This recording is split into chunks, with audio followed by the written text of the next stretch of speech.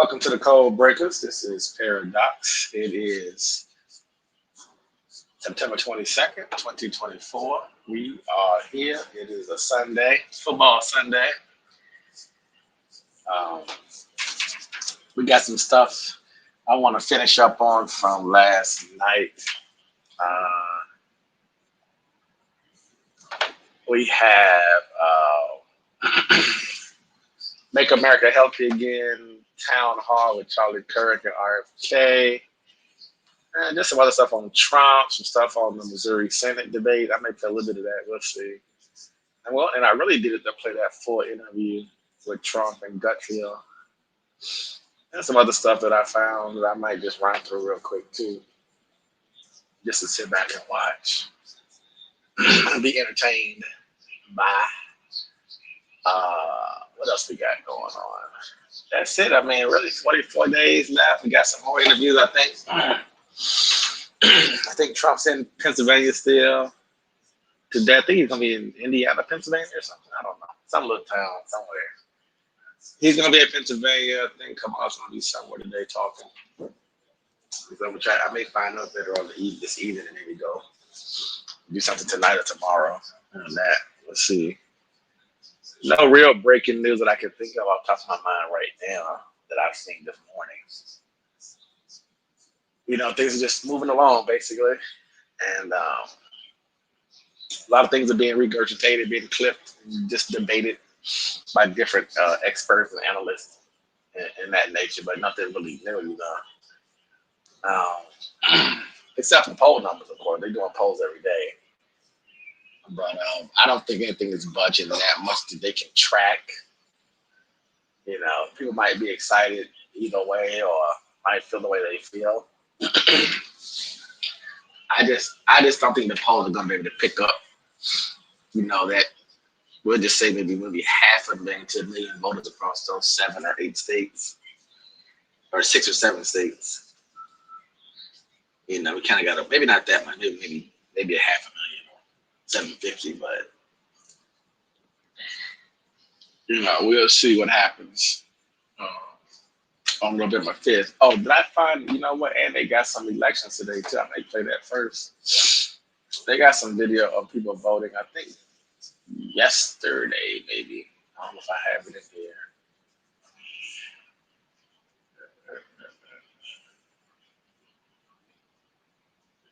You know what? I thought I saved it, but I don't see it. Let's see, can I find early voting? Voter share thought it was like birthday of early voting.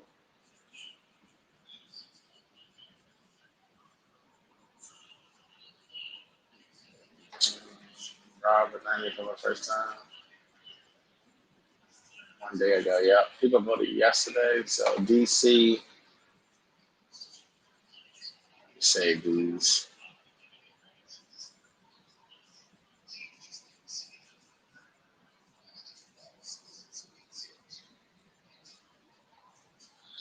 And Minnesota.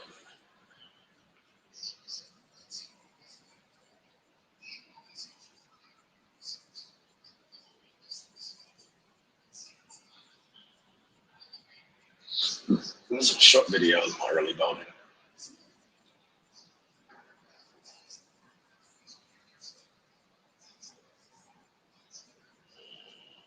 Yeah, Minnesota. You like Minnesota.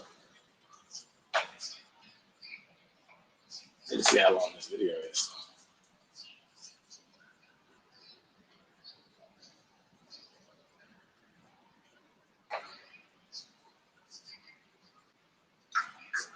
Yeah, I'm gonna add this too. Figure out how to add it.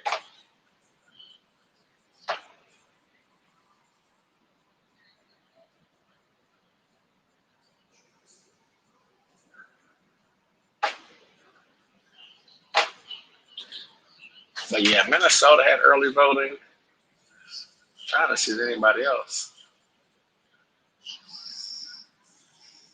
Are they already voting in the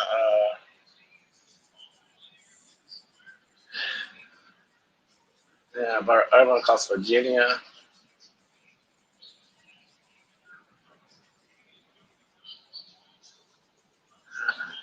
Some Virginia votes voted yesterday.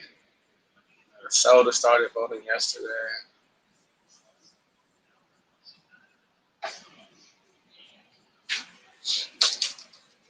Yeah, it's already went down. It's already started.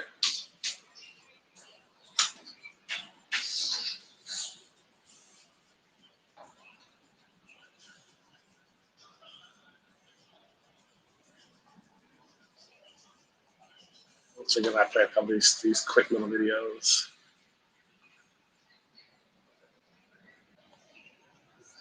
People are excited too to get going.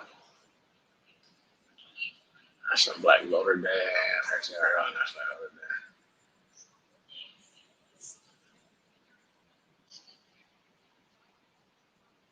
I'll do this one too. These are quick little videos. Before I jump onto that, I'm gonna play a little bit of this Make America Healthy Again. MAGA videos and Trump's interview. I'll play those two first. I want to see what they're talking about. I think this was maybe yesterday. But that's at least when RFK, that's when he loaded this video. Now, let me get it up.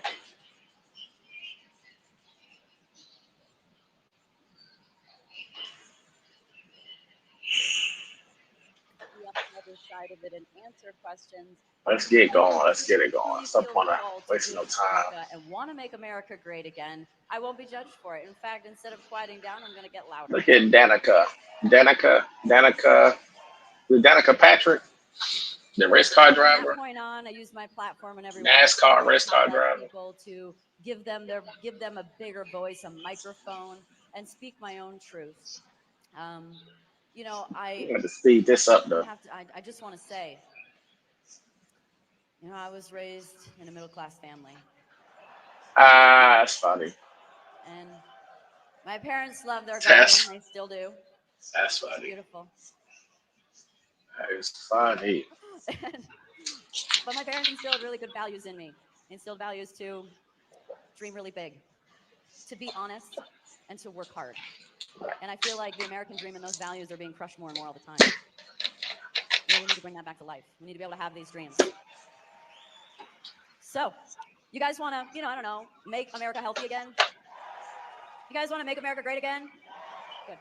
All right. Well, let's bring out the stars. I did not know that Dana was. I didn't know she was MAGA though. On our ability to live free in this country that we love. Oh, very, very happy to be here. Thank you. Thank you. Tell you one thing, boy. Wonderful. I'm not gonna miss his voice if they don't win. I know that much. In 2016, I shared the impression that many Democrats have about what MAGA actually meant. That it was vaguely racist, that it was intolerant, that it was isolationist, and that it was about making the rich richer. And I've come to know President. All these are Democrats. That's the funny part, by the way. And I've come to have chasing that bag. Making America great again is about returning to the 1960s when my uncle was president, and when America was the wealthiest country in the world. We owned half the wealth in the world. We had a booming middle class that was unlike anything that had been created in any nation, existed in any nation in history. It became the greatest economic engine in the history of mankind. We had, if you lived in this country, there was a promise to you. And if you worked hard, if you played by the rules, you could purchase a home, you could raise a family, you could take vacations, you could put something aside for your retirement. We were a moral authority across the globe. We were resisting the military-industrial complex. My uncle kept all American soldiers out of war. He never sent a combat troop abroad to die or to fight. And he said that He didn't want people in other countries in Africa and Latin America and Asia, children in those countries, if they heard about the United States of America, to think of a man with a gun. He wanted them to think of a Peace Corps volunteer. He wanted them to think of the Alliance for Progress, USAID, the Kennedy Milk Program, these programs in which the US projected economic power abroad rather than military power, where we were raising up, we were end running the oligarchies, the military juntas in those countries, and we were helping the poor in those countries to lift themselves up and create their own middle class, which is the only basis for a stable democracy. My uncle said that the primary job of a president of the United States was to keep our country out of war. And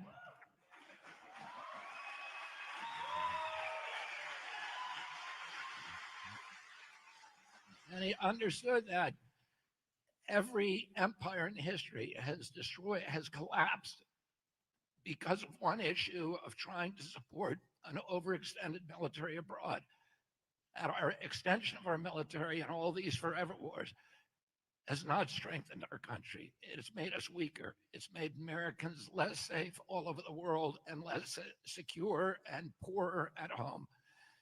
And because of those programs and those commitments, there are now more statues to John Kennedy, more boulevards named after him, more avenues, more schools and universities and hospitals in Africa, Asia, and Latin America than any other president of the United States, and more probably than all the other presidents combined. And that was a strong foreign policy. We were addressing the places, the civil rights, and other issues in which our country had fallen short of its ideals. So there wasn't a desire to cover those things up. There was a desire to remedy them, to make our country live up to our ideals. And that's the vision that I've come to know Donald Trump and personally, and you push beyond all the defamations and the pejoratives and the image that has been created about him in the American press. And the same thing was done to me. Oh, and I understand that you can't believe everything that the general impression that you hear from the mainstream media about anybody. And the more that I've gotten to know Donald Trump, with his family, and I've seen him in action, I've seen his idealism, I've seen his love for our country, and I've seen and I understand the kind of nation he's trying to create, and it's the same nation my uncle is trying to create. Fight, fight, fight, right? Speaking of fighting, Charlie Kirk has described this group of individuals that have now come together to support Donald Trump, which is, I think Avengers is a really good way to describe them. You all have superpowers. You're all uniquely talented.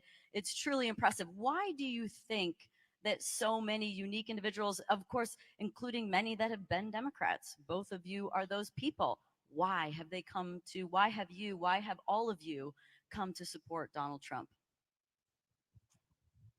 You know, pretty simply, we could go into, the story about why I left the Democrat Party, but over 20 years ago when I joined the Democrat Party, it was once that big open tent party that celebrated free speech, that stood up and defended civil liberties and civil rights. It was a party that welcomed people from all different backgrounds and recognized we can have agreements and disagreements on issues, but as we come together around our core principles in the Constitution and fighting for working people across our country, defending free speech, standing up for peace and prosperity for all Americans, those were the core ideals. But you fast forward to where we are today, and the Democrat Party, unfortunately, is completely unrecognizable. And so when we look at, speaking for myself, why I've endorsed President Trump in this election, and why I will do everything I can over these next 44 days to encourage others to vote for Donald Trump, because really when we look at what is at stake, It is nothing short of our ability as Americans, regardless of political affiliation, to truly live and thrive in a free, peaceful, and prosperous nation.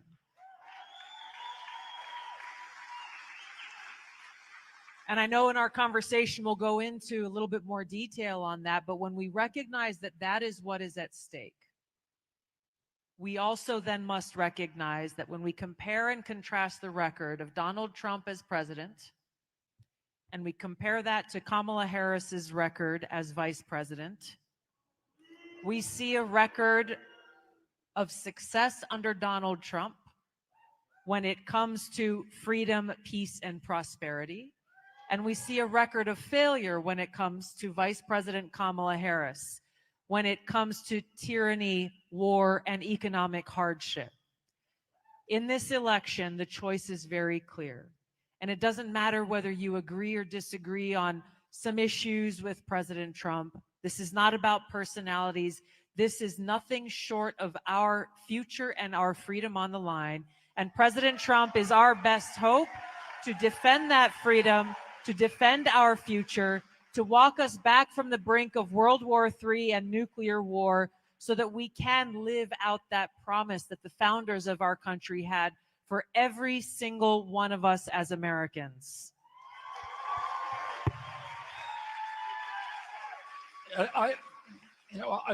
Tulsi and I followed the same evolution. She got awake a little faster than I did. And I would add Elon Musk and so many other people to this list. Do you mind, Bobby? How many former Democrats or independents, libertarians we got here in the room tonight? Awesome. Thank you. So you know what we're talking about.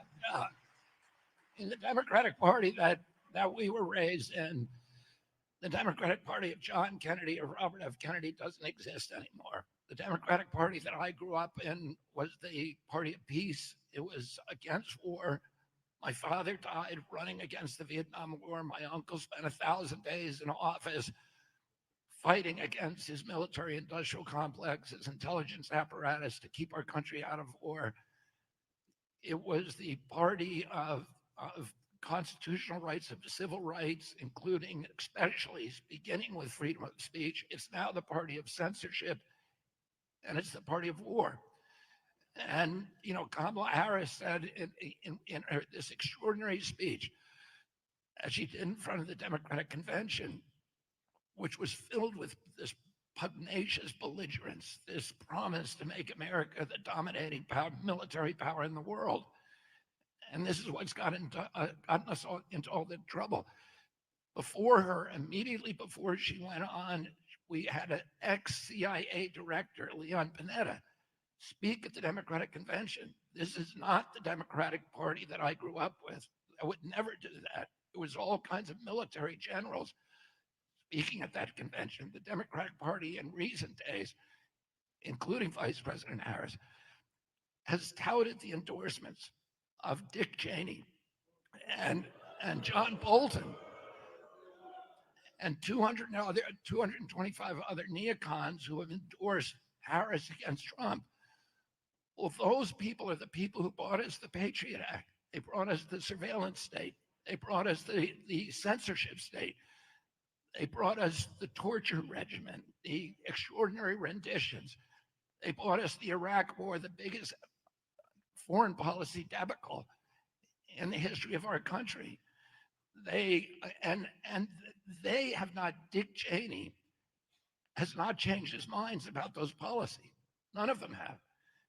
They still believe that those were all good things for our country.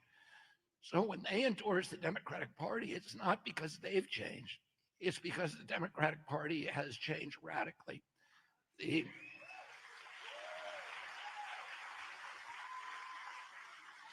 Our party was a party of tolerance, and today the Democratic Party is the party of hatred and division.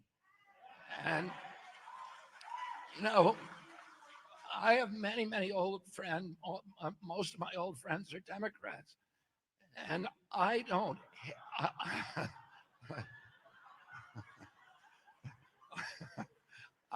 hate them because they're supporting Harris. I think they're wrong. I think it's a bad choice, but I don't hate them for it. I don't consider them deplorable, but they consider me deplorable for supporting President Trump. We ought to be able to talk with each other without hating each other. And the, the Democratic Party prided itself on being able to win debates and to be able to have conversations with journalists and enunciate a vision and defend their records. And now we have a Democratic Party candidate who won't go to unscripted interviews, who cannot explain her policies. And I like what Tulsi said about, if you want to know the difference between the Democratic Party and the MAGA movement, look at the state of California. The state that I live in now is the state that has the highest homeless rate. Half the homeless people in our country live in California. To me, the greatest city in our country was San Francisco, and today it's a ruin. It is the state with the second worst education. It was the top education system in the country. Now it's 49th out of 50th.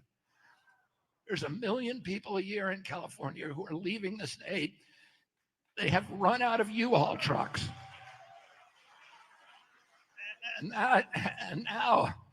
And Kamala Harris was instrumental in creating that situation.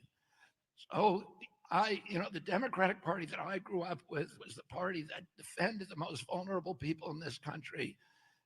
And today it's the party it's the party of the rich, the super rich. It was the party of the firefighters, the cops, of labor.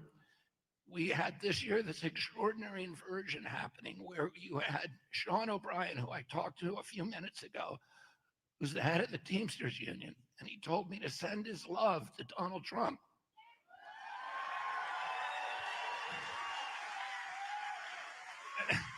And while they had military leaders and CIA leaders talking at the Democratic convention, you had Sean O'Brien, the head of the Teamsters Union, talking at the Republican convention. And the Democratic Party, when I was a kid, the Democratic Party owned very little money. It had usually the contributions were a half to a third of what the Republicans raised in presidential races.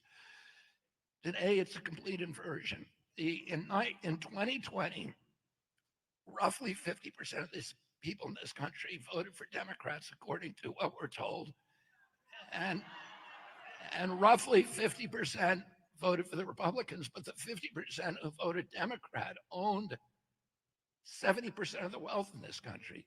The 50% who voted Republican owned 30% of the wealth. And if you look at the campaign finance, I was looking at the reports for both parties on the way over here tonight, on the way on my drive from Phoenix. And the Democrats have outraised the Republicans 2-1 or 3-1 in this race. And it's not because of enthusiasm. We got much bigger crowds than they do. We have much more intensity than they do.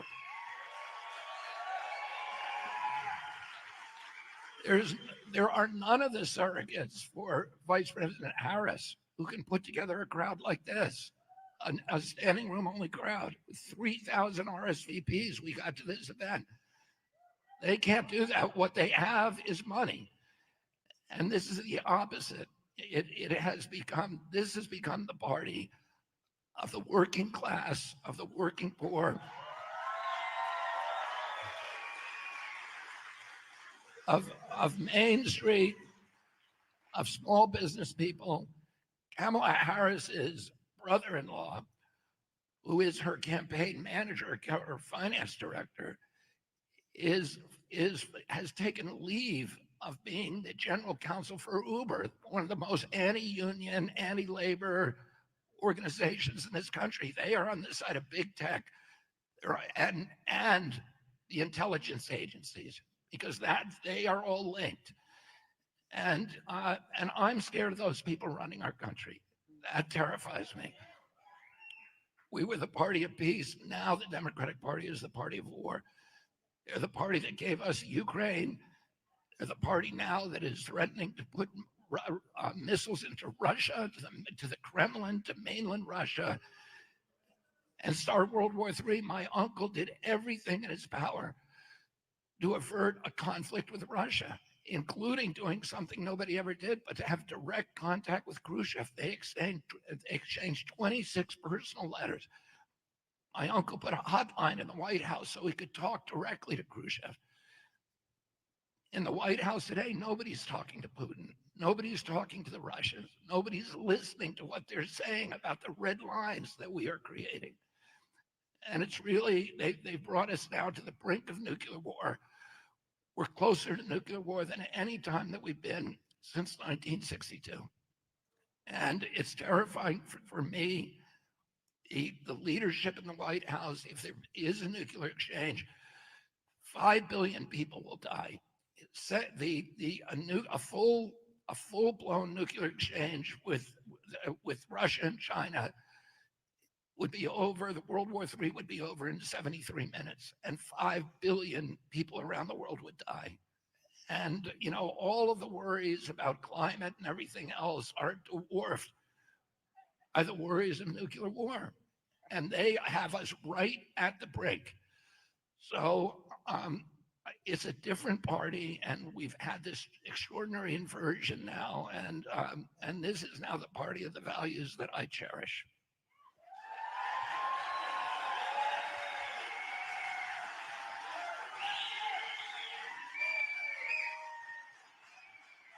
We're going to get to war in a minute, but I'd like to go back a little bit and talk about the American people and talk about what they face every day, which is the challenge of buying groceries, the challenge of mortgages, buying houses, or even the idea of it, maybe hoping that their kids could buy a house someday, childcare, and being able to just take care of their family. What needs to be done to be able to control these out of control expenses and get people to be able to live a good life again? The inflation is caused by the Fed overprinting money. And they overprinting money because of a change in our democracy. It used to be that when a political leader wanted to go to war, and this is in our Constitution, they had to go to Congress and the American people. And they had to get the tax allocations. They sold us bonds during World War II. All Americans were involved in the decision.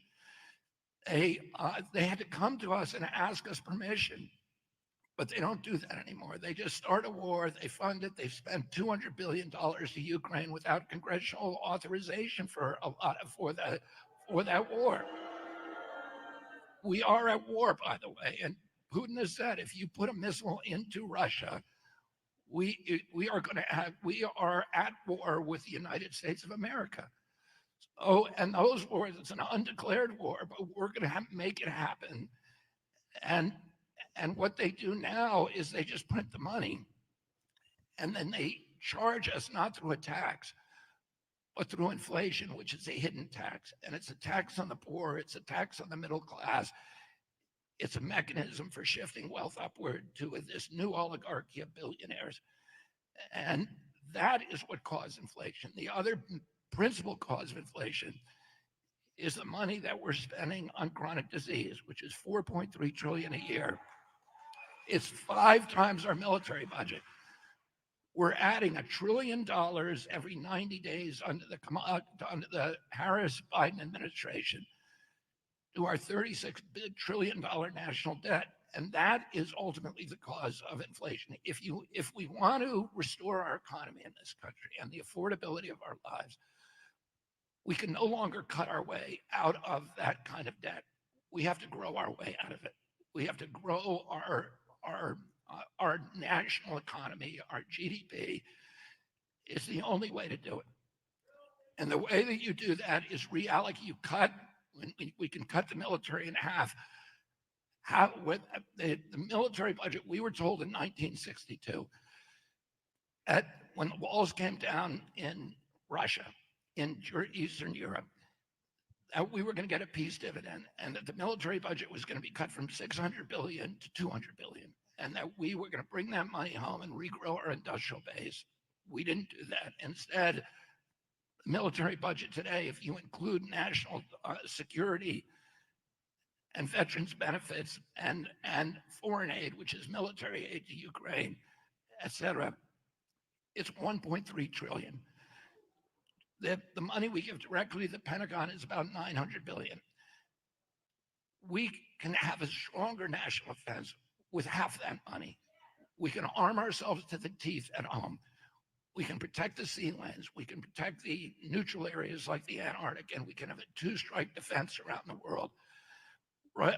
But at half the money that we spend, about 500 billion, it has nothing to do with national defense. It has to do with global domination, which is the agenda of the neocons who now run the Democratic Party.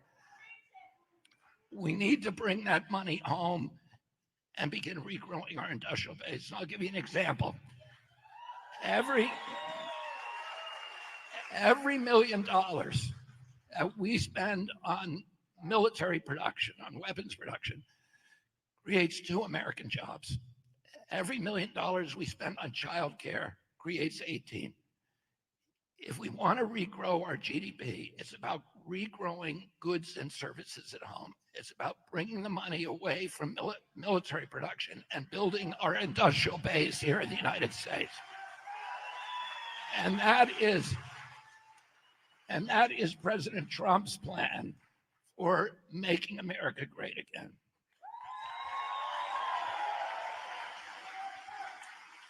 You know, that really does draw a stark contrast between, and it really sickens me every time I've heard Kamala Harris and Joe Biden and other neocons in Washington say this, but they tout and try to sell their hundreds of billions of dollars they're sending to this proxy war against Russia to Ukraine as though it is their American jobs plan.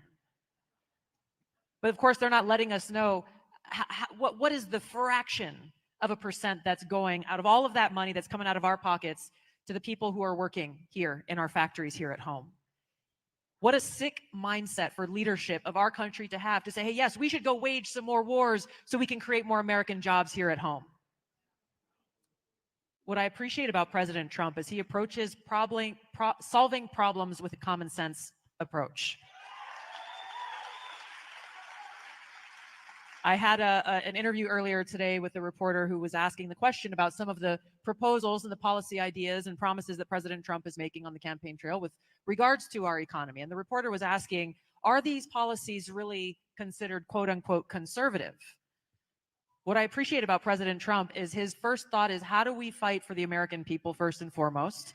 And how do we do so using our common sense? It's common sense, no tax on tips. Makes sense to me. Common sense, provide a child care tax credit. Makes sense to me.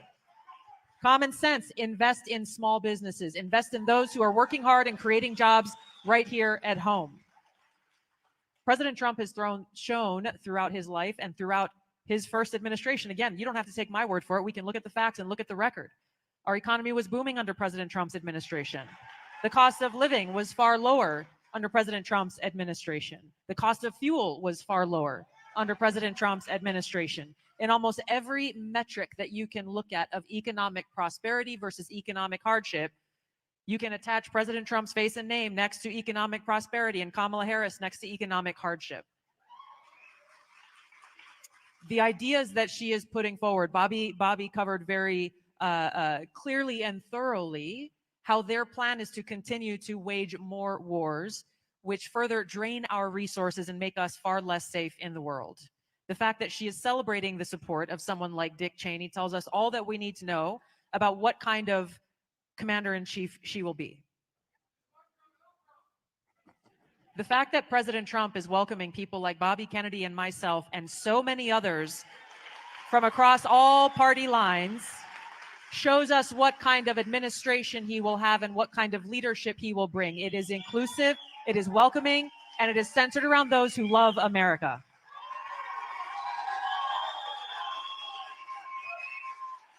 Speaking of policies, Bobby, I went to the Make America Healthy Again event in Phoenix this week and heard you speaking about your relationship with him and how that developed into where you are now. And you said that all of the promises at that point moving forward, when you guys started conversations, President Trump has kept. So I want to know what those promises are, and you'd share with the Americans here what those promises have been. You said he has kept them all since, and maybe what other promises he's made.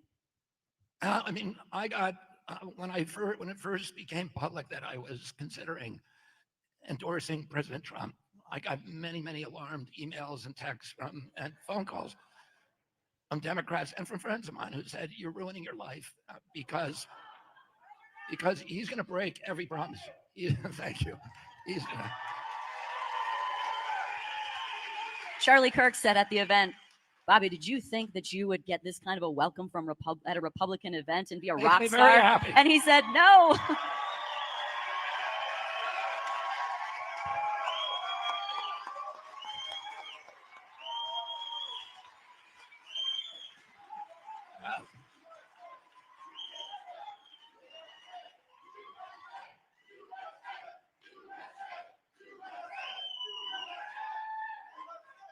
Yeah, I lost a lot of family and friends, but I have a new family. There you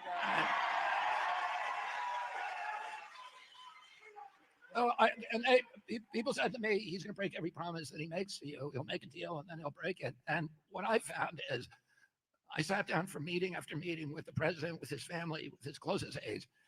And the three issues that and one of the things we agreed we're going to create a unity party. And that, like they do in Europe and parliamentary countries where parties unify with each other to create a government, but they continue to have differences and they are allowed to criticize each other on those differences and question them. And he was very open to that and was very welcoming of that relationship. The three issues that prompted me to make this switch were ending the war, ending the censorship and surveillance regime, and making America healthy again.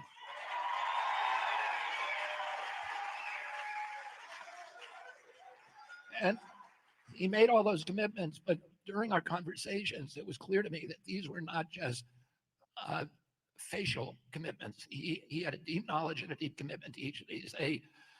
Donald Jr. and J.D. Vance and President Trump all talked about their fear about allowing the neocons back into the government, which surprised me a lot. But they all had a visceral fear that these people are going to destroy our country and destroy the planet. They were absolutely committed to restoring the health of our country for economic reasons, for moral reasons, and just because it's critical that our country to be strong. 77% of American kids are ineligible now for military service because they have chronic disease diagnoses or obesity diagnoses. And that this is weakening our country in terrible ways, economically, militarily, morally, spiritually, et cetera. And so they made those commitments during our talks. He put his money and he said, I'm going to put you on the transition team, which I didn't ask for, but it was a commitment. And by the way, President Trump told me that the last time around when he got into office, that he was not prepared to govern, that he didn't really know what came next, that he was immediately surrounded by business, corporations, corporate lobbyists, and they all said, put this guy in power, put this guy in this position. There's 14,000 positions that the president has to fill when he comes into office. And he said, I did what they told me, and it was a lot of bad people. And you know how he talks about bad people.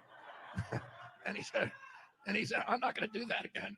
And because of that, this time around, the GAO pays for the transition team, the General Accounting Office. They won't give you any money until you win the election. So you can't start picking a new government until November 5th. And he said that the last time around, that put me in a bind because we didn't have time to vet people and to understand what they stood for and what they were going to do. So this time he went to private donors and he said, we're going to start the transition team 3 months earlier.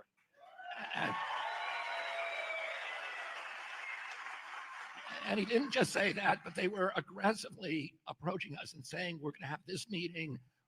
We need names for this department. We want your names. We're going to appoint your people. And we've been actively involved. My daughter-in-law, Amaryllis, who runs my campaign, is going to be moving into Palm Beach. The smartest person. Somebody said to me the other day, Amaryllis Fox Kennedy is the smartest woman I've ever met. And I said, no, she's not. She's the smartest person that you've ever met. And she is. And she's going to be living day to day in Florida, working on the transition team because that's what they requested. So these were not empty promises. Uh, Not only that, but President Trump, good to his word, has been out on the campaign trail, and every speech that he gives, he talks about these issues. And they have become now his signature issues. Ending the war, reopening a friendly relationship with China and Russia as trade partners, not one that can take advantage of us. The partners because we need what my uncle called a peace race rather than an arms race. And that's going to be good for the whole world. We need to be projecting economic power abroad, like my uncle did, rather than military power, which has gotten us into all this mess. And he talks about that with an eloquence that I have never been able to muster. I'm so impressed with the speeches he's given on this subject. I urge you to look at YouTube. I take excerpts of these speeches and send them to everybody. I'm astonished by them. He talks about making America healthy again at virtually every speech that he gives. It's often the dominant theme of his speeches. And he talks about ending the censorship and surveillance state. Oh, and people said to me, you better get a contract with him because if you don't have a contract, he's going to break his word. Well, this is the biggest contract I could ever get. And he is publicly committing to all of you to these issues. And, one of the things that we know, which was very disheartening to me when he got to the White House last time, is that he keeps his word on all these things that he promises publicly. He's not scared to challenge orthodoxies, to defy institutions, to break the institutions that are in his way. And that's what we need, a president who can do that, a president who's not just going along for the ride. And so I'm very satisfied with all the things he's done. I consider that him keeping his word, that he's gone out publicly and endorsed all these issues in front of the world.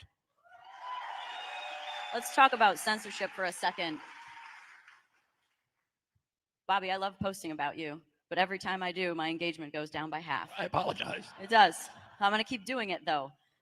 Tulsi, you're on the Quiet Skies fly list, correct? So you're still in the military, but you're on a no-fly list. That's practical. I mean, the censorship is a real problem that affects so many of us. Whether it's you guys out there trying to speak about the truth that lies in your heart, it gets taken down. Accounts get taken down. Words get shut down. How this seems like such a big hurdle because it seems like there are so many big companies involved in the data, in the censorship, in the privacy, in all of these things. What is the next step for us to be able to gain our voice, to be able to uphold that First Amendment of freedom of speech? I think the very first step is making sure that universally we recognize the problem. And the reason for this being necessary and being vigilant in this regard is because they hide their censorship, as they do so many things, under the guise of, we're doing this for you. We care about you so much that we're going to protect you from any information or words or videos that may harm you, that may infect your mind with misinformation or disinformation. We're going to protect you from speech that we deem to be hate speech. We don't want you to hear anything that we think will offend you. We're doing this for your own sake. And this was where, if you remember, during the Harris-Biden administration, they came up with this genius idea called the Disinformation Governance Board. I recently re-listened to the book 1984 audiobook. And what they called the Disinformation Governance Board was the Ministry of Truth. And that's something that is so, and I see a few shirts here about protecting women's sports, something that is so obvious and clear as day to even the smallest of children, that there are biological differences between boys and girls and men and women. According to Kamala Harris and Joe Biden's Ministry of Truth, that is not the case. Don't believe what your eyes are showing you. That whatever they want us to believe to be true is the truth. And this is what is so incredibly dangerous, that you have people who are in positions of power today, and they're working with the propaganda media, and they're working with big tech and social media, suppressing accounts or posts that they don't want people to see, and amplifying voices and narratives and agendas that they do want people to see, which is harming our kids, the most vulnerable amongst us.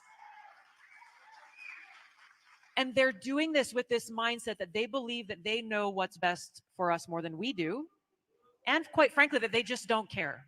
That they care more about their power than the well-being of our children. They care more about the power than our voices and our freedom to make up our own minds for ourselves, to see and hear information and discuss it openly in a public marketplace of ideas as we are gathered in places like this or online. They want total control. And so for people who, who may not live on social media very much, or who don't watch what's going on with, Matt Taibbi's release of the Twitter files exposing how the White House directed Twitter to censor people's voices who even dared to question their COVID policies. If people aren't paying attention to this, we have to cut to the core of this issue, is that we have in Kamala Harris and Tim Walz directly, and the videos are out there as the receipts, who believe that the First Amendment, our right to free speech and freedom of expression, does not apply to what they call misinformation, disinformation, and hate speech. And what they're not telling the American people is that they and they alone are the ones who dictate what that speech that must be censored is.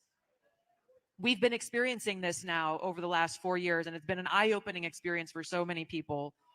I've experienced it, as you mentioned, Danica. One day after I went and did an interview warning the American people about the dangerous and costly consequences to our country if Kamala Harris were elected as president and commander-in-chief, warning the American people about how she would try to mask her insecurity and weakness by projecting strength as a commander-in-chief, using my brothers and sisters in uniform as pawns, launching a new war or dropping a bomb here or there so that she could say, you know what, I'm strong, I'm tough.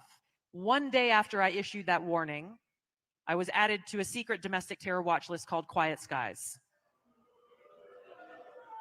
Political retaliation at its best, which not only is meant to try to bully and intimidate people like me, but the bigger effect is that it sends a chilling message to anyone who is paying attention that if you speak out against us, if you challenge our power and our policies and our greed and ambition for more power, then you too will be punished. The core question here, Danica, is what do we do about this? Keep speaking up and speaking loudly. We defend our right to free speech by using our right to free speech and not allowing them to continue to try to force us into this culture of fear of self-censorship. We may get a few hate messages on social media, or a lot, depending on what's going on. You may get people calling you names, but in those moments where you catch yourself thinking twice, should I really say this? Should I really speak the truth? Is it worth the cost? Ask yourself that question when you think about the men and women who have sacrificed their lives so that we may live free today. What are you willing to sacrifice to defend our freedom today and for generations to come?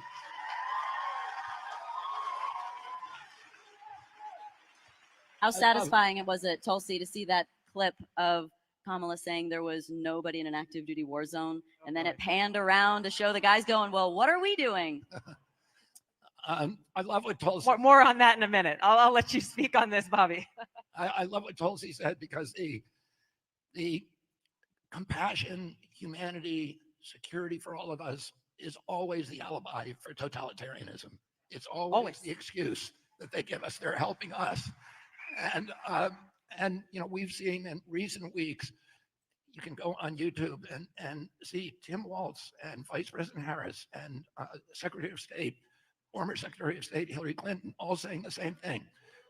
The First Amendment does not protect misinformation and disinformation. So it's the government's job to be the arbiter of what's true and not true, and not allow people, your neighbors, to put dangerous thoughts in your heads. And that the First Amendment is a privilege and not a right.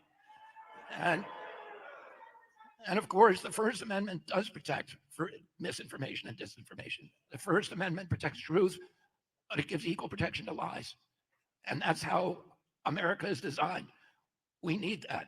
And it's critical for democracy to have the free flow of information, to be able to allow dissenters, people with unpopular views, to talk, because so many times things that are regarded by lies by one generation are recognized by as the truth by the next generation. And it is that dialectic, the clash of ideas, the annealment of argument in the furnace of debate that rises the best ideas to triumph in the marketplace of ideas and give rise to policies. And, you know, the Democratic Party that I grew up with supported the Nazis walking through Skokie, Illinois in 1978, which was a neighborhood that was filled with Holocaust survivors. And it was appalling to them what the Nazis were saying. But everybody understood that we had to be willing to die for the right to say it, even if we didn't agree with it. That's what America's about. And that we can't be frightened of bad ideas. And that, you know, as Louis Brandeis said, the remedy for bad speech is not censorship, it's more speech. And that's how we resolve things in the United States of America. And Tulsi, you know, found out that she was on this list because every time she walked through an airport, she was being surveilled. There were air marshals assigned to follow her, to photograph her cell phone, to watch what she was doing, to monitor her conversations. And some of those air marshals were revolted and appalled. And they became whistleblowers. And that's the only way.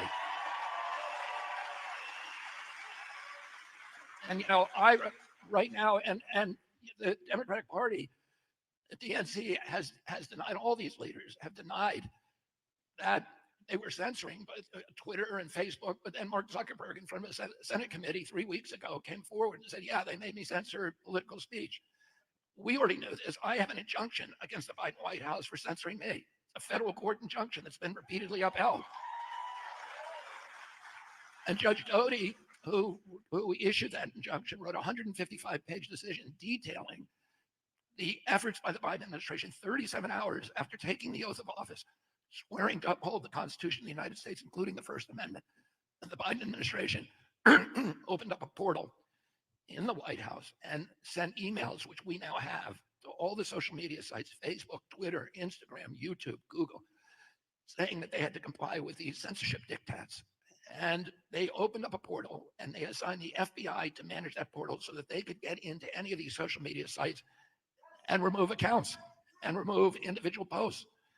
And my Instagram account, which had almost 1 million followers, was removed.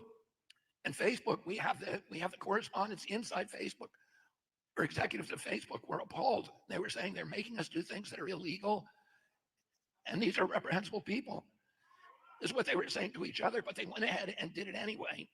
And they removed my Instagram account. They couldn't find any actual misinformation in my Instagram account. In other words, not a single one of my posts had a statement that was factually inaccurate. We took great pains to make sure that everything I posted was cited and sourced to government databases or peer-reviewed publications. And Facebook pushed back on that and said it's not actually misinformation. All right, I'm gonna come back to this. I thought we were gonna talk more about. We may talk about some healthy stuff later on. So not healthy stuff, but the vaccine and some other things. That's what I was looking to see. But this sort of litigated the entire campaign, why they switched over from Democrat to Republican. And, you know, I'm not going to criticize them today. We got 43, 44 days left. So I'm going to just roll with it. And, you know, it is what it is. So they're promoting the Republican Party. So we're going to roll with it. So let's see what else. I'm going to come back to this, I'm thinking. But what else did I come across today? Let me look at some of this voting stuff I found. Look at a few of these.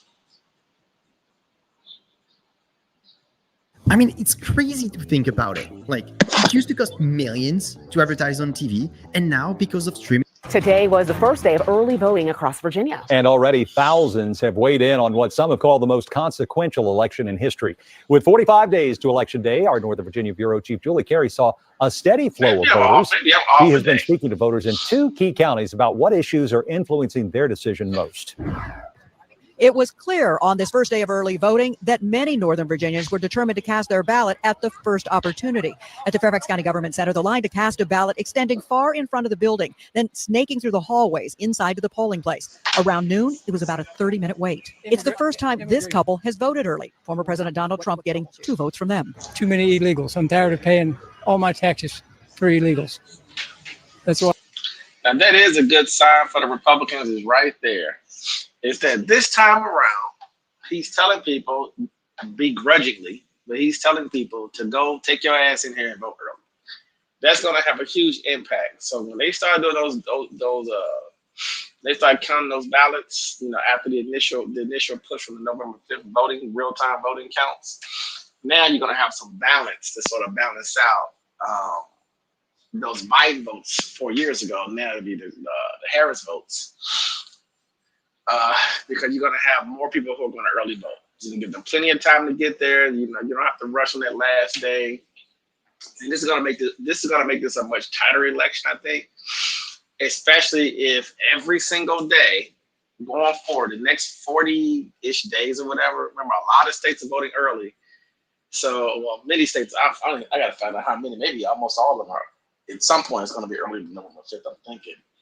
But the sooner everybody votes, it's going to change this election. It's just that simple. You can get Republicans to go early and not vote on November 5th. This is going to be a much harder lift for the Democrats. So we'll see. Let's see what they're talking about. What I feel about it. Immigration and the economy, the top two issues cited by Trump supporters. This voter declined to reveal his presidential choice, but says he was better off 4 years ago. When I go into the grocery store, my bill is quite higher than it used We to know who be. you vote for. Meat is up 40%. Eggs are. I tell you what, don't let just the cost of groceries alone. Don't let just that one thing. Let's say groceries and immigration. Let those two things be the reason why it motivates a lot of folks who probably wouldn't necessarily go out. It's so in your grocery prices are so in your face. Even though gas prices are not as low as it could be, but it's relatively low.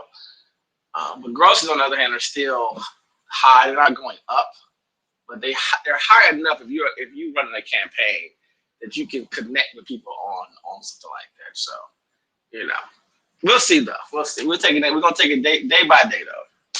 Astronomical. Milk is astronomical. This military veteran also not sharing his presidential vote, but his greatest concern, providing a strong clue. In this country, it's very important to respect everybody, regardless of the party, religion, or your sexual affiliation or whatever. It's important to respect your neighbor. And so civility is at the top of my list. This couple casting presidential ballots for Kamala Harris. Civility. Two issues driving them to vote on day one: preserving democracy and abortion rights. For me, it's women's reproductive rights. And so I was determined to be out here as soon as voting started so I could put my choice in there. This Loudoun County voter also saying concern over abortion rights guided her to vote for Harris and the prospect of witnessing history if Harris is elected. Wow, I never thought in my lifetime that I would see that. And I'm excited because she brings a breath of new energy to us. And the numbers in Loudoun and Fairfax showing a big embrace of early voting. Back in 2020 in Fairfax County on the first day of early voting, about 1,200 voters cast their ballots in person. Today, late afternoon, almost 2,800 had been to the polls. In Leesburg, Virginia, I'm Julie Carey, News 4. As you can see, a lot of people want to vote early, so you're going to want to check with your local election office about which days and hours they are open for you to vote. Yo, I can't believe these shorts from Fabletics are $10. Look at the shorts I used to wear. We need to get some early voting. Even before the door to Petersburg voter registration was unlocked Friday morning at 8, there was a line. I honestly thought I was going to be the first voter. I was not. By the time I got here, there was 35 people in line waiting to vote, and I got here at 10 minutes to 8. As the day went on, a steady line of early voters went in and out of the door, including 94-year-old Robert M. Walker. God woke me up this morning and started me on my way. Walker doesn't take voting lightly. Thank God we can vote now. He's disappointed so many people don't take advantage of their right to cast a ballot. So many young people don't even know nothing about it. That's the problem. At 94, Walker hasn't forgotten. 24. You don't know what I went through to get where you are now. 24. You're on my show. So When you 34, think about born in the history 34. of what happened to get the right to vote, not just black people, but even for women. 34, so 44, it took us a long 54, time. so I It's don't a think duty and he's an able honor to vote to at vote. 54, Pat right? Hines, Your vote counts. Your vote matters. as president of the Petersburg chapter of the NAACP, believes He wasn't voting able to isn't vote. just a right, but a duty. You can't complain if you don't have a part of the process. On this first day of early voting, Hines had a goal of 100 voters for the day. Twice that number had voted by noon. Now the organization has 6 weeks to mobilize for phase 2. We're an organization on a mission. Continue to target voters who don't go to the polls. We have a list of all of the voters that haven't voted in the past 4 election cycles. We're calling, we're knocking doors. Hines says the message is simple. Voters have power. So if you want change, whether you support the incumbents or you want to support new candidates, you got to get out here and vote. Pat Hines tells me the NAACP now Right, has gotta a new vote, goal gotta to participate. increase voter participation here in Petersburg in this upcoming election by 25%. In Petersburg, Wayne Koval, CBS 6 News. There are 46 days to go until Election Day, but you don't have to wait until then to vote. Early voting began in Minnesota this morning with polling sites opening up across the state. Our John Lordson was in Minneapolis this morning talking with early voters, and he joins us now from Anoka, where the polls opened up at 8 o'clock this morning. John, what are you seeing out there? Some of these early voters.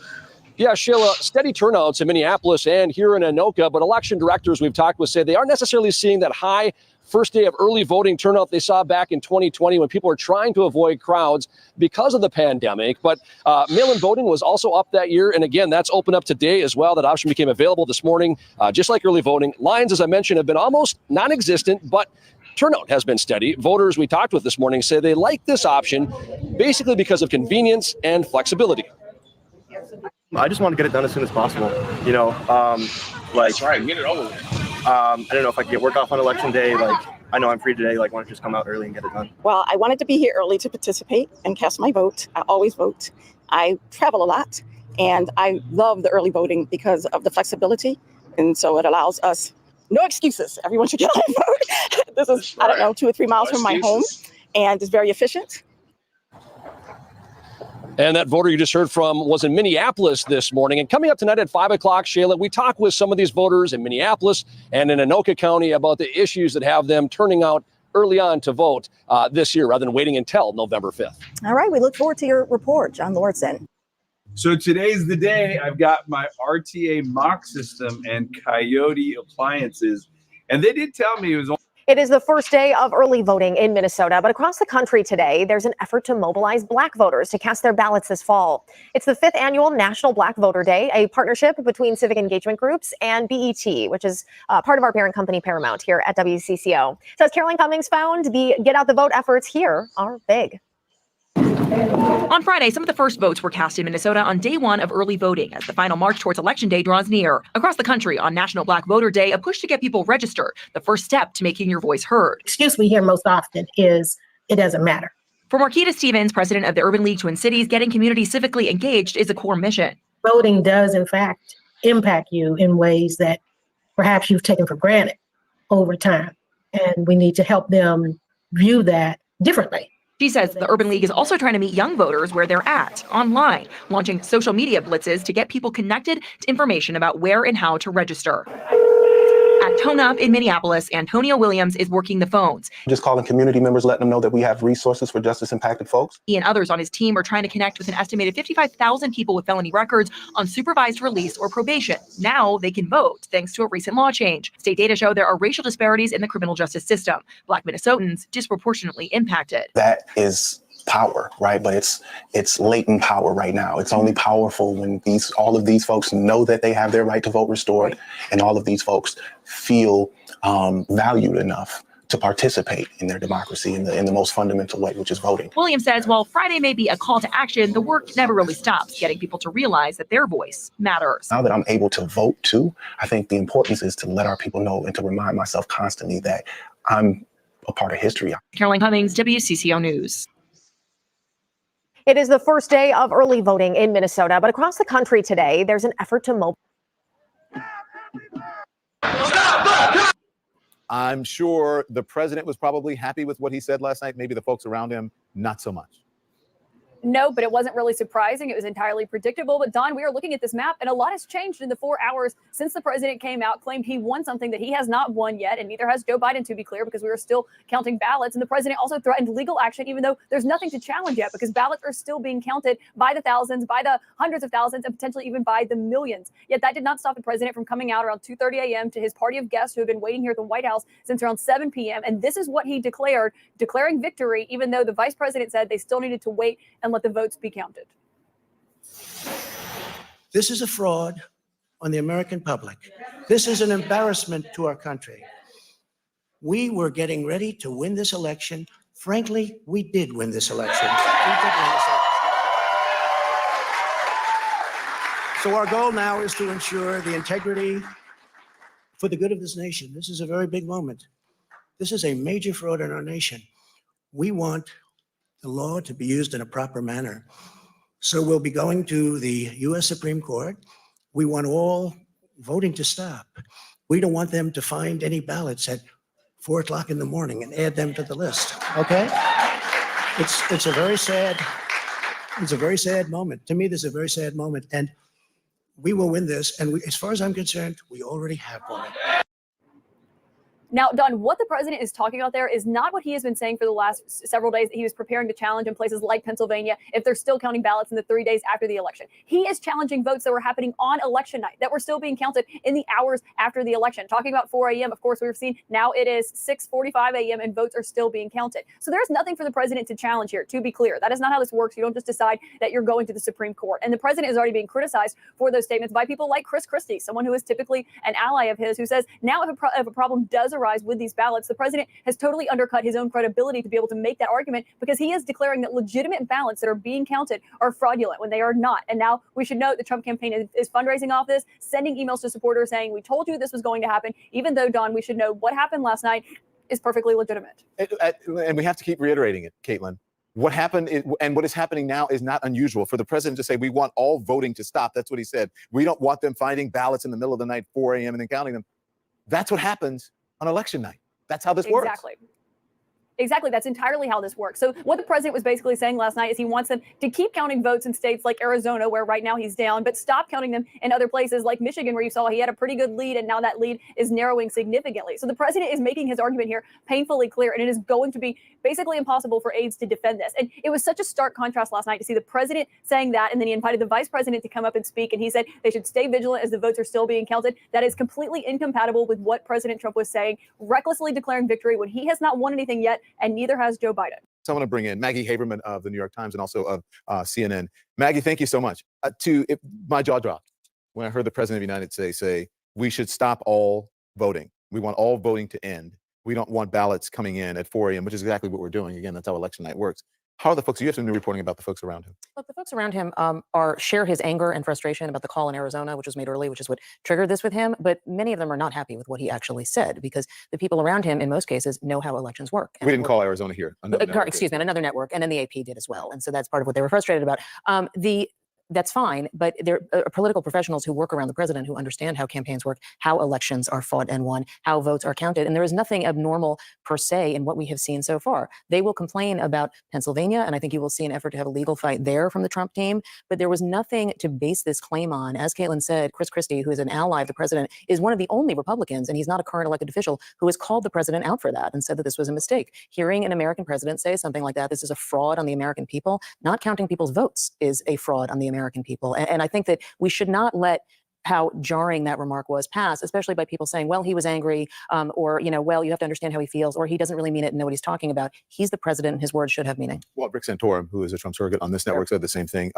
Also, Alice Stewart saying the same thing. I think many Republicans, most Republicans, sensible Republicans are saying. Not elected officials. No elected official who's a Republican has said anything. And I think that's where it's gonna matter. That's really, really telling. It's interesting because as I'm looking over my notes for the president's speech earlier, he said, I told you they were going to do this. There's a group of people who are trying to disenfranchise another group of people. And then he said, talking about going to court. And then the very next breath, he says, we are going to court. Our lawyers are ready to go to court, to go to the Supreme Court.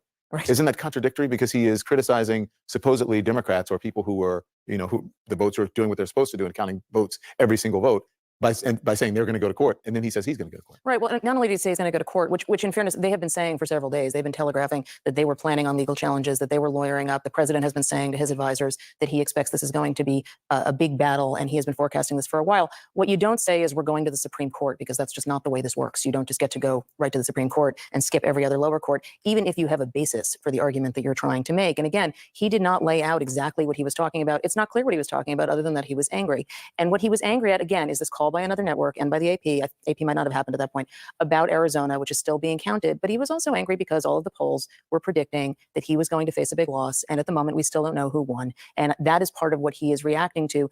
Two things can be true at once. It can be true that the polling is a huge problem and it's clearly not been fixed. And also true that what he said was very problematic. I got to get to the break. How soon do you think before we hear from the president? OVS, providing emotional and financial assistance. Let your light shine.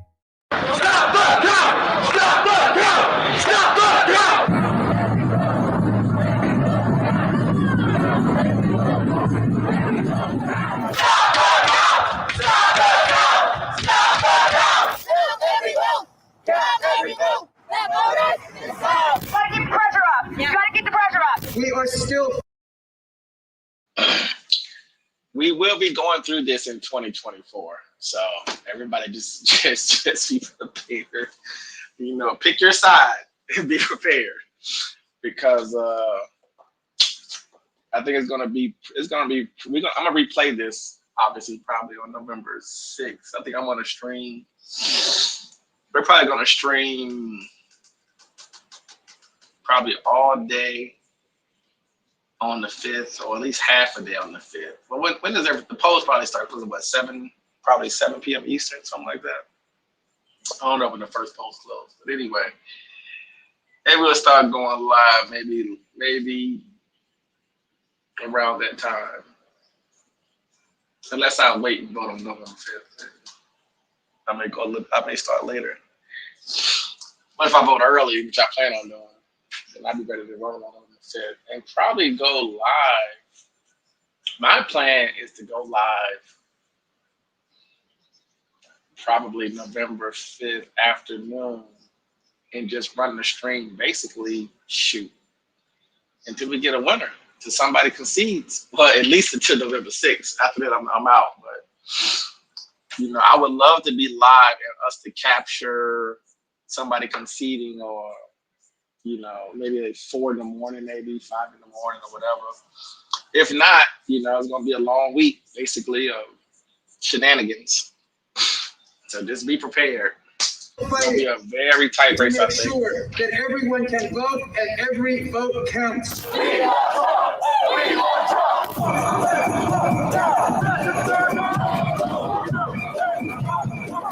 every brother, sister, brother, friend to be here tonight. Be here tomorrow.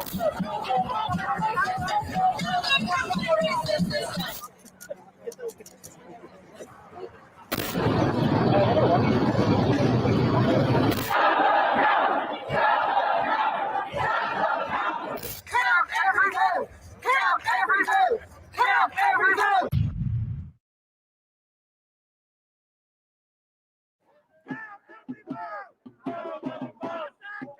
Protesters in New York took to the streets to denounce the Trump campaign's attempt to stop vote counting, especially targeting mail-in ballots.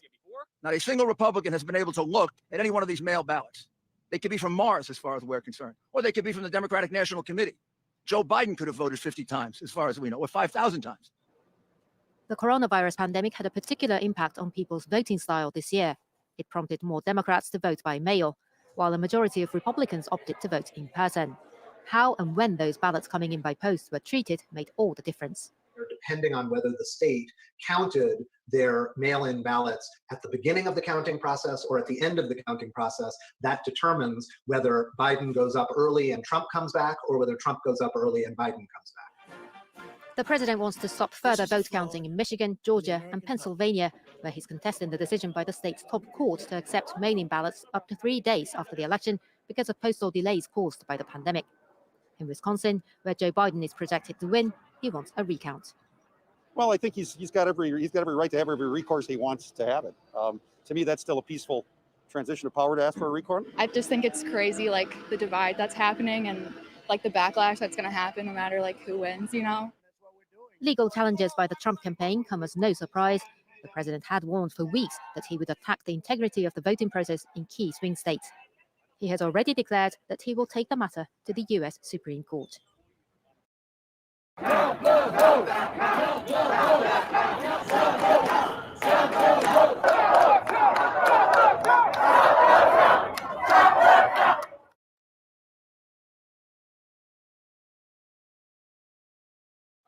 Bilbo Ferguson has all the top brands that my clients want. And what's great is, from pricing to sourcing to making sure that the product. That is the Detroit Convention Center. Michigan officials are adding up the final votes there. Trump supporters protesting the count had to be held back from entering the tally room by a strong police presence. CBC News and major U.S. networks have called Joe Biden the winner in that state. It's a victory that secures 16 electoral college votes for him. Trump campaign lawyers have launched a lawsuit now. They're demanding an immediate halt to the vote count unless they get better access to the protests. These are protests that echo Republican tactics in Florida in 2000. George W. Bush supporters in that election year forced a legal showdown that ultimately went to the Supreme Court.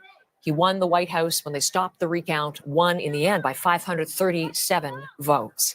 The Michigan story is one Megan Fitzpatrick has been watching very closely for us, and she continues to bring us the latest. CBC News, I mentioned Megan already declared Michigan and its 16 electoral college votes for Biden, but still the official final count and the tally continues. Yeah, that's right, Heather. So the Secretary of State for Michigan, the woman in charge of the elections, said last night that the tabulation was, quote, by and large complete. So they were basically in the midst of finalizing the numbers last night. And she said that the focus today then shifts to certifying the results and making them official. Joe Biden, as you mentioned, did hang on to his lead over Donald Trump yesterday, prompting us to call the election in Michigan for Joe Biden. And it was a record turnout of voters, Heather, in Michigan this year that helped propel Biden to that victory. If you look at how he did it, well, he made big gains in counties that Hillary Clinton won in 2016, but Biden increased the vote share there, and Donald Trump lost his vote share in some key counties. He did make gains in other ones, but they were outweighed by Joe Biden's gains in certain key counties, and Donald Trump just couldn't catch up to him. Now, as the counting of ballots was unfolding yesterday, though, as you mentioned, the Trump campaign filing this court action, which alleges that in numerous locations, it said, their people were not being given what they called meaningful access to the counting process in order to observe it. And they were calling for a halt to the counting. That didn't happen, though. The counting continued. And the Secretary of State, Jocelyn Benson, is calling this lawsuit frivolous. Here's some of what she said last night. I think it's time that we all come together and not allow frivolous lawsuits or any effort to misinform the public about the truth behind our elections to succeed. And I will remain steadfastly determined in the days ahead to ensure we continue to correct false information and continue to tell the story, the extraordinary story of our elections here in Michigan this year.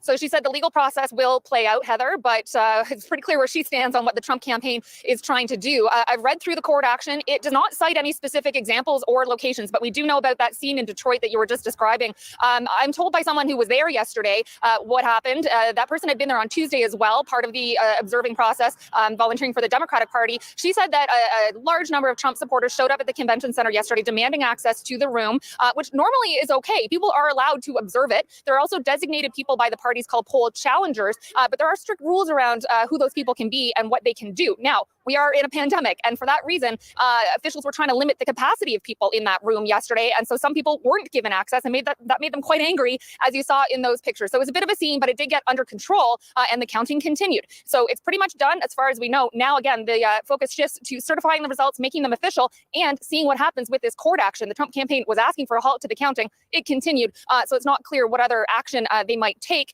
We're waiting for details on whether a judge will hear this case today. So stay tuned, Heather, much like staying tuned for the results in all of these other key states that we don't know who the winner is yet. Exactly. Much still in the balance. Keep thinking of Michigan and the fact that Trump won it by the narrowest margin of all of the states back 4 years ago. It continues to be an interesting story. And Megan, looking forward to our next conversation about it. Oh gosh, so many brands are just like leaving money on the table by not doing it. I mean, if I was... The race continues to tighten. 3 crucial states, Georgia, Pennsylvania, Arizona. Let's take a look, I guess, well, whatever you want to go. But I'm interested in Arizona to see how things are tightening. All right, we'll look out in Arizona first. I think we're waiting here because it's the West Coast, where I think we're going to wait more for the count. But you see Joe Biden at 68,390 votes ahead. You can look at that if you haven't been with us for the last few days and say, okay, that's a pretty healthy lead. If you've been with us for the last few days, that's a shrinking lead. And we can go back and play that out for you here. Let me just pull this up for you and bring this out. When you go back and play it out, it's pretty interesting, right? Let's bring up Arizona and let's go back. This is Wednesday, 12 a.m. You see Biden has a 207,000 vote lead. You move it forward now to 1 a.m. It's 185,000. At 3 a.m., it's 2 a.m., excuse me, it's down to 155,000. And then as they counted votes throughout the day yesterday, 130, 93, down to 97. And then you come out to real time now, down to 68. So if you're in the Biden campaign, they keep saying they're confident they're going to win this, but the trend line there is going in the other direction. So then you come over here to Georgia. We just showed the pictures of the live counting of the vote. It's just the flip side here. The president had a huge lead midnight on election night. As Tuesday gave way to Wednesday, the president had a huge lead way up there. And now it's down to 18,000 votes. We were talking a bit earlier about this, 60,000 votes left. Joe Biden needs to win about 2/3 of the remaining votes. He needs to win about 2/3, 65, 66%. Just think how tight this is, man. 2020 was crazy. I think 24 is gonna be. I don't know, but man, when you think about how close this election was in 2020, it says it truly does say a lot about every vote counting. You know, if you're participating in this, it's gonna be a very tight race, I think, in those states, especially Georgia And remember, if you're taking a state, I mean, you talk about Georgia, North Carolina specifically, taking those states or even PA, just being able to go down, drill down to every district, every county, to the cities and stuff, and just sort of seeing those votes come in every hour. So knowing exactly how many that you need, man.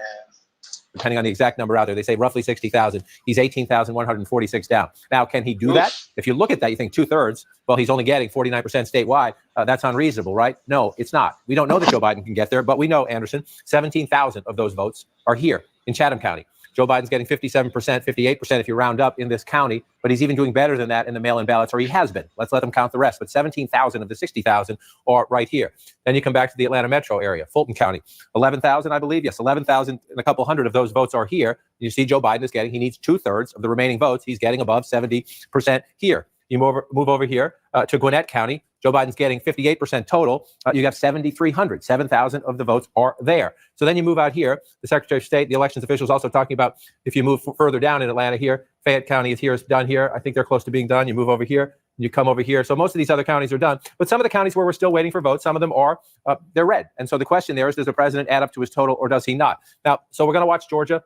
We're watching Pennsylvania. We were starting to have a conversation earlier. Again, 135,000, 600,000 still out, well within reach for Joe Biden because we know, Anderson, as I walk over here, that Joe Biden has been winning disproportionately, in some cases, 70% or more of those mail-in ballots. So why does this matter? Because this could be the decisive day in this long count. You asked me about the president's path a little bit earlier. Yeah.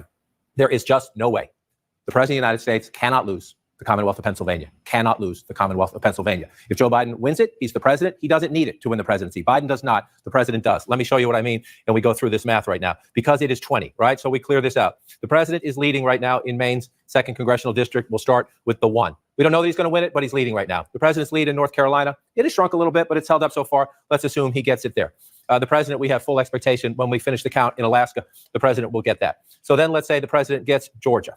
That gets him to 248. And if the president comes over here, even if the president comes back in Nevada, he gets to 259. I mean, in Arizona, excuse me, he gets to 259. Nevada would get him to 265. The president is out of options then. The president is that you're up to 265. The only thing left on the board is Pennsylvania. The president cannot get to the finish line without the Commonwealth of Pennsylvania. So he has to. He has to win more than Pennsylvania. But he can, once you get that 20, your math gets better. Without that 20, you just don't have a path. So you come back to Joe Biden, who is at 253. Again, if by the end of the day, we can say that Joe Biden is president, no matter how the rest of them end up. So Pennsylvania with 20 is the biggest prize still on the board. If Biden gets it, game over. And then he's counting up from there. If the president does not win Pennsylvania, he's done. It's an absolute essential state for him as we watch that lead shrink. And if Biden gets Arizona, continues to hold on to Arizona and Nevada, and that also gets him. That's it. You don't even have to finish the thought. If Joe Biden's at 253, if he holds on to Arizona and he gets Nevada, that's 270. The rest is gravy after that. You want a bigger win, of course, but 270. Once you get 270, you can't take it back. So if we know Nevada, well, it's not clear if we're going to know Nevada by the end of today or Arizona either. Right, it is not. And so that's why if you talk about today as a potentially decisive day, the key point is how many votes, when we get more out of Nevada, how much is it? Right. And what do they tell us about the universe still out there? Can you make a projection based on what you have? We leave that to the data people, but we need to know. So come back to where we start. If Arizona and Nevada keep us waiting, which is perfectly conceivable, can Joe Biden get there without them? Yes, he can get there with just Pennsylvania. That would be it. Although Pennsylvania, that's 700,000 plus votes still to be counted there. And also more military ballots still coming in.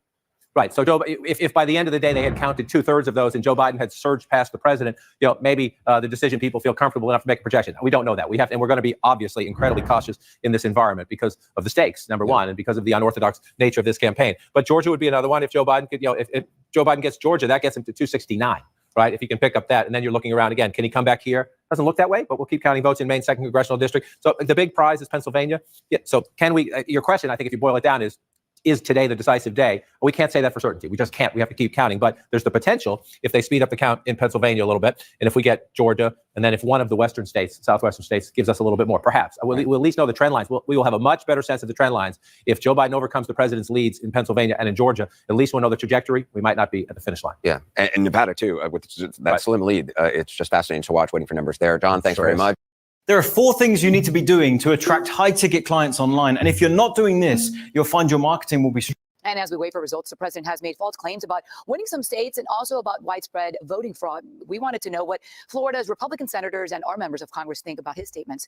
CBS 4's Brooke Schaefer joins us live from Miami with what they had to say. Brooke, good morning. Hey, Maribel, good morning. Governor Ron DeSantis is coming to the president's defense this morning, but he, along with 2 senators, aren't answering our questions on whether or not they think election workers should stop counting ballots in multiple states. In a series of tweets, President Trump falsely claimed to have won several states. He accused Democrats of stealing the election and, without evidence, said there were secretly dumped ballots. All were flagged by Twitter. His campaign also wants the courts to halt the vote counting process in Michigan and Pennsylvania. The president tweeted, in part, our lawyers have asked for meaningful access. But what good does that do? The damage has already been done to the integrity of our system. When you go from one candidate winning by so much, if then that flips to another candidate 3 days later, even if everything is on the level. Not to be funny though, how much did he lose? 50 pounds or something? He's a big boy back in 2020. Forgot about that. On that is not something that's going to inspire confidence. Governor Ron DeSantis says those states should change their laws to match Florida, start counting mail-in ballots ahead of Election Day to avoid a backlog. But producing results in a timely and transparent fashion, that inspires confidence, which you're going to have now in some of these other states. It's a very opaque process. But he didn't say whether a vote count should stop or if they're breaking any law. Senator Marco Rubio tweeted Wednesday morning, without mentioning President Trump, taking days to count legally cast votes is not fraud, and court challenges to votes cast after the legal voting deadline is not suppression. Senators Rubio and Rick Scott didn't respond to our multiple attempts to see if they support this push to stop counting legally cast votes. Why are we asking? Because South Florida is filled with families that left countries with disputed elections. In a statement, Congresswoman Debbie Wasserman Schultz said in part, every vote must be counted. We cannot allow bullying or intimidation to deny even one voter from having their ballot counted. And I'm confident that when we do that and count all the votes, Americans will have elected a new president. Republican Congressman Mario Diaz-Balart has not released any statements or tweets about the election. Meanwhile, Democratic Congressman Ted Deutsch retweeted a tweet from Joe Biden yesterday that said, keep the faith. For now, I'm live in Miami. Brooke Schaefer, CBS 4 this morning. Welcome back. Breaking news. Fox News can now project that Georgia's special election for the remainder of the retired Senator Johnny Isakson's term will head to a January 5th runoff. Republican incumbent Senator Kelly Loeffler will go against Democrat Raphael Warnock. Some other Senate races we've been watching this morning, Majority Leader Mitch McConnell winning his race. South Carolina's Lindsey Graham also keeping his seat in what was the most expensive Senate race. Democrats picked up one seat with former Colorado Governor John Hickenlooper defeating Senator Cory Gardner, and Democrat Mark Kelly defeated GOP Senator Martha McSally in Arizona. Digging lots of moving parts in the Senate, but I guess the market's rallying today because it does appear the Republicans maintaining control of the Senate, putting that block up against the potential of a Joe Biden presidency trying to move his tax increases through. Right. Certainly the path for the Democrats to take over the Senate or gain a majority there has narrowed dramatically. There's still a number of Senate races that need to be called, particularly Georgia and North Carolina. But with John James ahead in Michigan, the Republicans could potentially flip that Senate seat. You look at Susan Collins. She is ahead, although that race has not been called in Maine. Right now, all we have is a +1 that the Democrats have added a net 1 Senate seat, with Mark Kelly winning in Arizona and John Hickenlooper winning in Colorado. I mentioned Tommy Tuberville down in Alabama. Again, the Republicans flipping that seat. So the dreams of the Democrats getting rid of the filibuster and stacking and packing the Supreme Court and potentially adding states to the union and adding senators to that governing body, that has been dashed as the way it looks right now. And I wonder, there's a lot to discuss about why people voted the way that they did, but Lee Carter had been talking about for some time the undecided voters needing answers to a few really clear questions from Joe Biden. Is he going to shut the economy down again? There's a great concern to parents. And does he believe in packing the court? And he kind of he punted on that question, said, I'm going to set up a commission. And maybe that didn't affect how people voted for the presidency, but maybe it did affect how they voted locally for their Senate candidates. All movement in the House. I think that's going to raise serious questions about Nancy Pelosi, why she didn't put the stimulus through. Trump always said, hey, you're doing it for the election, but it hurts you more than it hurts me. And it looks like Trump may well have been right about that, because they were expecting 15 to 20 seats. Right now, there are more Republican seats, even though there's a projection that they'll come out with a couple more. Can I add one thing, Maria? I'm fascinated by just this fabulous country in which we live.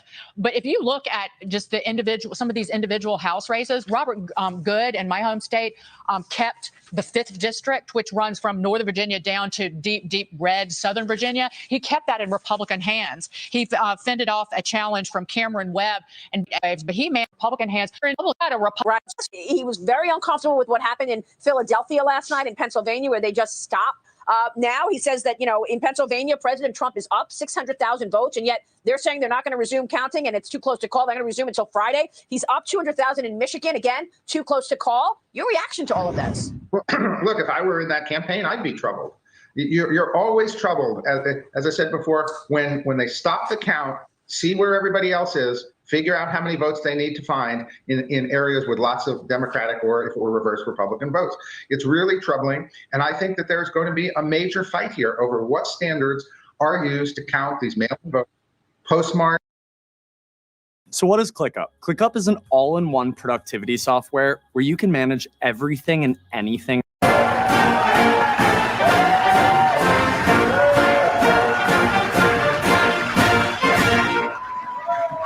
Well, thank you very much.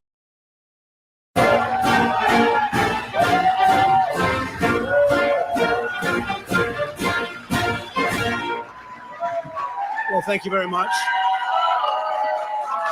Thank you. Thank you very much, please, Sid. Thank you. This is without question the latest news conference I've ever had. Thank you. I appreciate it very much. And I want to thank the American people for their tremendous support. Millions and millions of people voted for us tonight. And a very sad group of people is trying to disenfranchise that group of people. And we won't stand for it. We will not stand for it. I want to thank the First Lady, my entire family, and Vice President Pence, Mrs. Pence, for being with us all through this. And we were getting ready for a big celebration. We were winning everything, and all of a sudden it was just called off. The results tonight have been phenomenal, and we are getting ready. I mean, literally, we were just all set to get outside and just celebrate something that was so beautiful, so good. Such a vote, such a success. The citizens of this country have come out in record numbers. This is a record. There's never been anything like it to support our incredible movement. We won states that we weren't expected to win. Florida, we didn't win it. We won it by a lot. And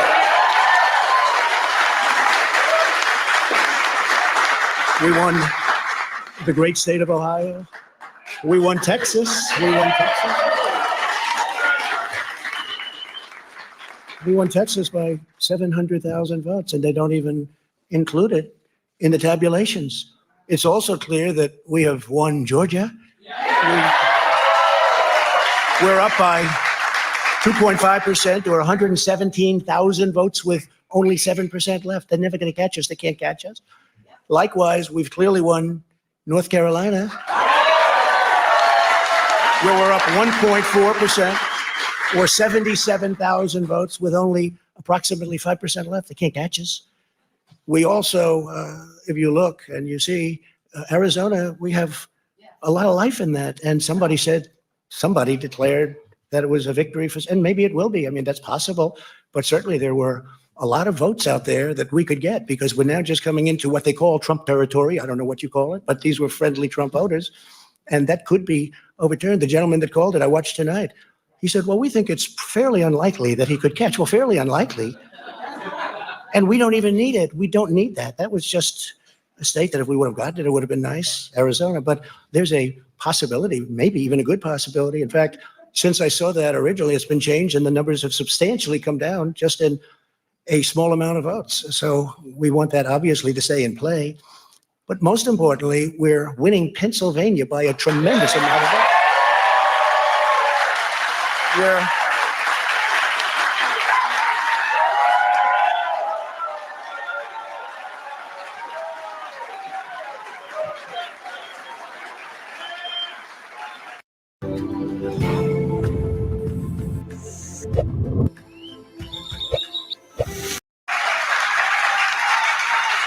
We're up 600. Think of this. We're up 690,000 votes in Pennsylvania, 690,000. These aren't even close. It's not like, oh, it's close. With 64% of the vote in, it's going to be almost impossible to catch. And we're coming into good Pennsylvania areas where they happen to like your president. I mean, it's so we'll probably expand that. We're winning Michigan. But I'll tell you, I looked at the numbers. I said, whoa. I said, wow, that's a lot. By almost 300,000 votes. And 65% of the vote is in. And we're winning Wisconsin. So we're winning. We don't need all of them. We need, because when you add Texas in, which wasn't added, I spoke with the really wonderful governor of Texas just a little while ago, and Greg Abbott, he said, congratulations. He called me to congratulate me on winning Texas. I mean, we won Texas. I don't think they finished quite the tabulation, but there's no way. And it was almost complete, but he congratulated me. Then he said, by the way, what's going on? I've never seen anything like this. Can I tell you what? Nobody has. So we won by 107,000 votes with 81% of the vote. That's Michigan. So when you take those three states in particular, and you take all of the others, I mean, we have so many, we had such a big night. You just take a look at all of these states that we've won tonight, and then you take a look at the kind of margins that we've won them by. And all of a sudden, it's not like we're up 12 votes and we have 60% left. We won states, and all of a sudden, I said, what happened to the election? It's off. And we have all these announcers saying, what happened? And then they said, oh, because you know what happened? They knew they couldn't win. So they said, let's go to court. And did I predict this, Newt? Did I say this? I've been saying this from the day I heard they were going to send out tens of millions of ballots. I said exactly, because either they were going to win, or if they didn't win, they'll take us to court. So Florida was a tremendous victory, 377,000. Texas, as we said. Ohio, think of this. Ohio, a tremendous state, a big state. I love Ohio. We won by 8.1%, 461. Think of it. Almost 500,000 votes. North Carolina, big victory with North Carolina. And so we won there. We lead by 76,000 votes with almost nothing left. And all of a sudden, everything just stopped. This is a fraud on the American public. This is an embarrassment to our country. We were getting ready to win this election. Frankly, we did win this election. So our goal now is to ensure the integrity for the good of this nation. This is a very big moment. This is a major fraud in our nation. We want the law to be used in a proper manner. So we'll be going to the U.S. Supreme Court. We want all voting to stop. We don't want them to find any ballots at 4 o'clock in the morning and add them to the list. Okay? It's a very sad moment. To me, this is a very sad moment. And we will win this. And as far as I'm concerned, we already have won it. So I just want to thank you. And I want to thank all of our support. I want to thank all of the people that worked with us. And Mr. Vice President, say a few words, please. Please.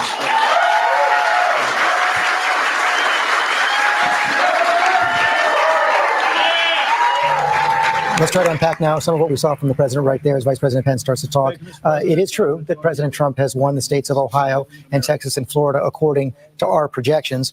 But it's a matter of fact right now that at this hour, at least, Joe Biden has 221 electoral votes to the 213 electoral votes of Donald Trump. And in the popular vote right now, Joe Biden is also leading the popular vote right now. It's close, but over 65,634,000 votes plus for Joe Biden, and 63,952 for Donald Trump. So what we're seeing right there is Donald Trump is losing right now in both the popular vote and the electoral vote. And there are many states left to be called. We have not yet projected the state of Nevada, the state of Arizona, the state of Alaska, Georgia, North Carolina, Pennsylvania, Michigan, and Wisconsin, and Maine, still yet to be called. An awful lot of votes yet to be counted. I guess I'm going to start with our legal team right here, because the president said something. I'm not sure if he means it. I'm not sure if he can do it. But he said, and Dan Abrams, let me start with you, and then Kate and Terry also weigh in. He says he's going to go to the Supreme Court and get them to stop the counting of the votes. Yeah, I don't know exactly what he's talking about, because they already tried to stop certain votes, for example, in Pennsylvania, from counting that are coming in. They're not going to have any success in stopping the vote counting right now. The only success that they may have down the road is in assessing which votes will ultimately end up counting. But the idea Let me that just stop you somehow right there. It would be illegal now to Of stop course. the votes that are out there waiting to be counted from being counted. Let's be clear. Votes are still being counted. Stepping in right now and saying, let's stop counting votes would be the equivalent of like a baseball game where you've just played the top of the ninth inning and the visiting team says, you know what? It's not fair that the home team gets a last bat here in the bottom of the ninth. We're calling the game. It's over. We're not playing the last half of the ninth inning. That's just not the way the rules work. So you can't just say, we're not going to allow the rest of the votes to be counted. The question becomes, what happens once the counting process has basically ended, at least round one? There can be recounts, there can be challenges, but the notion that somehow the counting is going to stop simply isn't going to happen. Kate Shaw? I mean, litigation has been a major component of the campaign strategy for in recent weeks and months of the Trump campaign. And I think it's pretty clear based on the remarks that we just heard that, if anything, is just going to kick into higher gear.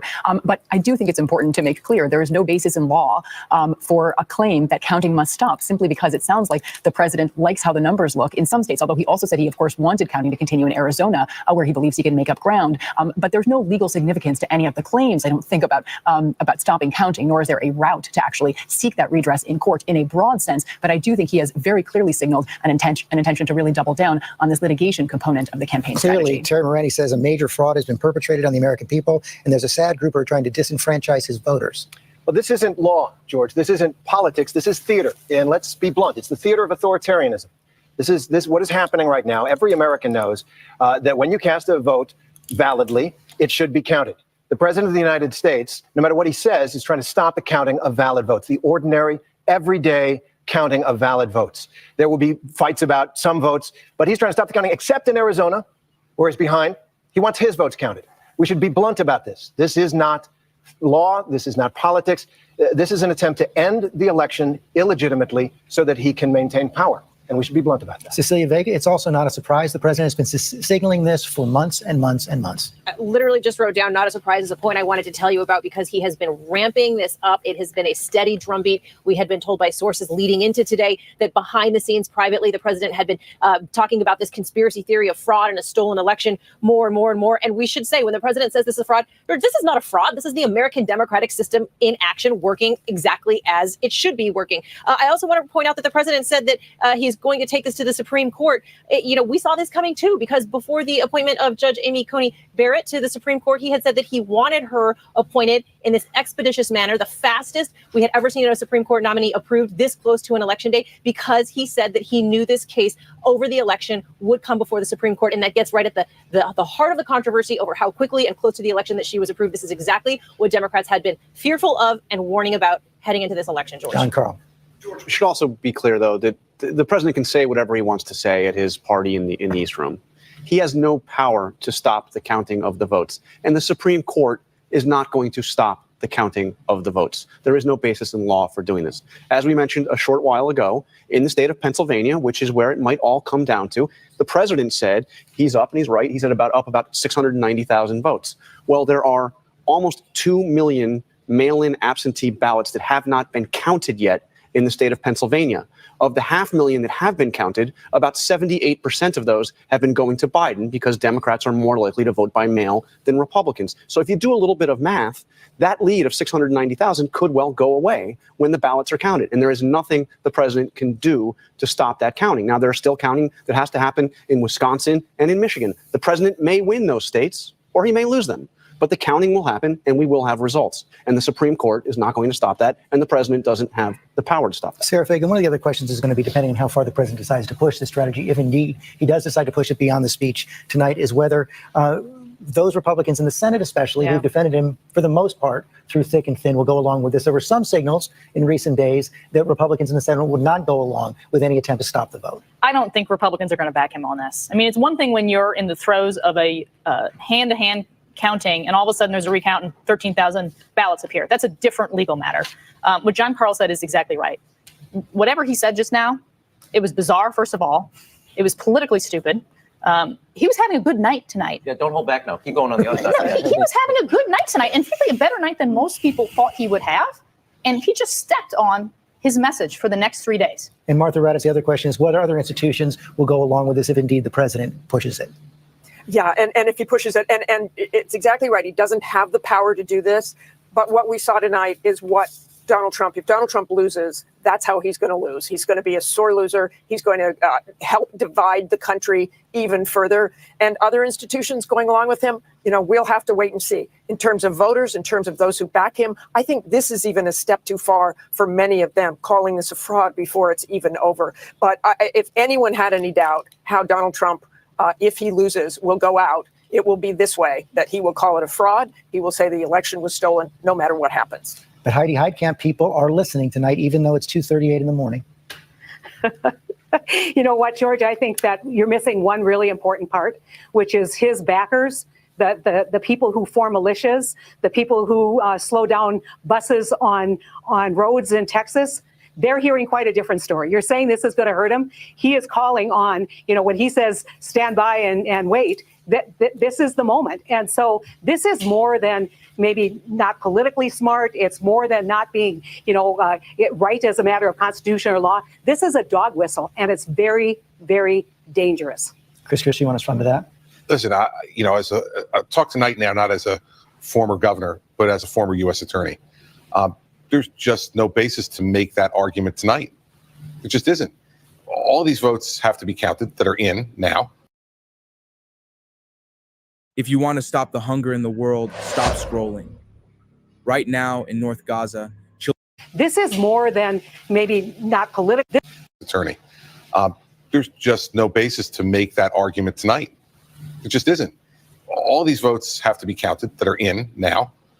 In Pennsylvania, the argument won't even start in Pennsylvania until tomorrow or Thursday or Friday, because the Pennsylvania Supreme Court extended for 3 days when you could accept ballots. Now, I understand there could be an argument on that based upon Pennsylvania law, but that argument's for later. Tonight, this was not the time to make this argument. And It's not about law; it's about politics, right? He's preparing the battlefield. Well, listen, it is, but it's got to be bigger than that. And I disagree with what he did tonight. And I think Sarah's right that there comes a point where you have to let the process play itself out before you judge it to have been flawed. And I think by prematurely doing this, if there is a flaw in it later, he has undercut his own credibility in calling attention to that flaw. So I think it's a bad strategic decision. It's a bad political decision. And it's not the kind of decision you would expect someone to make tonight who holds the position he holds. Rahm Emanuel. This is Donald Trump. Winning is easy. Losing is never easy. Not for me, it's not. And there it is. The first polls have closed. Counting is now well underway. The Fox News Decision Desk is calling Arizona for Joe Biden. That is a big get. This is a very big moment.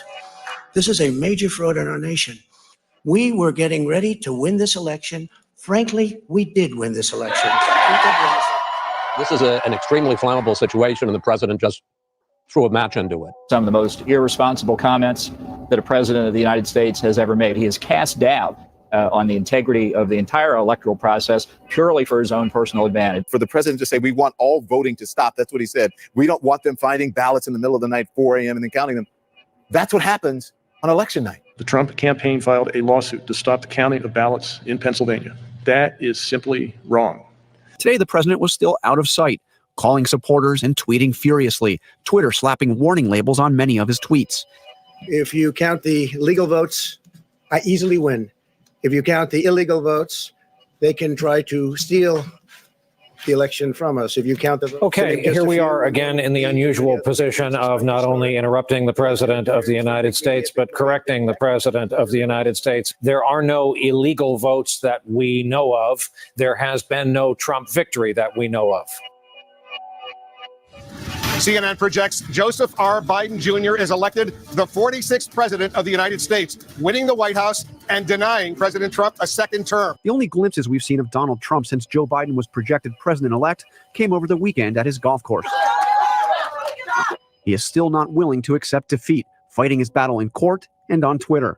It's important for the cause of democracy and freedom that we don't allege fraud and theft and so forth unless there's very clear evidence of that. And at this stage, that evidence hasn't been produced. We are still yet to hear from President Trump in person. All we are getting at the moment is a series of angry tweets, many of those written in capitals. However, only recently he tweeted that actually the lamestream media, as he called it, was somehow responsible for calling this election early. Unfortunately, he does nothing with grace or dignity or any semblance of class. President Trump fired his defense secretary today. No lame duck president has ever done such a thing. Mark Esper and President Trump have long been at odds. The president Twitter fired him. Fox News can confirm that Attorney General Bill Barr will instruct the Department of Justice to probe, quote, substantial allegations of voting irregularities. What substantial allegations? If they've seen any, why can't they share? Or is this more proof of why Trump not only lost, but was impeached for abusing the power that you gave him? There will be a smooth transition to a second Trump administration. Right? We're ready. We must count every legal vote. We must make sure that any vote that wasn't lawful ought not be counted. That dilutes your vote. Sir, what do you say to the Americans that are anxious over the fact that President Trump has yet to concede and what that might mean for the country? I just think it's an embarrassment.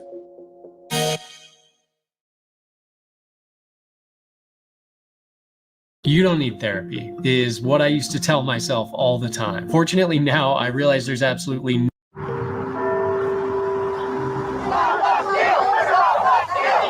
Trump is still your president! It's legal for them to count votes in Pennsylvania 2 days after the election on November 3rd? Yes. You're wrong. Go. I don't even want to talk to you. I believe that Donald Trump won the election. I believe that they tried to steal the election. Stop the Steal, a movement of Trump supporters that gained hundreds of thousands of followers online in the hours after the election, has inspired protests across the country. The ballots that you said you saw are lying around the place or in trash cans or whatever, where are you hearing that from? I mean, the videos are going viral everywhere. I've seen them on TikTok. I've seen them on Facebook. I've seen them on Fox News. I've seen them on the local news around my area. I've seen too much pieces of different evidence so far that shows that at this point, I would be okay with a revote. Really? Yeah, absolutely. When you have video footage of people taking bags of ballots and showing that they are for Donald Trump and lighting them on fire. I helped write a fact check on CNN on that particular video. The election officials said that video has been going around for a few days. They are printout ballots. They're not real ballots. So you use the information of the election officials. Somebody like me comes along, tries to research it, tries to fact check it, and then I fact check it. You'll come back and say, well, the election officials would say that. But wouldn't they, though? That's the thing, though. Question everything, right? You are not going to steal this election. The video actually showed sample ballots, not real ballots. The video's assertion is false, but even the president's son tweeted it to his millions of followers. Election officials in Virginia, where the sample ballots were from, told CNN they had spent days trying to correct the online misinformation.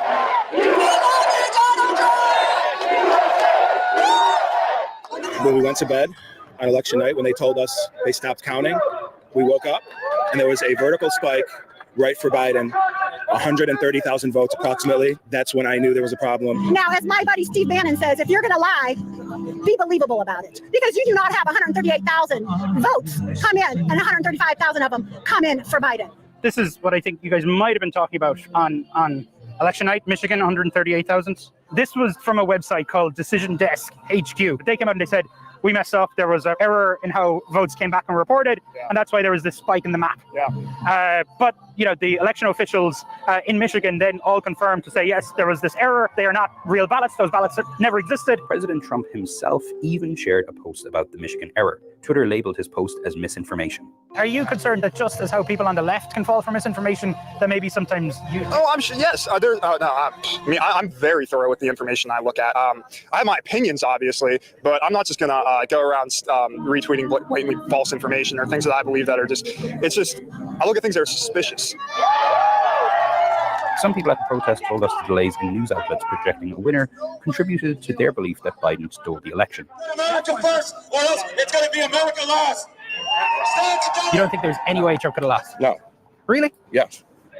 How do you go from almost losing 200,000 in 5 hours, you're down to 30,000 votes away from winning? A lot of Democrats voted in the mail, they voted absentee, they voted before election day. And in a lot of states, those election day votes got counted first. That's why Trump had that early lead. And then once those other votes started getting counted, that is how Biden caught up. So where are all the Trump ballots that were mailed in? Why are we finding them laying around in different places? But Trump was telling everybody not to mail it in, right? That's why there's so much more mail-in Democratic votes, no? Many of the false claims alleging voter fraud spread on social media. Facebook and Twitter labeled some as misinformation. I think that's wrong. I think that's not their place. We're like one big science experiment for social media. If I'm seeking a certain viewpoint and they seem to see that I favor that viewpoint more, that's the viewpoint that they're going to feed me. And then the other side's going to get a different viewpoint. Does that concern you as a Facebook user? I mean, it concerns me, yes, because of the fact that unfortunately people fail to think for themselves. They feed into everything that they're seeing without questioning it.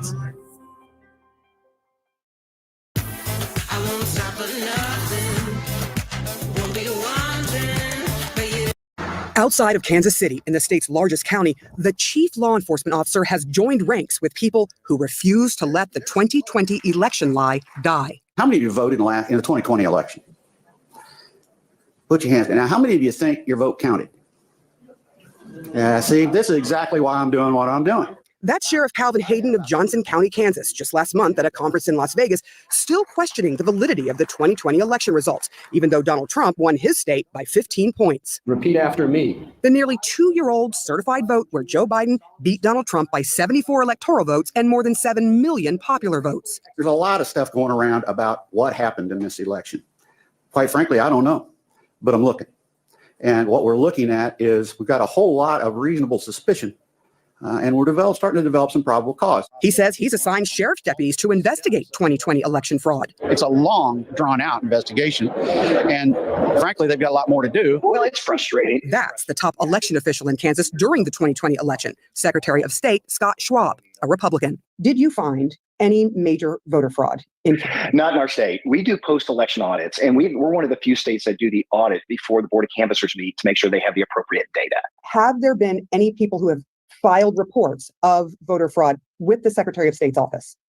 Yeah, we've had about 12, but they were so nebulous. You had 12, about a dozen complaints concerning potential voter fraud in the entire state to your office? To our office. We tried multiple times to talk to Sheriff Hayden to ask him to explain why he's spending taxpayer dollars looking into an election that has already been audited and certified. He declined. His spokesperson offered this.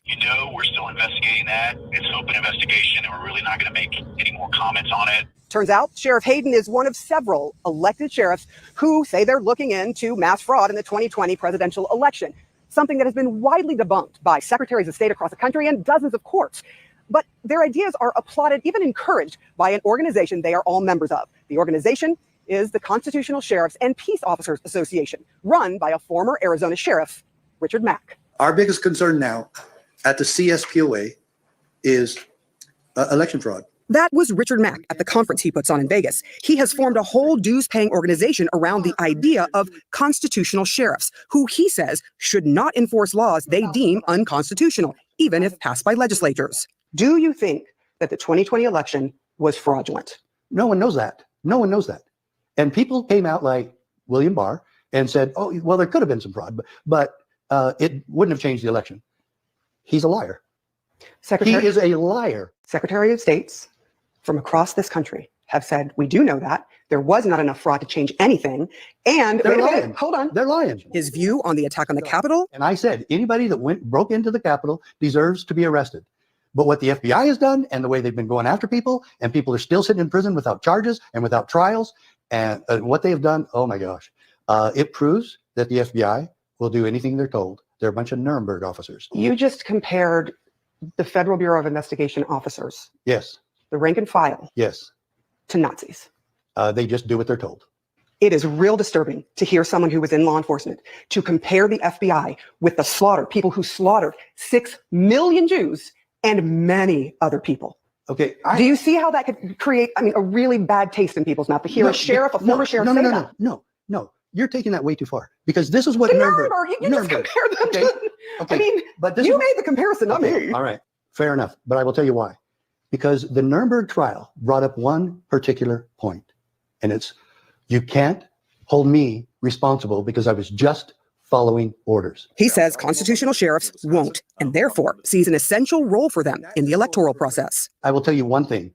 There is overwhelming evidence that cannot be dismissed, and all we're asking for is for sheriffs to conduct honest and fair investigations to determine if there is fraud.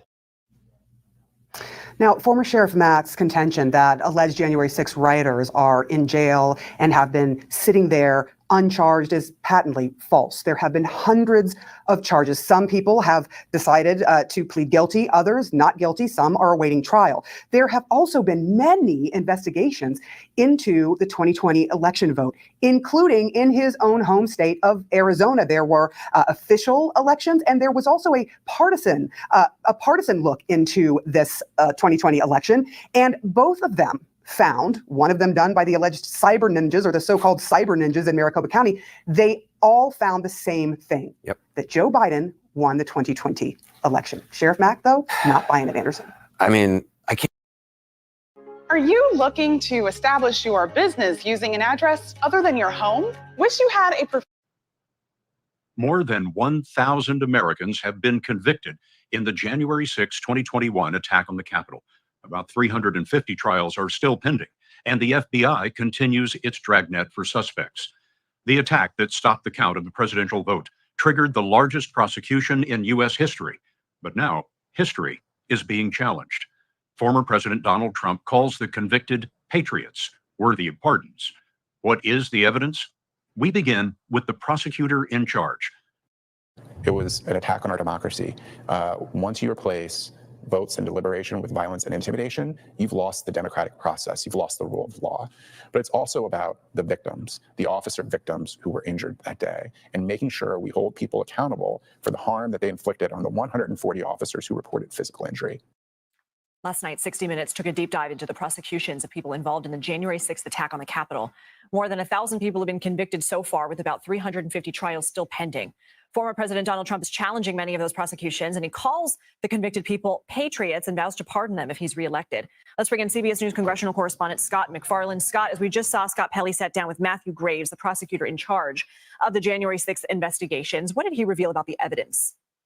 That it is potentially the most photographed crime in American history. All those social media videos, all those real-time posts have been used and mechanized by prosecutors to secure this largest prosecution in U.S. history. We're at nearly 1,500 defendants, Lindsay, more than 900 guilty pleas. Those numbers are bonkers, but also in light of the size of the crowd and the amount of evidence he described last night, those numbers are not terribly surprising.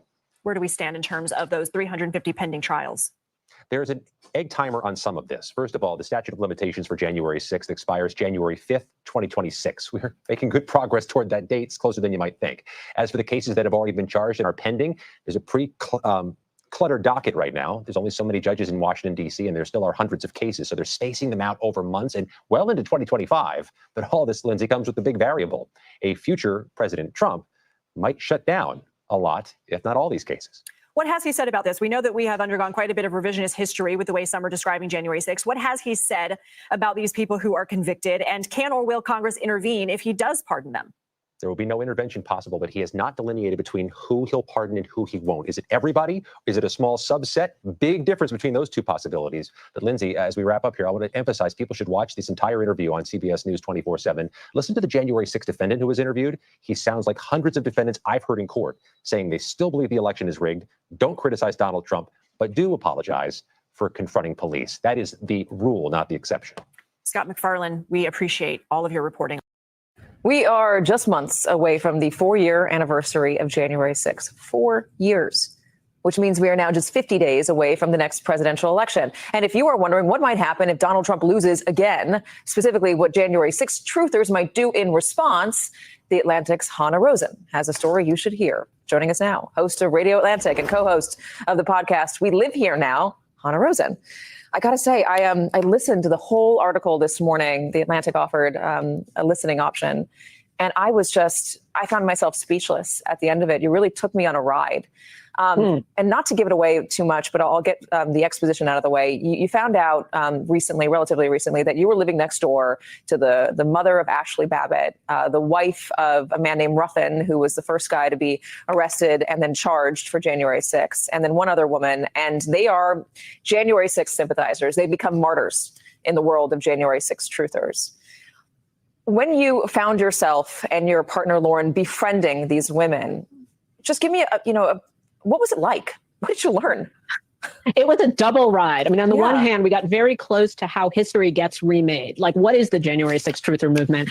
How does it work? What does it mean to decide that these prisoners in jail for what they did on January 6th are political prisoners? What does it mean to decide that Ashley Babbitt is a martyr? So we got very close to the politics of it. On the other hand, we got very close to the human beings. I mean, Mickey Whithoff, who is the mother of Ashley Babbitt, is many things, but one thing she is a mother who lost her only daughter and is wrecked by grief. So there's no way of reconciling those two things, that we got close to both of them at once. You in it describe the pod, the January 6th pod that a lot of the convicts from January 6th are placed together in this DC jail. I was so surprised that they're placed together, because I thought one of the cardinal rules of prisons is that you don't put sympathizers together because you don't want them to radicalize each other. And you discovered that's exactly what's happening.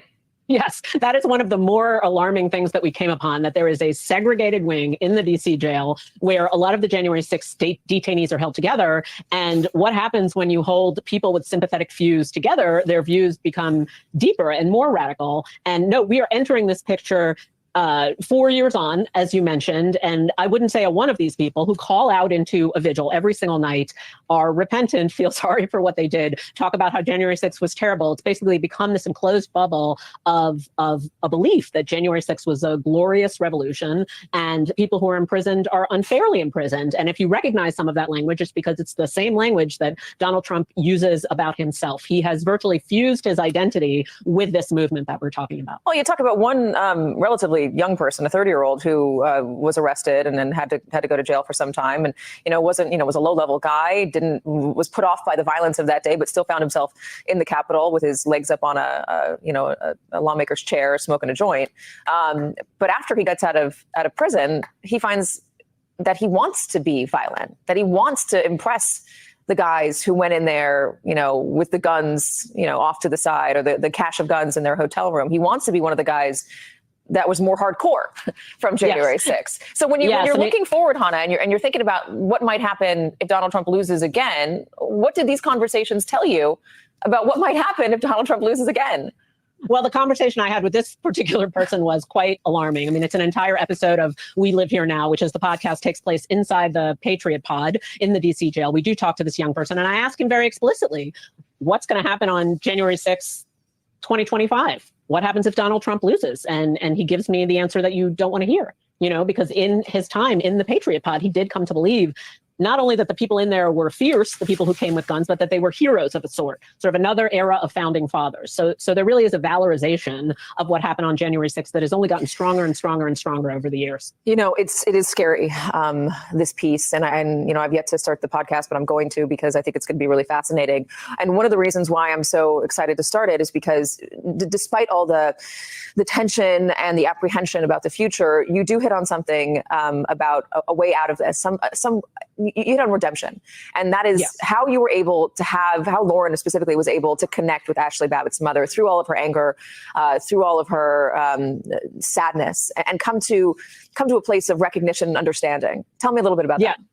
I mean, that is ultimately what we stumbled towards in this year-long journey. I can't call it a kumbaya moment, but when you have a neighbor who has lost a child, who is in grief, and you keep talking and talking, and maybe some of us have had this experience with neighbors or family members when we just keep at it, you just can't help it. Like, we are human to human, and we started out with one view of this person, and we ended up with a completely different view of her politics, of her as a person. I mean, again, it does not change everything in the world, but given how little the two sides talk to each other, particularly with an issue as divisive as January 6th, it's a tiny little miracle what happened. It's just something different to watch two people kind of come closer to each other in this way. That's why it's great storytelling, because, again, you start off with one view of a person, and by the end of your story, you have another view of her. Monday.com allows you to run any type of operation, even if it's mermaid migration. We are just months away from the to you about this. It's in the Atlantic today. Also, the accompanying podcast, We Live Here Now. Hannah Rosen, wish I had longer with you. Wish I had a podcast to talk to you about this. We'll do one together one day. Thank you. I said that statement initially, and then after thinking about it for a year or two, I decided I was going to modify it and say, if you do not understand white supremacy, what it is and how it works, everything else that you understand I dropped to think. Everything else that you understand, that you do understand, will confuse you. And how did I come to that conclusion? Based on logic. Because since white supremacy is a system that dominates everything that non-white people do 24 hours a day, in every area of activity, not just in some, it's not a partial thing. That's why it's supreme. That's why you call it white supremacy. If it was partial, you couldn't call it supreme because it means they left something out. So I came up with the 9 areas of activity that would cover what everybody is doing each and every minute of each and every day in one or more of these areas of activity. And I just came up with an orchestrated way of expressing it. And I call those 9 areas: economics, education, entertainment, labor, law, politics, religion, sex, and war. And I think that just about covers just about everything that every person is engaged in, minute by minute, day by day, anywhere on the planet at any given time. White people, non-white people, male, female, etc. They're engaged in one or more of these areas of activity, and all of these areas of activity are interrelated. Then I looked at the people who call themselves white supremacists and the systems they have set up.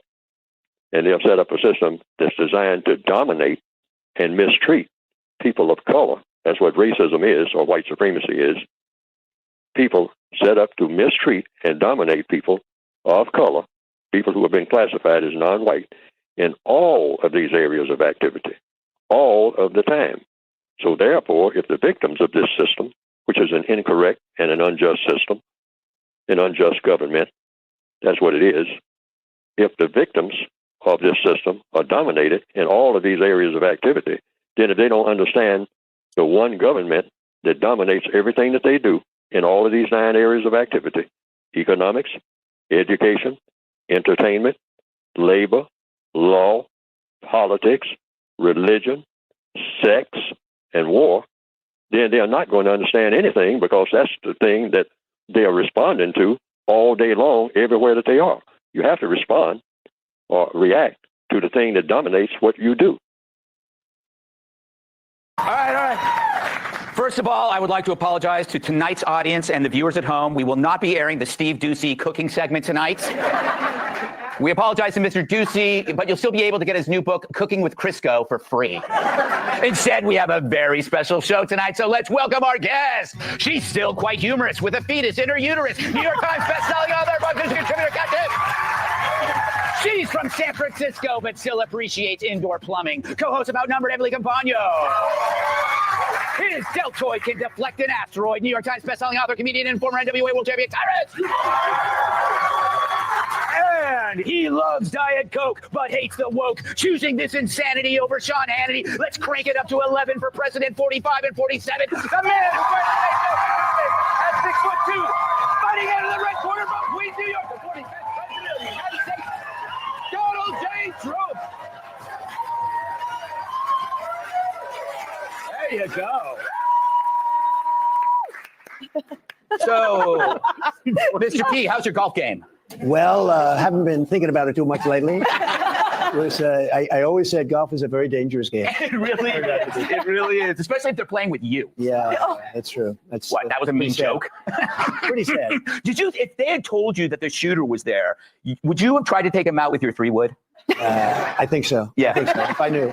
Actually, the Secret Service did a great job. They saw the barrel of a gun, big gun. Yeah. And it came out through bushes.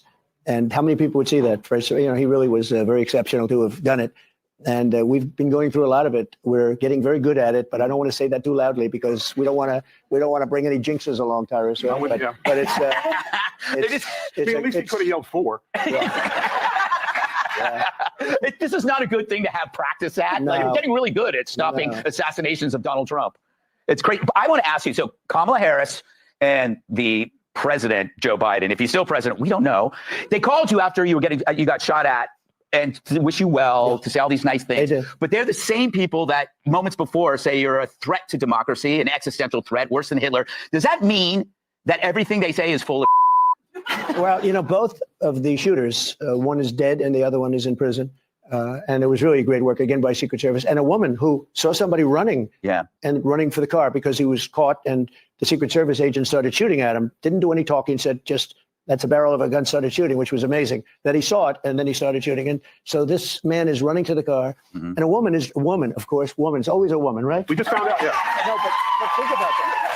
How smart. Who would do this? She sees somebody running and she didn't like the way he looked. He looked very suspicious and followed him and took the car, parked it right behind his and started taking pictures of the license plate. Who would do that? A Karen. And then sent the picture to the sheriff, who's a great sheriff of Palm Beach County, and sent the pictures to the sheriff's office. And they got him in a high-speed chase down the highway. Yeah. But who would do that? I mean, they said out of 1,000 incidents, would that ever happen? And they said very rarely a thing like that. So she's very much of a heroine, right? Heroine. Yeah. You know, it blows my mind, like how you take these events so not lightly, but it's almost casually. The way, like, I get more angry, you know, when my pant pocket gets caught on a doorknob. I get angrier about that than you get angry about getting shot at. It doesn't. How do you process that? Well, number one, do I have a choice? Yeah. Right? What am I going to do? Right? Yeah. We have a choice. But, you know, it's interesting. I was thinking a lot about it over the last period of time since Butler. And being president is a very dangerous job because with a race car driver, that's a dangerous job. It's like 1/10% die. With a bull rider, I think bull riding looks pretty scary, right? Yeah. It's a little bit more than that die. With a president, what is it, 6% or 7%? It's the most dangerous profession there is. So if you want to be president, I have a lot of friends that wanted to run. They're thinking about maybe not doing it. But here's the only good thing is that it's always a consequential president that gets shot at. And fortunately, so far, I've been very lucky. Or something is greater than all of us. Ooh. Something is up there. Someone is up there maybe watching over us. I think he's voting for you. Yeah. It's funny. I always thought the most dangerous job was feeding the View. But you bring up God, and you've almost been killed twice. Do you think more about your own mortality and what happens after you move on? Yeah, not about mortality, but I do think more about God because, okay, Butler was really the greatest of all miracles. If I'm not looking over there, and I mean a full turn, exactly 90 degrees, I wouldn't be here right now. And your ratings would be a little bit lower, perhaps. Yeah. We got Kill Me there. We have to tell the story of how we first met. The ratings over. Remember that one week he just played that thing? But I do think about that because the chart, it was basically an immigration chart. We had our lowest numbers that we've ever had in immigration. And I very rarely use it, maybe 15, 20%. It's always on my left and it's always at the end of a speech.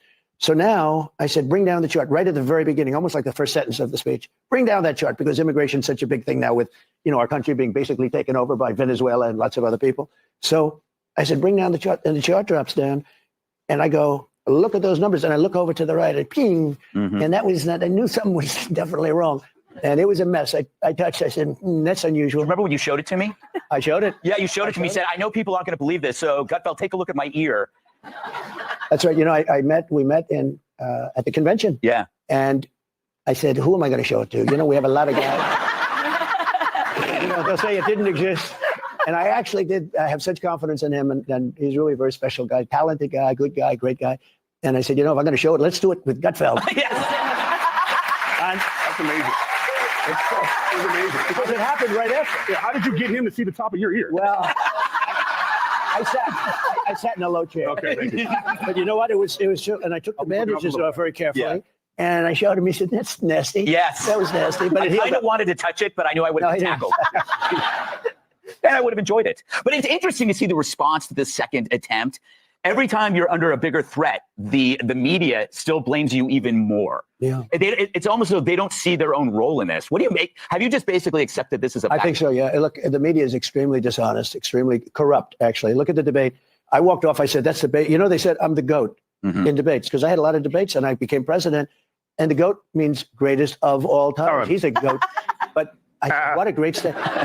And I walked off that stage and I thought I had the best debate. And I was very unfairly treated by the anchor. I'm not fans of those guys anymore. And his hair was better 5 years ago than it is now. Okay, that happens. That happens with the clock. I mean, who among us? That happens with the clock. But you know, they came at me on everything like crime. Yeah. I said the crime is rampant. He said crime is down. I said crime is down. Who would think it's without even knowing? And I was right. The following day, DOJ announced numbers. I don't know who it was in DOJ, but somebody over there likes me. That crime is up 45%, murders up numbers like you wouldn't even believe. And anybody would know that without even seeing charts. But it turned out to be a false attack. They attacked the word the bloodbath, that was referring to the auto industry. Right. You know all these things. Yeah. Charlottesville was totally debunked by everybody, including Laura. Laura did a whole show on it, how it's so ridiculous. And even Snopes, which is a left. That's right. site. They even said. Yeah. But all of them, and they didn't correct her once, and they corrected me everything I said practically. And I think 9 times or 11 times. And the audience was absolutely, they went crazy. And the real, I thought it was, I walked off, I said, that was a great debate. I loved it. You know, you got a lot of people watch. I guess we had 75 million people watching, something like that. And you have to do well. You can't do badly. For instance, Biden didn't do so well in the previous debate because I had the 2 debates. I had one, we actually had 2 debates, you know. It's never, you know, it's like a fighter.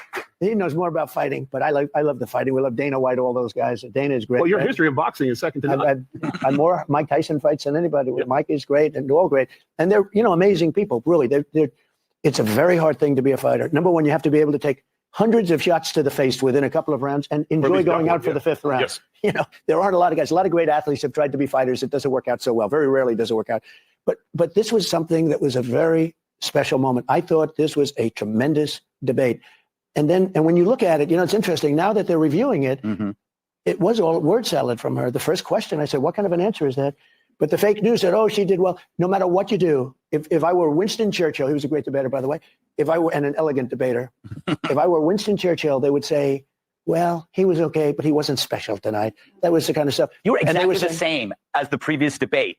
That's what, if you look at it, there was, I think so. Yeah, there was no difference. I actually wanted that attitude. You know, the different attitudes, right? Yeah. And you never know about debate. It's a little like Mike Tyson said. He said, everybody has a plan until they get punched in the face. And there's a lot of truth to that, right? No, yeah. I mean, you walked in, you caught 3 before you even said hello to you. Well, I mean, I had people telling me that I'm wrong about things where I'm totally right. I was right about just about all of that stuff, that they were correcting me. And I think my only regret is that I wanted to be elegant and I didn't want to go after the anchors. I wish I did, in a way. Well, that's our job.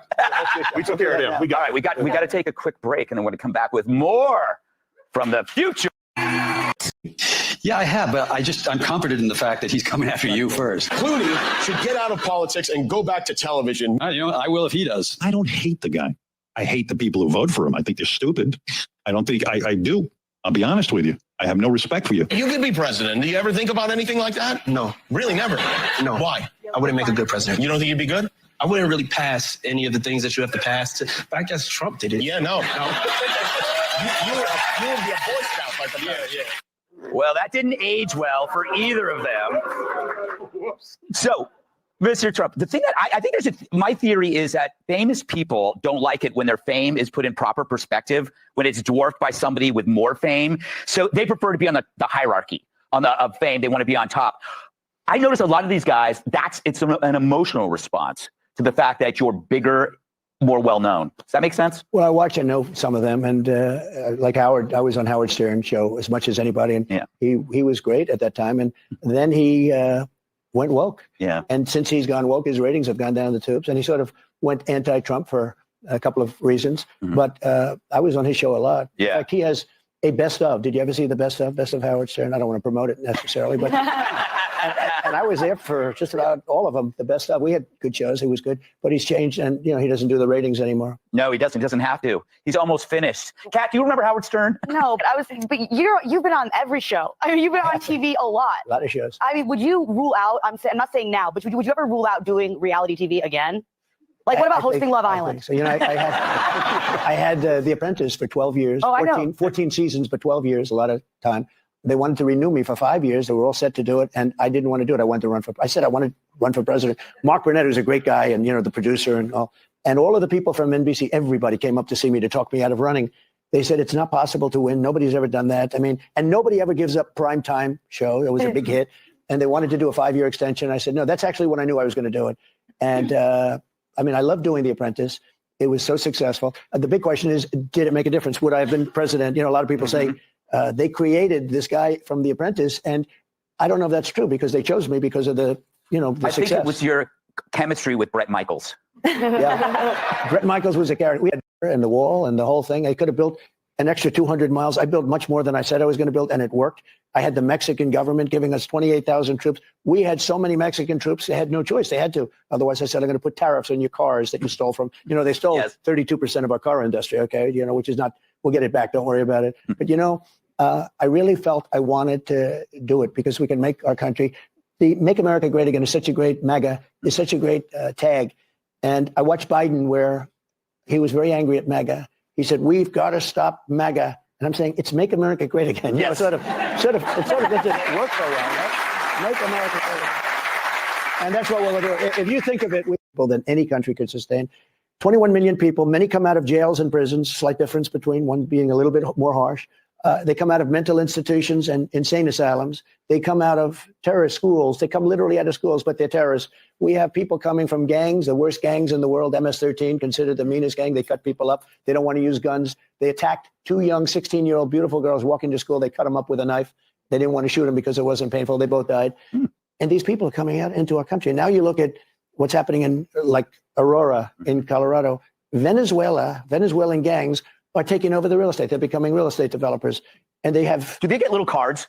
They have whatever they want. You know, like a little real estate card? Yeah.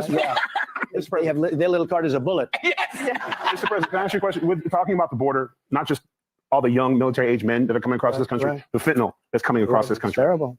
If you were in office, would you consider taking importation of fentanyl as a terrorist act? Because if you count it under terrorism, then our Department of Defense can get involved. We give our law enforcement a break. Correct. Well, and you can even go further than that. Yeah, I mean, you could send pictures of their mansions to certain generals in Mexico. And by the way, these are really rich people. These are the cartel people. These are really rich. Look, we can play games and we can be nice and we can be smart. You're never going to, I set up blue ribbon committees. Friends of mine, oh, could I get on a committee? They didn't know the first thing about it. They don't know about El Chapo. They don't know about, these are very smart, hardened people. And, you know, I'm setting up a blue ribbon committee with socialites from New York and California. It's ridiculous. And they don't even want to talk about it. They talk about it for 2 minutes, then they start talking about society. The only way you're going to stop this is the death penalty for drug dealers. I don't know if this country is ready for it, but if you think about it, each drug dealer on average kills 500 people on average. He or she, drug dealer, kills 5. I know so many families who have lost a son or a daughter or parents even to fentanyl. And I had a deal worked out with China, with President Xi directly, that he was going to give. You know, China has a death penalty. I said to him, do you have a drug problem? When I first met him, he looked at me like, what a stupid question. Exactly. He said, no drug problem. I said, well, what do you do? Death penalty, immediate death penalty. And I said, that sounds, he said, without it, I talked to him a lot about it. He said, without it, you know, China was a drug-loaded country years ago. Other countries, much smaller, would take it over because they were all wasted, drugged out with the opium and the poppy, and they had a big problem. But they execute drug dealers. They have absolutely no drug problem. Singapore has no drug problem. And it's not nice to talk about, but it's the only way you're going to solve the problem. You're never going to have, now we got it down to great numbers, the lowest numbers, but the wall helped. A lot of things helped. But in terms of getting a drug-free country, you can't have that unless you have the death penalty for the 500 people. Lights from New York and California. It's ridiculous. And they don't even want to talk about it. They talk about it for 2 minutes, then they start talking. These are really rich people. These are the cartel people. These are really rich. Look, we can play games and we can be nice and we can be smart. You're never going to, I set up blue ribbon committees. Friends of mine, oh, could I get on a committee? They didn't know the first thing about it. They don't know about El Chapo. They don't know about, these are very smart, hardened people. And, you know, I'm setting up a blue ribbon committee with socialites from New York and California. It's ridiculous. And they don't even want to talk about it. They talk about it for 2 minutes, then they start talking about society. The only way you're going to stop this is the death penalty for drug dealers.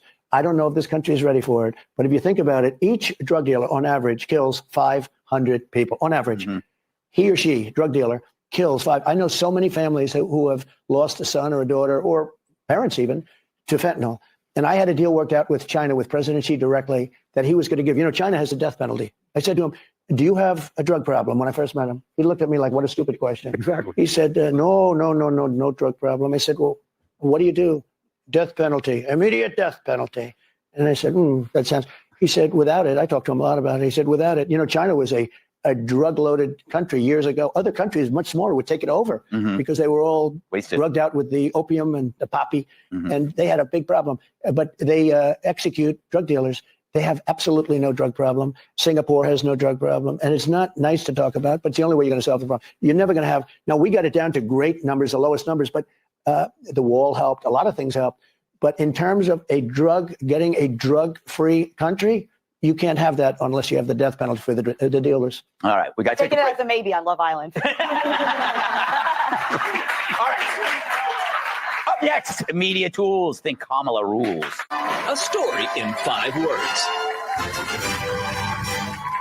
Kamala says some more nonsense. Roll it. Hello to all my Divine Nine brothers and sisters. And my soror. It was school photo day. You remember what that's like? You really ought to understand at a very deep level how much your words have meaning. A future where we can see what is possible, unburdened by what has been. We can see what is possible, unburdened by what has been. Unburdened by what has been. Well, do you? There's an objective crowd. All right. It's hard to kind of figure out what she's saying. Why doesn't anybody ever ask a follow-up question? Like, what do you mean? Well, that should have happened in the debate. Yeah. And the interesting thing is, doesn't do interviews. You would not see her come onto the show. I can tell you right now. We ask her now. Come on this show, Kamala. We'll have a box of wine. She doesn't like doing interviews. Yeah. And she's not knowledgeable about economy and various things. And I think it would be a problem. But you know what? He was pretty much gone. They said, Joe, it's over. You're getting out. And he said, I'm not getting out. You're getting out. And they were very nasty, 25th Amendment and everything else. He got out. And they put her in. And she's somehow a woman. Somehow she's doing better than he did. Yeah. But I can't imagine it can last because so weak on people coming in. You know, she's the one that she was the border czar. Yeah. She allowed 21 million people to come in. The thing we were just talking about. Yeah. And many of these people are the wrong people for this country. You have murderers, you have killers, you have prisoners. Prisons are being emptied out all over the world, not just in South America. And they're coming in. She allowed that. And I think eventually people are going to figure it out. Yeah, I hope so. I mean, the thing is, she's got the entire media doing PR for her. So it's like no one asks follow-up questions. No one bothers to fact check her. Emily, do you have a question? You seem like you do. I do. So, Mr. President, my question is about voting bloc strategy. And it's that we know there are 90 million evangelicals in this country, 40 million of whom don't vote, and 15 million of whom aren't even registered to vote. So what's our plan to harness those votes for you in November? It's such an incredible statement question because they're great people. They're 95% for me, but they don't vote, meaning they don't vote proportionally. If they would vote, nobody could beat you. And I have total support from evangelical Christians and from other groups. I'll tell you another group that doesn't vote, gun owners. They don't vote. The NRA endorsed me totally every time, but they endorse me totally. But you look at the number of people, I don't know what it is. They're rebellious or something. I don't know what it is. But evangelicals, if they voted, there wouldn't even be an election. You could cancel it. If the gun owners voted, I mean, the gun owners are just a massive proportion. If they voted, but they vote like at 16% or something. If the people, because they want to take your guns away, she wants to confiscate your guns. She wants to take them away. And, you know, she's now trying to get out of it. So she had policies that she's now changed 14 policies about fracking. She was totally against for 15 years fracking. Now, all of a sudden, a short while ago, she came out in favor of fracking. Same thing with guns. She said, no, I don't want to take your guns. I don't want to. For 20 years, she's wanted to take your guns. All of a sudden, a short while ago, she said, no, I don't want to. One thing about a politician, they always revert back to where they were at the beginning, because that's what their natural inclination is. Her father is a Marxist professor. I mean, that's the way it is. And he's currently, and I don't know what happened to the father, but we haven't seen him. I'd love to be able to talk to him. You know, Barack Hussein Obama's brother is supporting Trump. This Governor Walz, his brother and his whole family is supporting him. In fact, they want to make contributions to my campaign. Well, to be fair, a lot of brothers are supporting President Trump.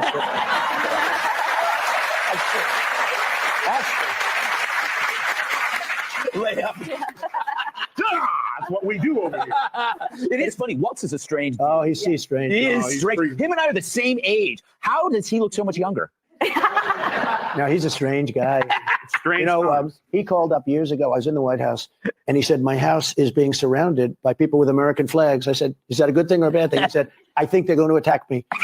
This was during the riots and everything else.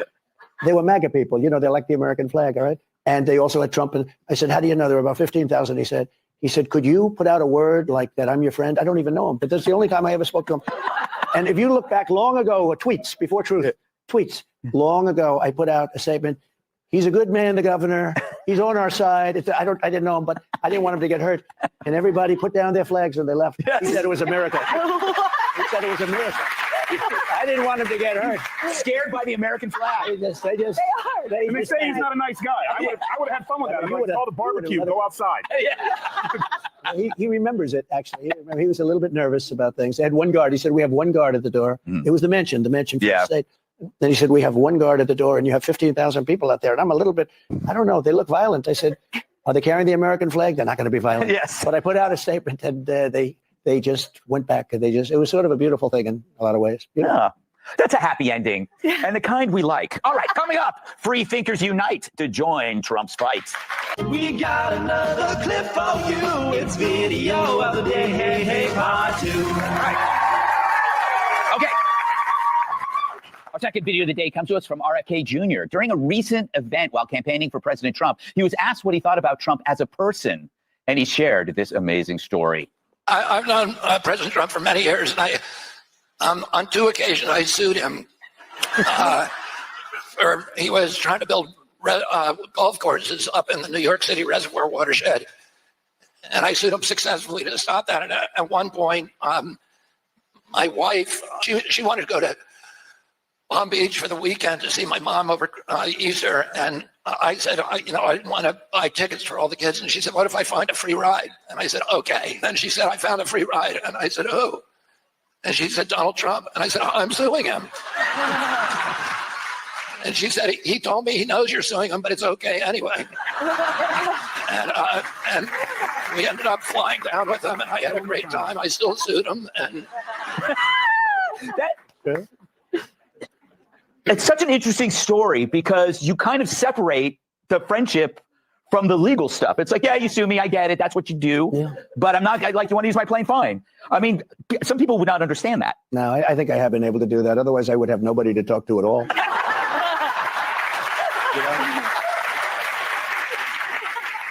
Greg, it was interesting. I endorse people, and my endorsement record is very good. But sometimes I'll endorse people that said horrible, horrible things about me.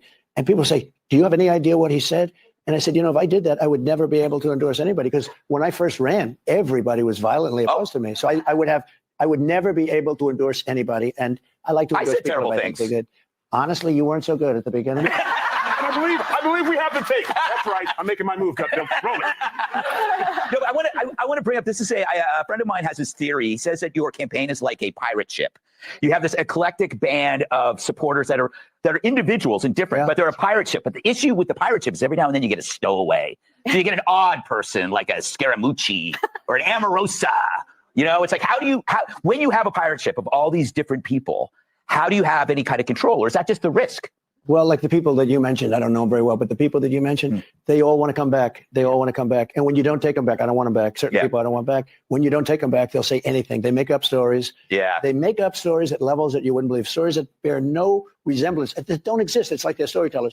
But when you don't take people back, and they think of it as a glamorous life. I think, my whole thing, the sphere, I don't think of it. I just work really hard. Mm-hmm. We have to win this election to save our country. If we don't win this election, I really believe our country is either finished or very close to it, because we have to turn it. And if we don't turn it and turn it now, it's going to be too late to turn it later. I really believe that.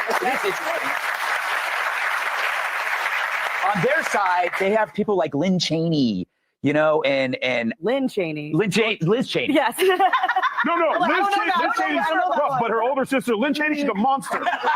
No, it's remember? Lon She's Chaney. chasing us with a broken beer bottle. Lon Chaney. Oh. But you have Elon Musk, you have RFK Jr., you have Tulsi Gabbard. These are all really strong-willed people. Great people. Are you saying he has a diverse cabinet? Yeah.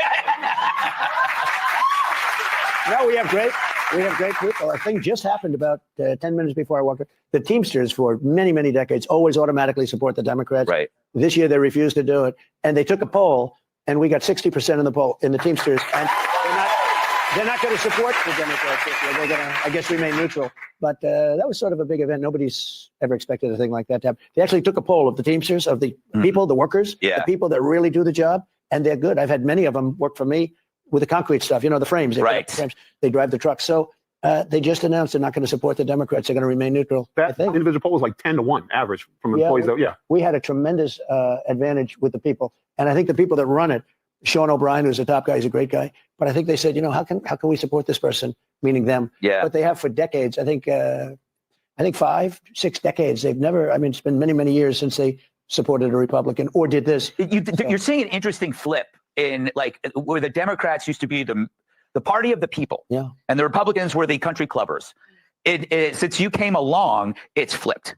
It's really interesting, and people go, "But he's a billionaire," but it's a billionaire from Queens. That doesn't count. Well, one of the nicest things that's happened to me as a politician is that I get most of my money from people that average $61. Think of it. And that's never happened to a Republican before. It happens to Democrats, but it happened with Bernie Sanders. That would be the best example. But it's a tiny fraction of the money that I get. We get a lot of money from people. They average $61. Mm-hmm. And those people all vote. Those people, they get, we have some people that'll pay us like $25 a month every single month. They won't miss it. They're very committed. There's never been a Republican where that happened too, where you get your money. It's called the small money. The small money is ultimately big money because there's so many people contributing. So, that's like a great honor for me. Yeah, I'm like that. It's something I always sign up for and then forget. Well, that's Like Paramount. Can I please ask a question just because I'm never going to be allowed in a room with the president again? Sure. Are there aliens at Area 51? I'll tell you, it's a funny thing because I think that might be a question that I get more than any question. It is the craziest thing. So we have that so-called area. They consider it like a sacred area. Mm-hmm. And I will say this. I don't think I'm a believer, but I've interviewed pilots that look, I like Tom Cruise, but better than Tom Cruise. the blonde crew cuts, the whole, and this, yes, sir. And they were in the Oval Office, 3 or 4 pilots. These are not people that make up stories. They said, all I know, sir, is there was a round object that was going 4 times faster than my F-22, which is a very fast plane. And it wasn't, it shouldn't have been. It was round, sir. They have seen, 4 or 5 guys I've interviewed, solid people, great pilots for the U.S. Air Force, etc. They've seen things that they cannot explain. Follow-up question. Also a maybe. Follow-up question is maybe. Follow-up. If in fact there are aliens, would you be willing to put tariffs on them to help us with the economy? They're not just going to fly down in here. We're going to have more fun because we got questions from the audience coming up. We've got some questions from the audience. They were just submitted. Evangeline has a good one. What is something people would be surprised to learn about you? Oh, that's a dangerous question. What do we not know I got a call about? from a couple of people. Could you please be careful in this show? You're going to have a good time. We don't need scandals. We're leading in the polls. Everyone. We don't need any scandals. So maybe I shouldn't answer that question. How about this? Do you wear pajamas? I don't. Okay. Do you own blue jeans? Do you own blue jeans? He sleeps in the suit. I have a very old pair that I saw. I doubt I fit it. Because we were talking about this. I've never seen you at the beach. We see Biden all the time at the beach. Do you ever sunbathe? I'll tell you this. I see Biden too. All he had. Somebody told him he looks great at the beach in a bathing suit. And I think it's terrible when you see a president lying on the beach on a Tuesday and a Wednesday, and he's stone cold out. Yes. He's out. Yes. Who can sleep in front of cameras that are rolling? In the heat. In the heat. You only sleep like 3 hours, right? Well, I don't sleep much. I'd like to sleep more, but probably 4 hours, 5 hours. Do you get a good sleep? A solid? I think so, yeah. Yeah, and nobody sleeps well. And everybody's always trying to find the answer. Well, that's the purpose of this next election, so we can sleep well again.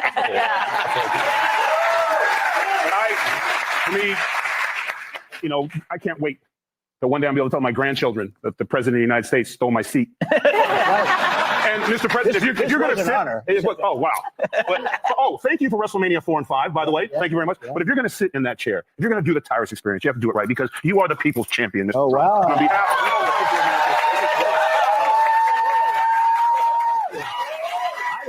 Now I'm really. That's a good one. It's the man who makes all the professional ones. Yeah. There you go. No, but this is a real one. This is a real deal. Yeah. I'm going to give a fake belt to the president. We're more used to that. Thank you, Tyrus. You are the people's champion. You're going to have to wear that on the golf course for safety reasons. That's a good idea, actually. Yeah. All right. Well, have you ever been fired? Like in a regular job? Well, I went to work for my father out of school, and he was a tough guy, very tough, but he liked the job I did. So I have never experienced being fired. Mm-hmm. Fired a lot of people on The Apprentice, but fired a lot of people. But no, I've never experienced it. I wouldn't like to experience it, actually. Yeah. I was fired 3 times. So far. Not anymore. Yeah.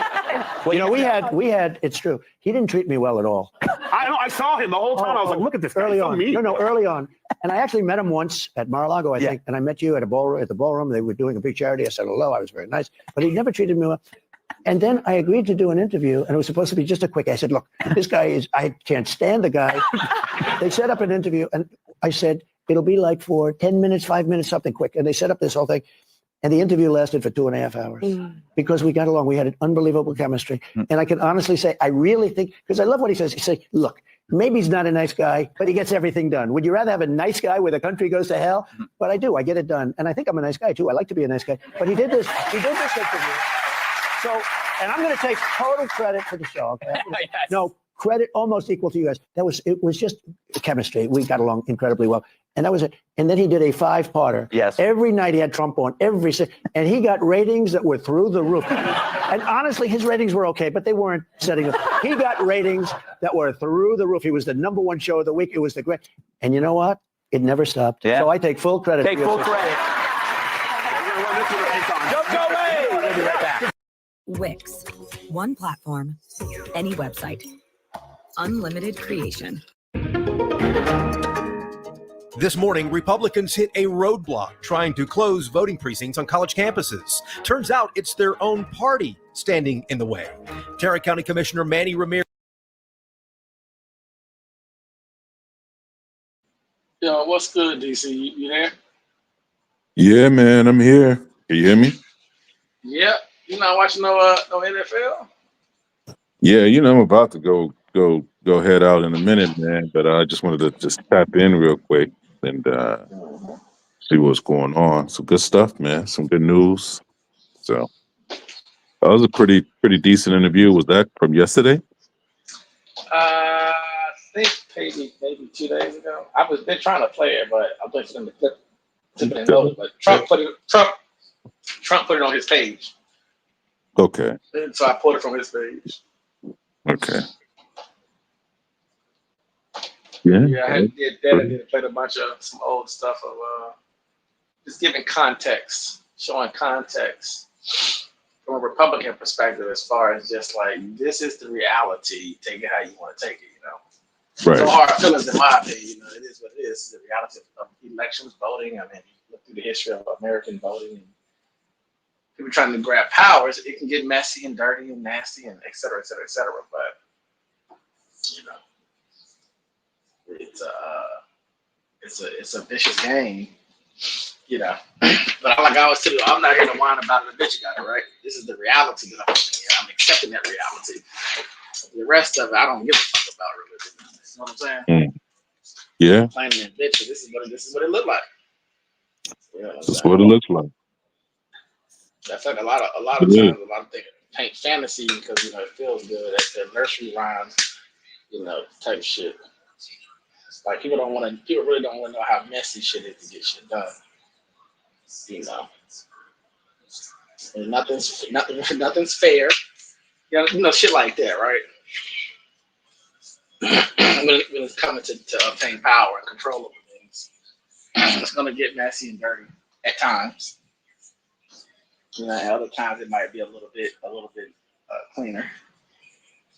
You know, and then one thing he doesn't have to activate people so much. But I tell you one thing I love about it, I told you before, like, which is why I love that he got elected the first time, is that it just gets you to really kind of see how some things work that tends to be challenging because if you don't ever rile people up, you can't really get a good sense of some things. You know, when things nice and smooth, you know, you can't really get a good. I feel like I can't get a good feel for some things because a lot of people just, you know, chill out. But when you get this style of person, just to watch how he's attacked, I find interesting, you know. But when you want something or somebody wants to destroy you, to see it play out in politics, I think it's wonderful. Because normally it'd be quick hits. Like they'll drop a dossier on you. You out of there. You know, remember what's your boy name in New York? The governor, Cuomo. One allegation, he quit. Right? No ruckus. And so you never really kind of get to see any more of it. It just disappeared normally. You know, so to finally get someone who sticks to their guns, it definitely gets you to really kind of see the system turn itself up as high as possible, right? And I think it's a wonderful thing to watch. So I played like Bill Barr, I played a whole bunch of people, right? You know, attorney generals and all type of people all over the country, and even showing. I don't know how much of it you watch. Did you watch all of it as far as the election and stuff I was showing in 2020? The vote counting and stuff like that, and Stop the Steal.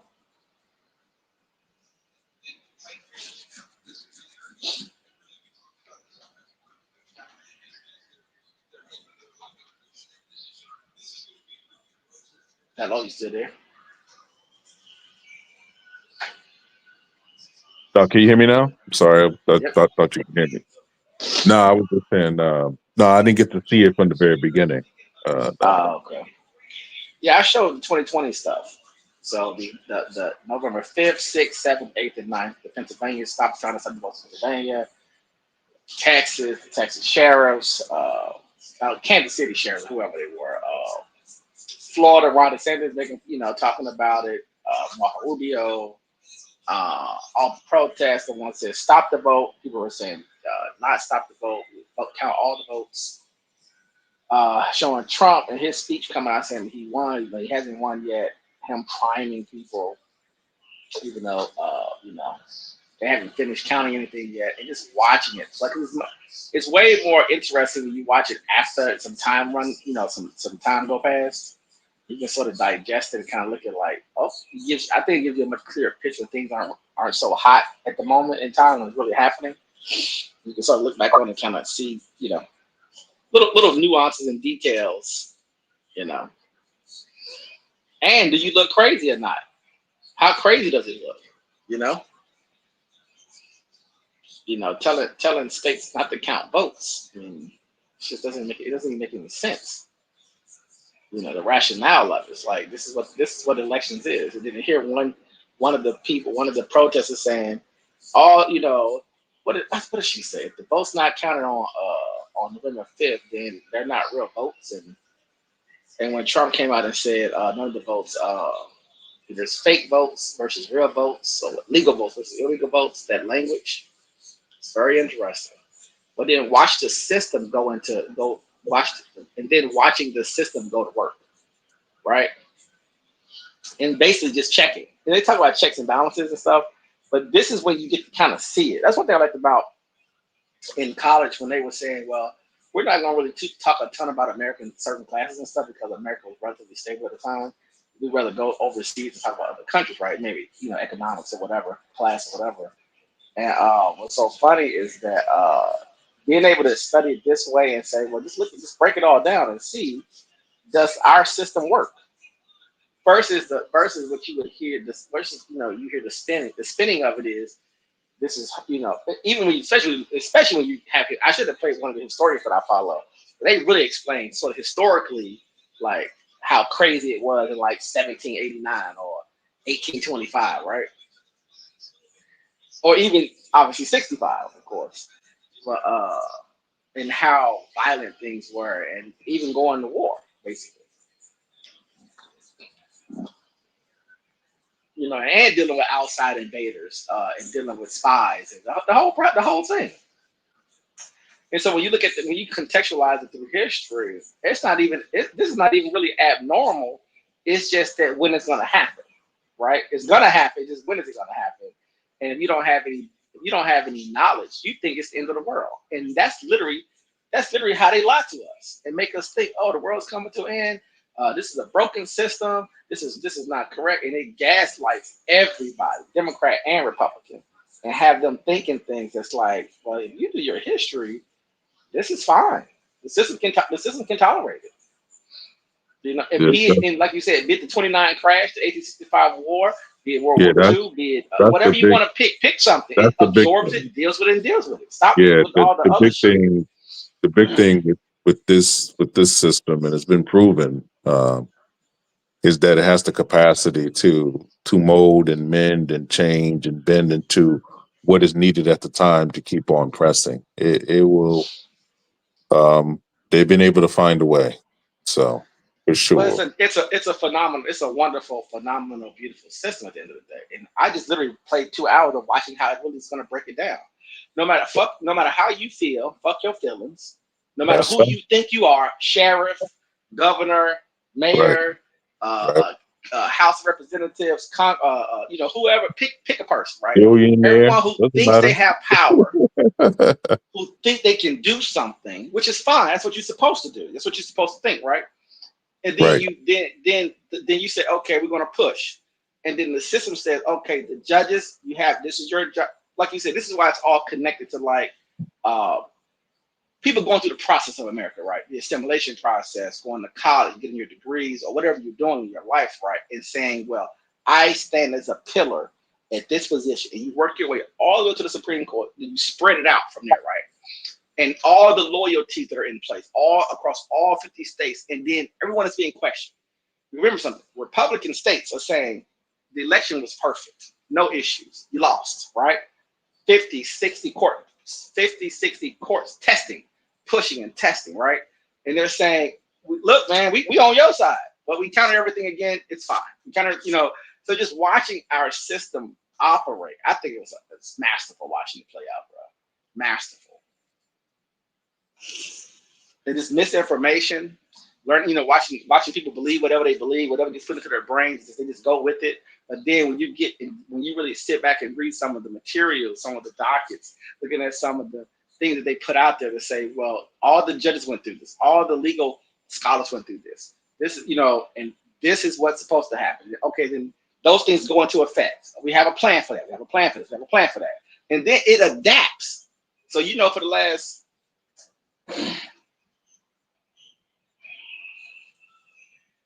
good. Yeah, I'm good. I dropped out real quick. My bad. Yeah, I'm good. Yeah. And so, like you said, I always say things like this make the country stronger. I think people get confused about thinking maybe it makes it weaker. It's like, nah, it makes it stronger. They're more prepared. Everything is more prepared now, which is a good thing, right? I think it makes it better. More transparency, more pressure to get it right. It's just very interesting. Because all the swing states are already ready to go, right? Trump has his lawyers. Kamala them have their lawyers. They're already pushing things through Pennsylvania and through Georgia, through North Carolina. They're already ready to fight. Everybody's prepared to fight. It's gonna be a big it's gonna be a big fight. So just everybody just hold your horses. This thing is gonna be stretched out probably for a week or so, for sure. I mean, it ain't gonna be that much of a margin, So CNN, MSNBC, Fox News, and everybody else in between and under them going to get their elections. They're going to get their feel. They're going to get their early Christmas bonuses this year. They're going to make a lot of money on this election for sure. For sure. Yeah, I'll be impressed. I'll be impressed if they can close this out within a day or two. Oh no! But a lot of places. Some of the states. I could be wrong. In my opinion, I don't see that at all. Well, some of the states didn't. Some of the states didn't do some of their updates and stuff yet. And not only that, So I think they're going to make. Where they can count things a little bit more efficiently. And if I'm not mistaken, even after Georgia do their electronic voting machines and everything, they're going to do a hand count. I mean, they're going to literally do a hand count. So, I mean, yeah, it doesn't. Yeah, bro, this is going to be. Well, every ballot gets hand counted anyway. Yeah, but I mean, they're going to standard. but they're going to redo. I think that they have like some kind of ordinance that they just passed recently. Yeah, they're going to run it back through. Yeah, run it back through and do another hand count, like another official count once all of the actual votes are in. Even after they first do their first count, they're going to redo it just to be sure. Yeah. Because one guy said, "Well, where was Trump's votes at? Where was his mail-in votes at?" And the dude was like, "Well, he told everybody don't mail the vote in." Yeah, he ain't making that mistake this time. That's a good thing. His numbers are going to probably be bigger because he was still. It was pandemic last time, by the way. Don't forget that. So we don't know who. We don't know. I don't think they're going to really be. I don't think anyone's going to really know what the numbers are going to look like. To be honest with you. Because to get that number out there back then, what is it going to look like this time around? It's going to be lower. I think it's going to be probably a few million more votes actually. And now that people are able to vote earlier, you're going to see probably even a bigger bump on the right. There's going to be a lot of work Democrats going to have to do, buddy. The more I sit here and think about some of the breakdowns, and I watched a little bit of a video where they were kind of showing some of the swing states and how tight they were. Just looking at it again, live. I'm like, oof. But at the same time, it's going to be on both sides, of course. Because on the left, you're going to also obviously get a bigger turnout. This is probably going to be the biggest voter turnout in history, probably. Yeah. I think it's going to push high. Shout out to the chat, man. We appreciate you guys coming through. Mike V, Nagone, Sata, Jesus, Son, whatever. You're going to have to pronounce that, man. You're going to have to let us know how to pronounce that if you ever come up. But an unreasonable man. No close race this time. Going to be a blowout for one side or the other. I don't think so, man. I don't think that that's going to be the case, unreasonable man. They're going to find a way to drag this thing on out, brother. Pennsylvania, Georgia, North Carolina, just those three alone. I mean, yeah, I could see that going into 2 to 3 days, bro. I know North Carolina does. North Carolina does early voting too, so that's going to be an issue, you know. Well, So they're more. Some states are more prepared, so it may not take as long as it took last time. let's hope so. For Pennsylvania, for example. I hope that's the case. Actually, I don't. You know, Pennsylvania said they made some changes supposedly. So let's see something. they might be able to get their votes in a little bit sooner than I think. I think they paused for a couple of days, started counting again. And it was a mess. But I'll be curious to see. What Trump. Yeah, what so the strategy is November. going to do to get more people out, huh? Yeah, November the 5th is on Tuesday. So if it's done by Thursday or Friday, I will be shocked. But I would say this though, if it is going to be a blowout, I would say it will most likely be Kamala, just because of the demographics, and there's only so much that President Trump can spike at. So I think if it was to be there, it will be on her side more so on his side, just based off the demographics right now.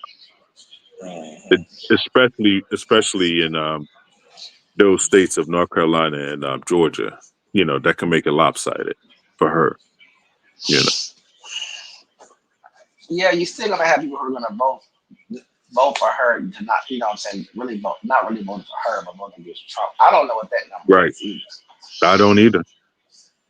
See, we don't really know. People who don't like Trump, they're gonna vote against him just because of that. I don't know what that number is, like I said. Yeah, I we think don't that's know. probably why Biden won the election, really, plus the pandemic. You know, and Trump saying don't vote except for it's like 3 or 4 things that just is not, you know, it's not gonna make it. It's gonna make it easy for Biden, I think. So you talking about the margins, bro, so thin. You know what I'm saying? So it can go either way. I'm not gonna fight it being a blowout, or when you say a blowout, I guess meaning electorally speaking.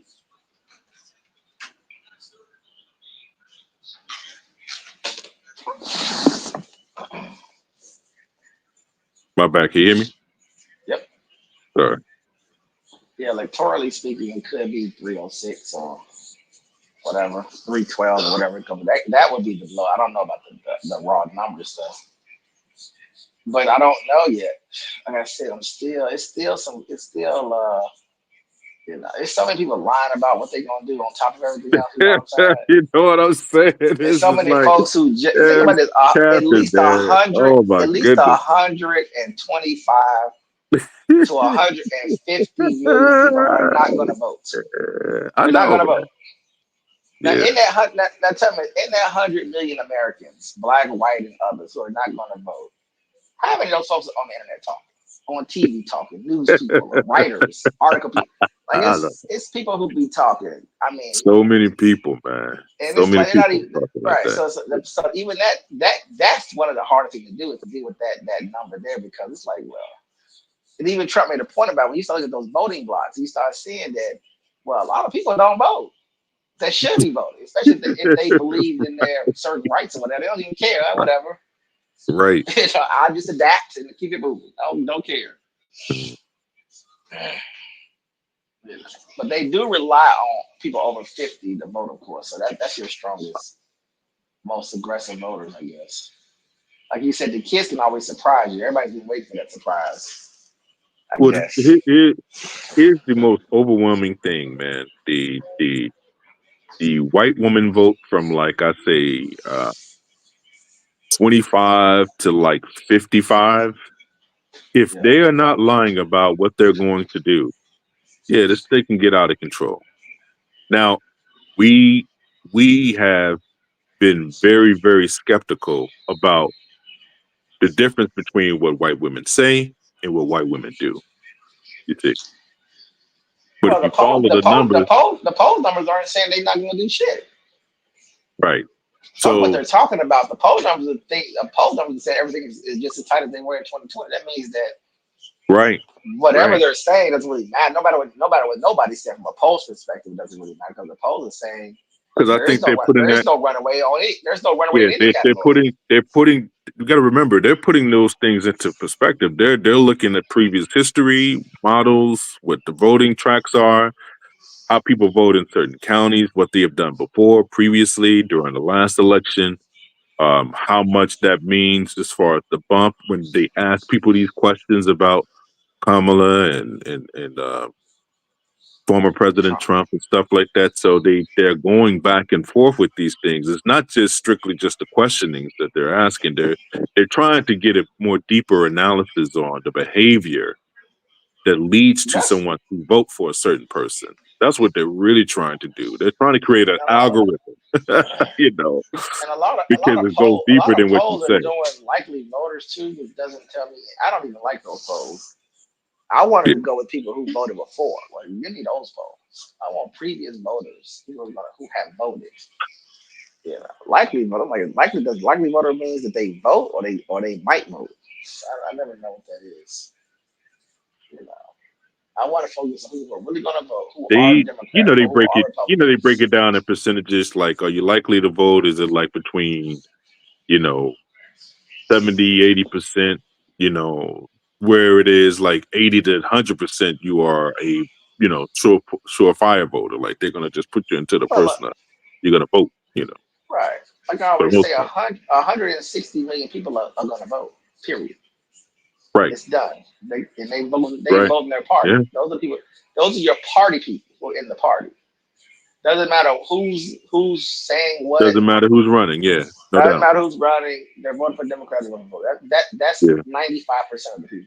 They're voting for the team. 93%. They're voting for the team. Right. They don't care. They don't care who the quarterback is. They're voting for the team. Yeah. So the polls are trying to find those people who don't know what they're gonna do, or Right. or who can. Because the thing is that I don't believe Trump is increasing his voter numbers. So I'm not sure what's going to happen on the right. That's what I'm saying. I don't know if you're adding. My concern is that now RFK I guess brings over some numbers maybe, but he's not running, so I don't know if I that's gonna really translate to. I think he hurts his campaign now. Here's my Gabby thinking. brings over some numbers. Here's my thinking on the reason why I think he hurts his campaign is because the people that was going to vote for Junior, for Robert, those people automatically, once they saw that he basically aligned with President Trump, those people was going to be the fallout anyway. So those people wouldn't have never voted for Kamala to begin with. So those people have already transitioned. That's why her independent number, I think, has went up so high. I think she swung it to like almost 12% independence, like, as far as voting for her. Some of those are part of, I think, his numbers. Those people have been basically just But when pushed they over. swapped Biden out though. Yeah, she sucked up his numbers. He dropped. Jill He dropped from Stein like 8. numbers. And, He dropped from like 8 to Cornel like West 4%. He didn't even get 5% anymore. Yeah, he's like dropped all the way out. Yeah, so yeah. So she took from I guess 4 of the candidates or whatever it was. So there is some meat there for Trump to pick up from Tulsi and from RFK.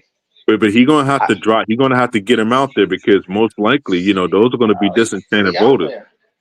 Yeah, they're gonna be He's out there, disenchanted. but I don't know if anyone votes for someone in that way though. So just because you decide not to be the president, and just because you're endorsing somebody, I don't know that's going to sway many people that vote for that person. So Right. That's always unsure to me because you're not running, so I'm not voting for you. So it doesn't Yeah. matter if you Exactly. support them or not. Exactly right. Because the people that are already gone, they're already gone. Yeah, they already done flipped So on them. he will pick up some votes because he moved over. I just don't know. I think those numbers are going to be pretty. I mean, every vote's going to count, obviously, at this point. So even if he picked up 100,000 votes, I mean, that's still a big number, of course. But I That's don't know huge. if it's going to get washed away by offsets of the other half of the people who went to Kamala for Right. from RFK. Right. So, If whatever he picks up, she picks up. he gets 100,000, if former President Trump gets 100,000, is he getting 500 to 750,000 of his votes in those certain areas in those pockets? Then it's not it's not an even exchange to a degree. It really isn't. Yeah. I figured it'd be 50-50. That's how I see it. Nah, I don't think it's 50-50 with them. I'm pretty sure they'll be able to possibly figure out a way to break down those numbers. The people that was going to vote for Robert, and they decided to kind of break free and do either former president or voting for Vice President Harris. I think they'll be able to actually get that number, and I'm pretty sure that number is going to probably be overwhelmingly Harris. Yeah, especially like after the it's the abortion issue. I think most of these people that decided to vote for Kennedy, they just they're anti the super PACs, the large corporations kind of running the elections. They want to have more of a free enterprise, free markets, libertarian type of folk, and I think that some of those people want to sway her way more so than his way. But we'll see. I think the complete opposite of that. Yeah, we'll see. I think it's the complete opposite. I think that half his voters, I would put it this way. Let's say a third. A third of the voters aren't going to vote because he's not running. And then the other 2/3, one for him and one for her, I think that's how I'm looking at it. And I don't know if it pushes more left or more right because, like you said, the JFK, who is the RFK voter? Anti-vaxxers, anti-government, conspiracy theories, anti-campaign, large campaign funds, conspiracy theorists. Yeah, right. But the largest campaign is Democrats, 3-1, not even close. So I don't know if she's an establishment. She's an establishment candidate. She's not an outsider. So why would she pick up any additional votes from that perspective? That's what I'm saying. I don't know how. I don't know. Yeah, like I said, I'm just saying half. I just think with half on it because his voters are complicated.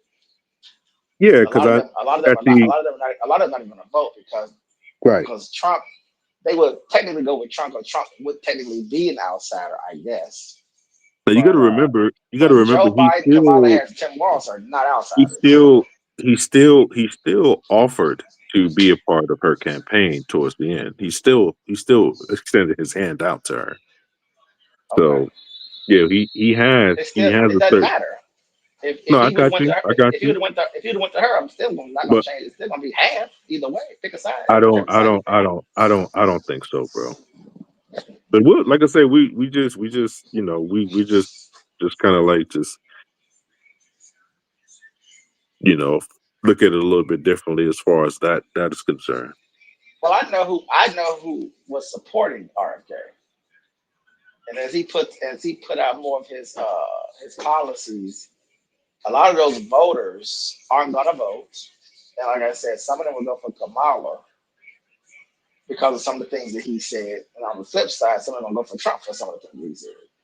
I just couldn't tell you the exact number. That's what I'm just saying. I'm just putting it down the middle. I think he had a lot because of he voters. said a lot of shit about a lot of different things. I think he had a lot of voters that just did not want to vote for a Democratic establishment party person and did not want to vote for Donald Trump. Hard stop. And I think that's where they would just Some of his basically vote, say, I just want to just vote for this person because they're not part of the Democratic and Party. that's They're the not ones part of who the aren't going to Republican vote. By Party. the way, You know. those are So, the ones who are not going to vote. That's the 30% who's not voting.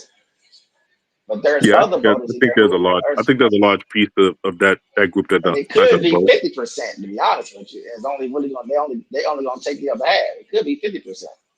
Well, we're Or more, already talking or about. more. It could be So 60. so When I really sit and think about it. overall, how many Shit. people you think? How many people you think there was actually going to vote for him anyway? Maybe what, I don't know.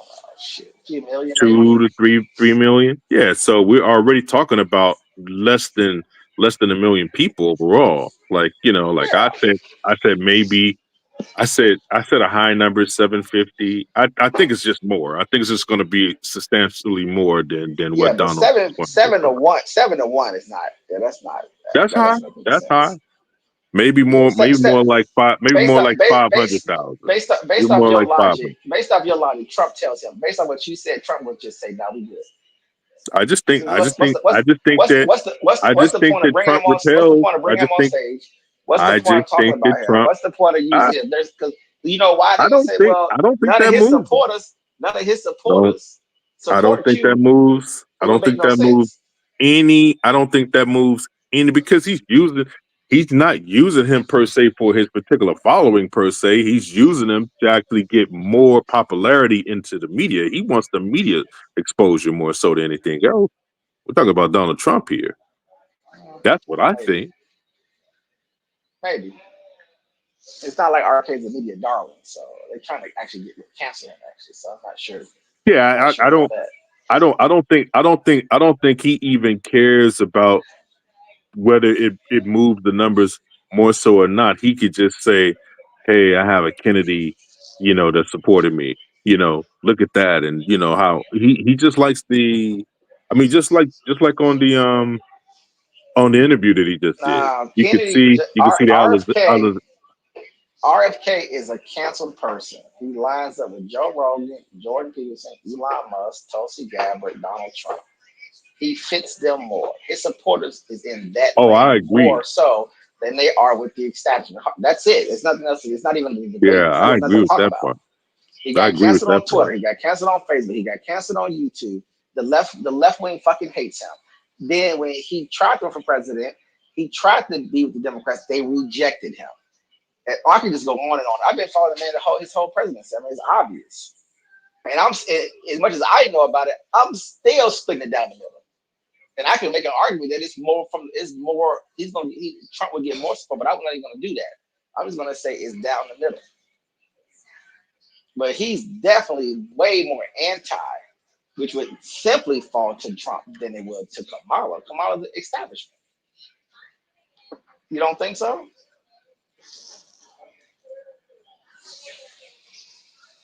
They're not Bernie Sanders. They're not old Bernie Sanders voters, are they? Or progressive voters. I don't know if they're that. Yeah, he's Wouldn't he fall more like libertarian anyway? In some weird way, he didn't want to run for libertarian. Yeah, he's definitely veered off. He's definitely veered off into the conspiracy lane. And He started out on the left. I would give you that, by the way, which is where that initial support came from. That's what I'm trying to gone. say. That was gone a year ago. That's been gone.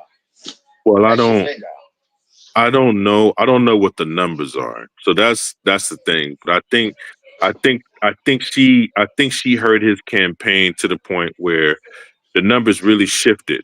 Like when she joined, like you said, when she joined the campaign and she basically started running for presidency, you could see he went from like damn near almost 8% to like 5% like the next week. A lot of those people basically shifted. So, they shifted out from him and then basically ended up supporting him. The independents, right? The independents, Biden was down 1 for independents, right? Harris is plus 12 on independents. Yep. Those are the numbers, So I think that I think she had an effect on his candidacy, obviously. Yeah, they But I voted think it. I think I think I think what's left. He had both their voters, and I watched his left wing voters. I watched him have more left wing voters, and the more he kept talking, and the more things kept coming out, it started to shift. I watched it shift month over month. Right. He started picking up more right wing voters. That's all I'm saying. Can't make the shit up. It happened. Yeah, but what I'm saying is those guys were going to most likely vote for Donald Trump anyway, though, right? I don't know. I mean, I needed Joe Biden to stay in the election to make this interesting. Once Joe Biden drops out, I can't even, I'm having to reset my whole thinking within a month and a half now at this point, because RFK was going to be a problem in this election. Yeah, he was going to be upwards of 9 to 10%. Yeah, for sure. I'm thinking more than that. Right. The issue that he's going to have though is that the actual Democratic Party and the actual party system was going to come together and destroy him, though. That's the only catch to all of that. So he would have to be very vigilant, very, very strong, and would have to have a really good message. And he kept, anyway, I don't want to break down his whole shit, but he kept getting off on some other shit. And then got lost somehow. Yeah, he got lost. That pressure is real. That pressure is real. And unfortunately, now, like I said, I don't want to break him down right now, but it's just a lot. It's a lot. I watched that whole thing. Yeah, because they squeezed him. I know they squeezed him out of the debates. He couldn't get those like he wanted. The money started to dry up. And, I understand. I get it. Yeah, I understand. He was the alternative, though. He made some simple things. He just made some errors that he didn't have to make, and he would have been a major play. He had a chance to have a major play in this election before Kamala. Well, it's how he talks about things too. He talks about things where it's just too open for interpretation that gets him in trouble. Yep, that's one big one for sure. Yeah. And if he had the ability to be a little bit more of a politician, it'd be very, very dangerous. It would have been very dangerous in this election. And made this election a lot more interesting. Maybe the closest thing that we've seen to this is maybe Ross Perot was the closest. Yeah. He could have been on that level. Yeah, he could have been on that level if he was a billionaire or found a billionaire to fund. Because you got to fund your own. Yeah, you got to fund your own campaign pretty much without the super PACs and all that. His dumbass. I mean, he got that dumbass VP pick. That shit was stupid. I mean, it's just a myriad of stupidity. Actually, whole list. Of things that he did. So then I started thinking, oh, you not trying. You on some other shit. So it happens though. It does happen, and you're seeing the numbers or whatever. And so but he definitely had a chance until Kamala showed up. So yeah, definitely. But he did take his supporters that he already had from the rights perspective, who were all anti-vaxxers, etc., and did give them to Trump. I don't know if they're going to vote for Trump though. I don't know about that part. We won't know that until after the election, of course. I'm just so interested in seeing what's going to happen on election day. I'm just curious now. Like, forget about 43 states will be red and blue automatically. Yeah. We'll know those. And we're gonna sit around and wait on Arizona, Pennsylvania, Georgia, North Carolina, Michigan, and Minnesota to do what they're gonna do. Wisconsin and Nevada, yeah, those are the 7. Yeah. And when you people watch those votes pile in, I'll be sitting here on November 5th and 6th saying the same thing. A lot of talking, but 160 million is gone. They're going DR. So all this yelling and screaming people be doing, I said, it doesn't really matter. Not only that, but that same 150 million roughly that didn't vote 4 years ago, they ain't voting this time either. You know, you might be able to get maybe a couple 100,000. What do you think? You might be able to get. You maybe get a few new voters, because she is a new candidate at least. So she might be able to get. She might be able to get. You think what, a few million maybe? To get their asses out their seats and go vote.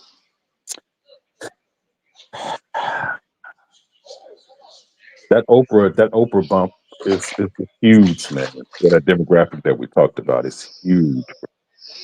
They still running clips. Yeah, it's huge, man.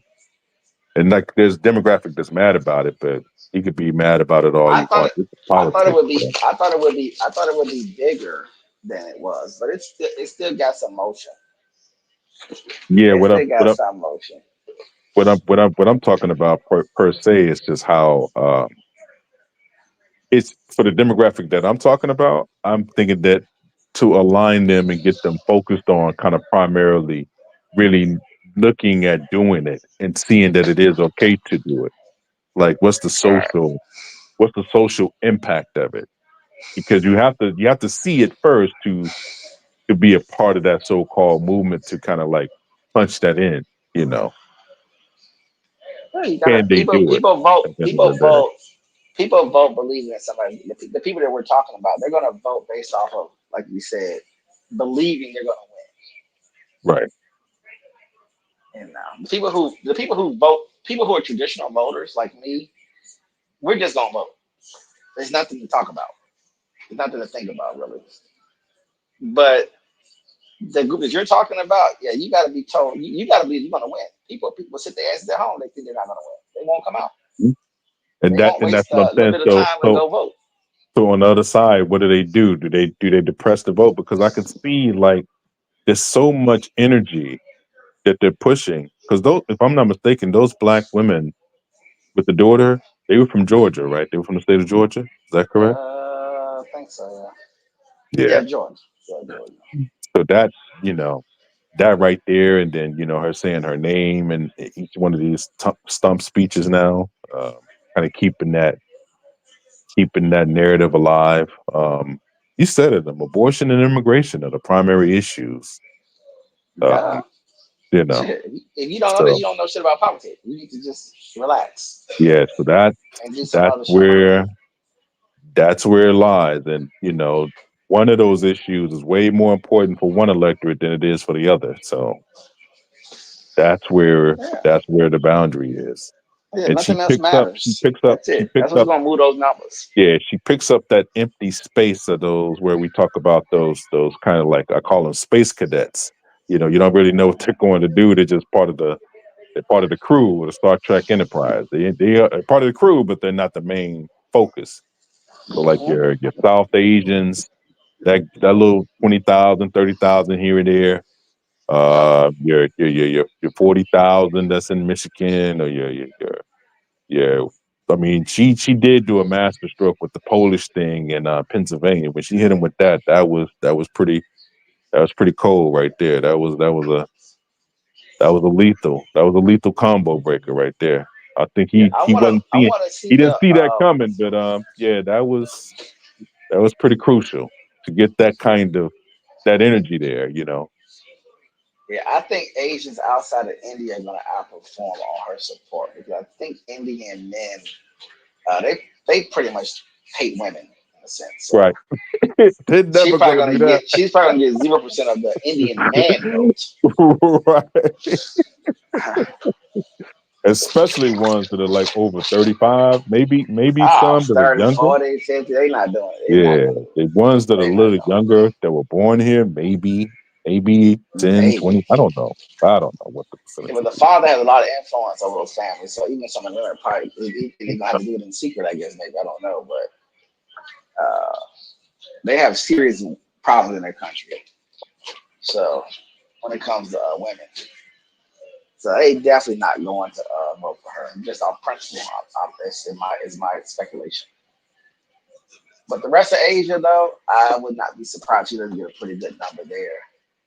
And the Latino vote, the Latino vote is swinging her way now too, heavy. And part of that is some of that is abortion too, to give them more opportunity to kind of work in the workforce with the women. Immigration as well. And soft on them. Yeah, they have a path to amnesty. Yeah. It's a trick. It's a trick. It's a trick you're playing, so you don't know how it's going to work, like you said, until you see the numbers. But the Springfield Haitian thing, it could be a positive or a negative.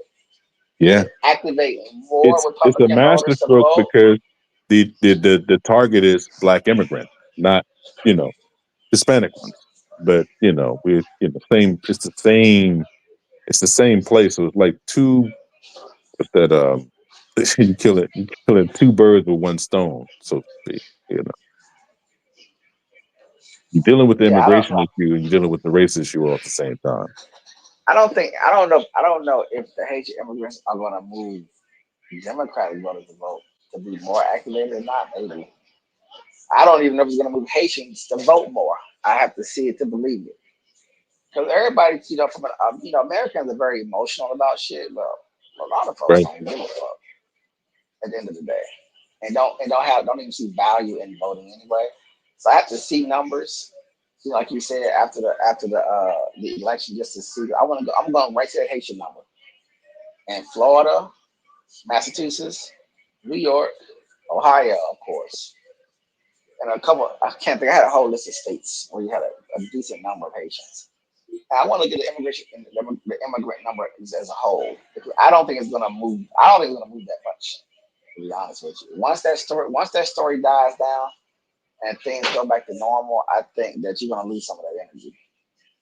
As far as for one to motivate an individual to actually go vote, I think you're gonna lose some of that because it'd be different if they was physically deporting people, like something that's more actionable. That might trigger people to do some things they wouldn't normally do, but just the talking, I don't know what's gonna. I don't know what it's gonna do on the left. Now on the right, you might be able to wedge a few fat fucks to get out their trailer parks to go and go and vote, which I even doubt that, to be totally honest with you. Because Trump has pushed immigration so hard that I don't know if he can wedge any more people out there to go vote or not. Right, and I don't know if the Haitian thing is strong enough to get a huge number of people. Now, if they stayed on this until the election day, then that's a different conversation, of course. If this story rolls away and say another day or two, and on Monday we're talking about Russia and Ukraine or something, or Israel or something else next week, or there was a fire somewhere, or whatever happened, or the poll numbers have shifted, or whatever it's going to be, right? Then I don't know how much value this story really is going to have. It's going to have in 40 days. To be honest with you, I won't know. I don't know. But we'll see. Because I would say if Trump hasn't gotten a bump. You know that, right? There's no bump that I've seen, not yet. I played a little bit of it. I think I might have a little bit of a video. I think it's in North Carolina. I think there was a bump. Not a bump, but actually, see do I have it in here? Okay, a little bit of this and see. This one curl is the reason I started my wavy hair journey. When I found Prose, I was desperate for a solution for my. Hey guys, welcome back to today's video. Today is Friday, September 20th, 2024, and today we are going to be talking about Kamala Harris and the state of North Carolina. The Republican nominee for governor here, Lieutenant Governor Mark Robinson, as a wave of scandals plague his campaign and likely doom his candidacy to a double-digit loss in the battleground state of North Carolina.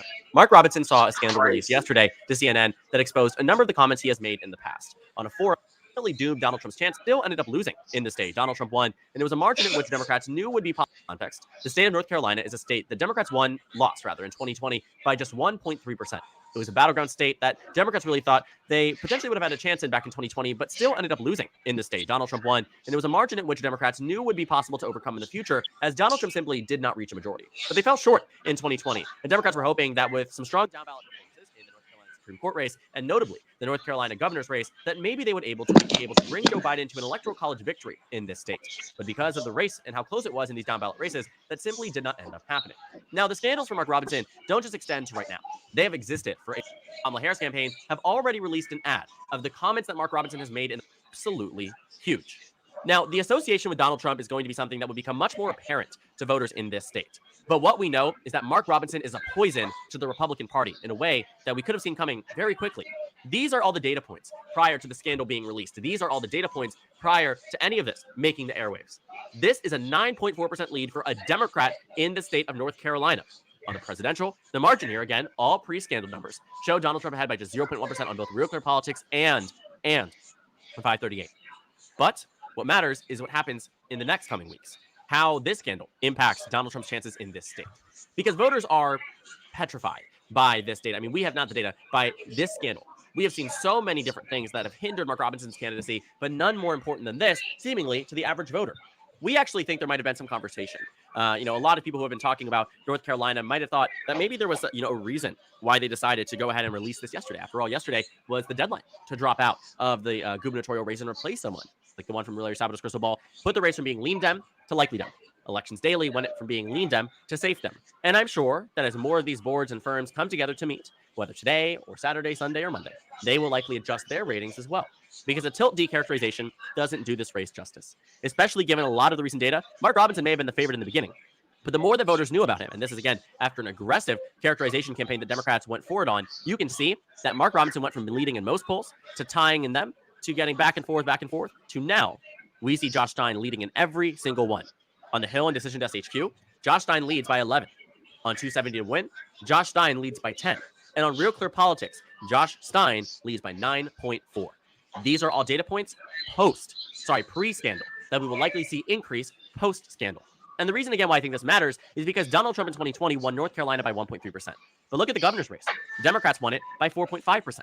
Could you imagine what it might look like if Democrats actually do win the governorship by 9, 10, 11 points? Maybe even more, given the insanity of this scandal. Democrats have seen them do well in races where the Republicans nominate a really bad candidate. I'm often reminded of the governor's race in the state of Pennsylvania when Doug Mastriano, a state senator who attended the January 6th insurrection, ran for governor with the endorsement of Donald Trump, only to lose the race by 15 points. And then in some of the down ballot races, Democrats did quite well. While I still think John Fetterman would have won on his own, it is a compounding factor of things. A strong performance for Josh Shapiro winning across the state by 15 points absolutely drove more people to feel more comfortable with voting for John Fetterman. And people are always equally inspired to vote for candidates and vote against candidates. And Mark Robinson has given so many voters in North Carolina a reason to vote against him. And voters likely will. And, based on what these things that have been said, a lot of people would have assumed that the North Carolina who said to the press, he still has thousands fundraiser, the country, not to mention competitive states. The political forecast here, if we can go ahead and get to it, you'll find that on the overall forecast, Kamala Harris has the advantage in the state of North Carolina. She's 50-50. Now, she wasn't always in the lead. Donald Trump maintained one since the beginning of this forecast up until around here, September 13th. And then she pretty much maintained her advantage, 50-50 now. This is all pre-scandal data. And anything like this really does make an impact. The governor's race on Polymarket, which is one of the nation's top political betting markets, has gone from what was a 70-ish chance for Democrats to win to 92%. Back when Donald Trump had his assassination attempt, those odds for Democrats were less than 55%. Today, the fact that they're over 90% means this is a done deal. Everybody can read the writing on the wall. That even if Donald Trump wins North Carolina, Mark Robinson does not. But I seriously think that we're at a point, I seriously think we are at a point that moving forward, we could be seeing the Democratic Party doing a lot better in North Carolina. And in terms of who's inspired and excited to vote and turn out, it will be Democratic-based groups.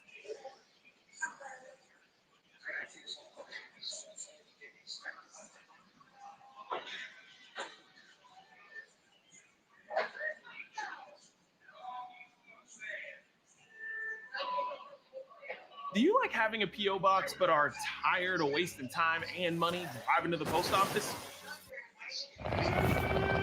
The war in Ukraine has entered a dangerous and pivotal phase.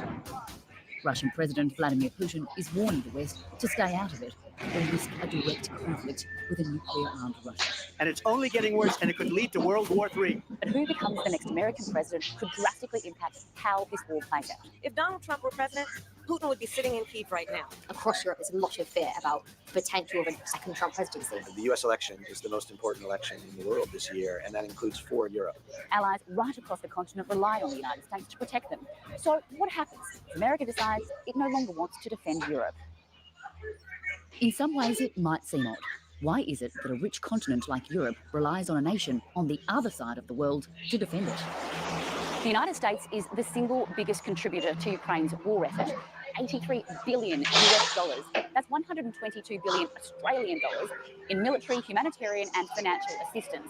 That dwarfs what any other European nation has provided. And when you look at the military support alone, it's even more striking. The United States has so far outspent the next biggest contributor, Germany, 5-1. It's provided more armoured vehicles, howitzers and rocket launch systems than any other ally. And Ukraine is hoping that American-made F-16 fighter jets will help give it superiority in the skies. So it's absolutely fundamental. I mean, it's a real moot question whether Europe could carry on without US support. So what is the future of US support for Ukraine? Well, there's one outcome, and that has European nations on edge. I think Zelensky is maybe the greatest salesman of any politician that's ever lived. Every time he comes to our country, he walks away with $60 billion. Donald Trump has threatened to cut funding to Ukraine and promised to end the war immediately. If I were president, and I say this, I will end that war in one day. It'll take 24 hours. But exactly how he would secure a peace deal that quickly is not clear. Obviously, that's a ridiculous boast. He can't do that. If he's to be taken at his word, it means that in, January, he'll start talking to Putin. Do you want Ukraine to win this war? I want the war to stop. A peace deal sooner is going to be bad news for Zelensky, because he's not going to get territory back. And then there's the unusual relationship between Trump and Putin, which sets him apart from Joe Biden and Kamala Harris, for better or worse. I spoke indirectly and directly with President Putin, who could not have been nicer. I had a very good relationship with him, and yet nobody was tougher on Russia than me. Of course he's smart, but the real problem is that our leaders are dumb. He's pretty much nasty to everyone in the world at various points. He's never been nasty to Vladimir Putin. It almost seems as if it's some sort of man crush. In 2018, Donald Trump and Vladimir Putin met face-to-face at the Helsinki summit between the United States and Russia. And when the US president was asked whether he believed his own intelligence agencies or the Russian president over allegations of interference in the 2016 US election, he seemingly took Putin's word. President Putin, he just said it's not Russia. I will say this, I don't see any reason why it would be. 24 hours later, it was a different story. The sentence should have been, I don't see any reason why it wouldn't be Russia. Sort of a double negative. An investigation concluded there was widespread Russian interference in the 2016 US election, but it found no evidence the Trump campaign actually conspired with Putin's government. And while Donald Trump was president, sanctions against Moscow increased. But their relationship has remained unconventional and unpredictable throughout. Vladimir Putin says he backs Kamala Harris for president. She has such an expressive and infectious laugh. It shows that she's doing well. He endorsed Kamala. I was very offended by that. I think it was done maybe with a smile. I don't know. Who the hell knows? So there's a benefit in that Trump and Putin are kind of friendly most of the time. And that actually Trump therefore might have, a bit more of a route in. Flip side, if Trump fundamentally doesn't care about Ukraine, which at this point in time, I really don't think he cares that much about Ukraine, he will more likely be like, okay, well, I'll just give up on Ukraine. Putin, you can have it. And here you go, help me out with China instead. There has been no point in the last 10 years of interaction between Donald Trump and Vladimir Putin where Trump's relationship with Vladimir Putin has bought him or the United States anything. Donald Trump says a lot of things. Should we really believe that he would abandon Ukraine within a day of getting into office? I mean, the previous election that Trump won, there was a confidence that, there were enough experienced officials that, whatever Trump might say or do, the actual effects could be mitigated. But I think this time, Trump has had 4 years as president. He knows what he wants to do, and he knows those sorts of people that hindered him last time. So I think he's looking for more freedom. And it's not just Ukraine watching on closely. A Donald Trump election victory could have ramifications for the rest of Europe too. In Europe, I said, folks, NATO's better for you than it is for us. Believe me. He's threatened to pull the United States out of NATO, the world's biggest military alliance. And that's kept Europe largely at peace since the end of World War II. Would you leave us if we don't pay our bills? Now, they hated my answer. I said, yeah, I would have to consider it. You got to pay your bills. They hated the answer. The NATO alliance relies on one principle, collective security. That, an attack on one. DC, you there?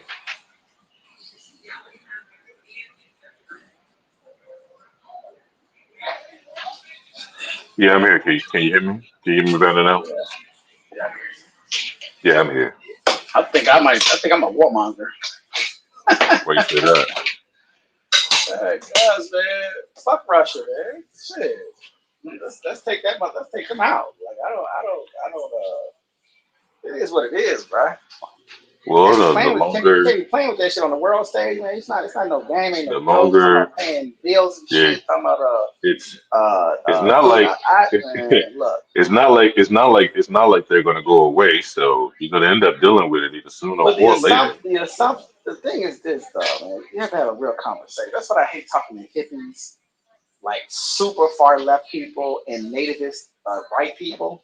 Is that I don't think they understand. It's like the mafia in a sense, right? Like there is no going back. There is no getting out of anything. I think it's bullshit.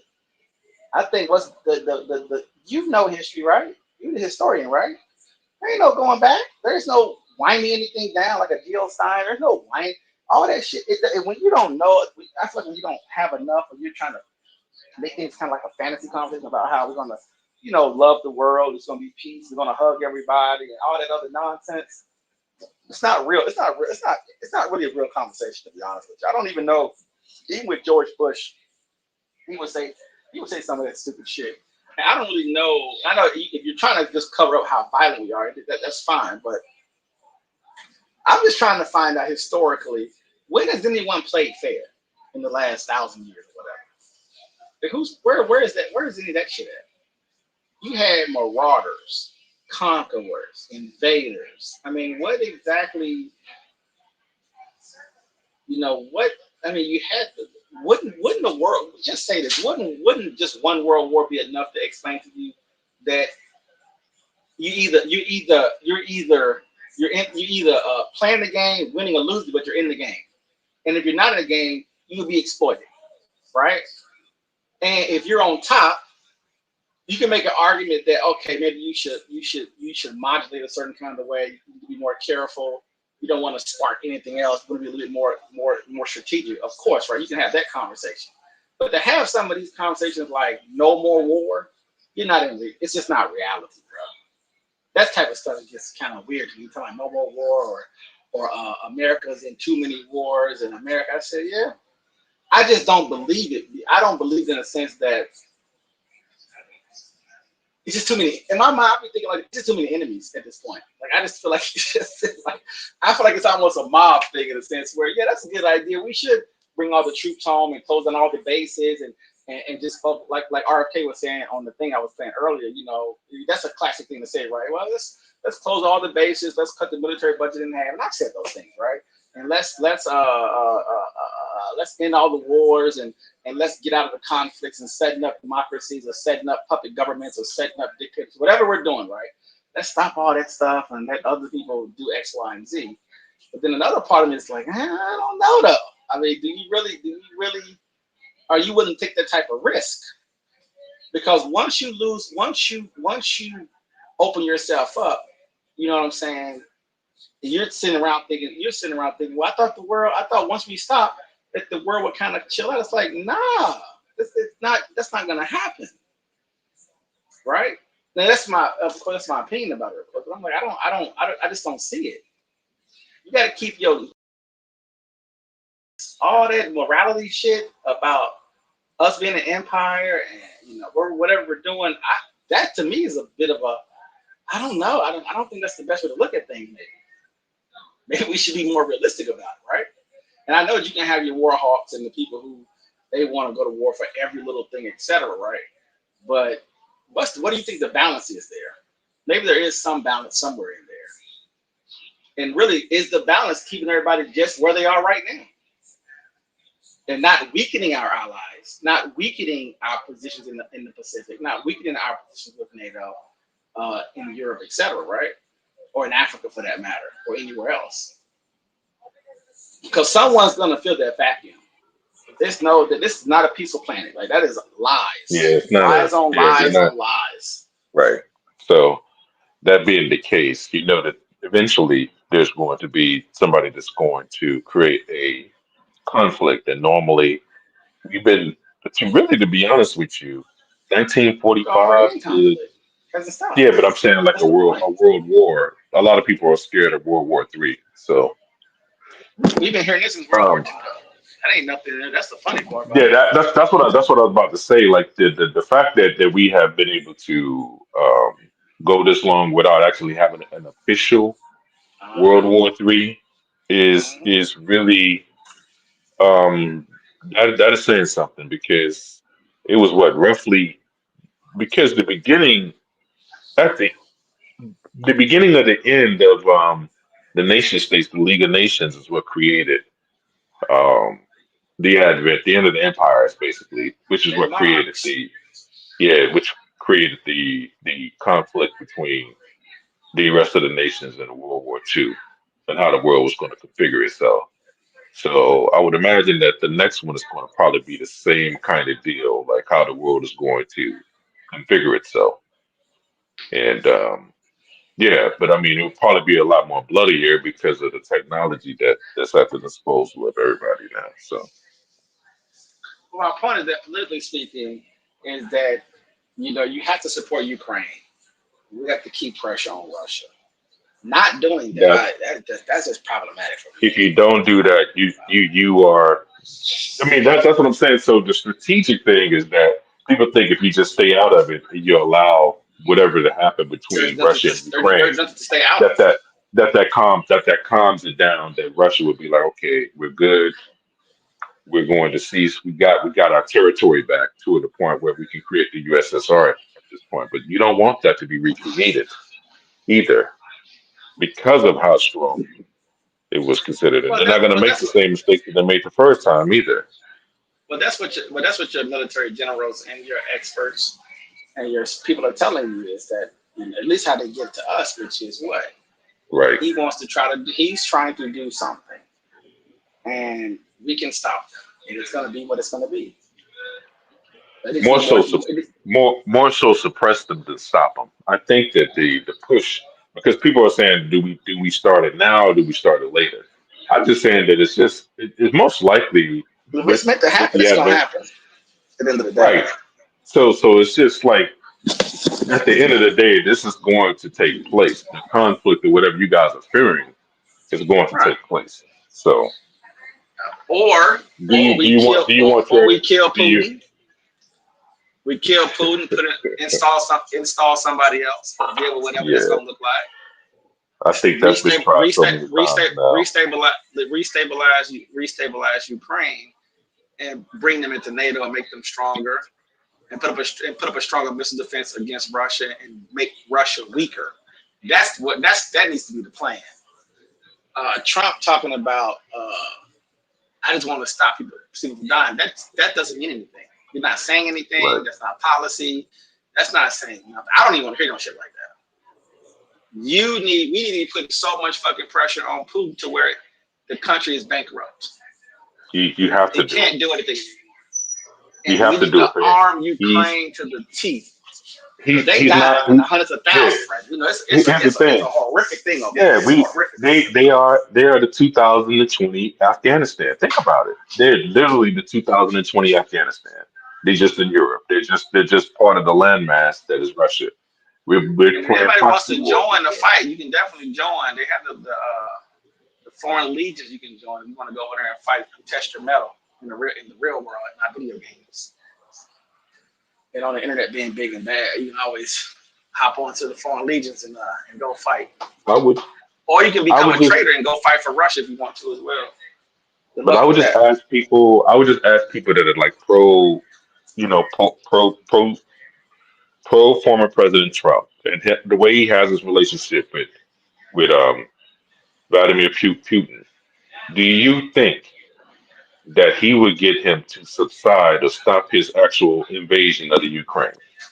Like literally, do you think that that's going to happen? Wow, I don't know. I don't know what kind of question it is. What is that? Now I'm just saying that's what I would pose to them. Do you think that he's going to actually stop that from happening, or you think he's going to tell them, "Go ahead and just wrap it up. Do what you got to do to go ahead and do it"? Our support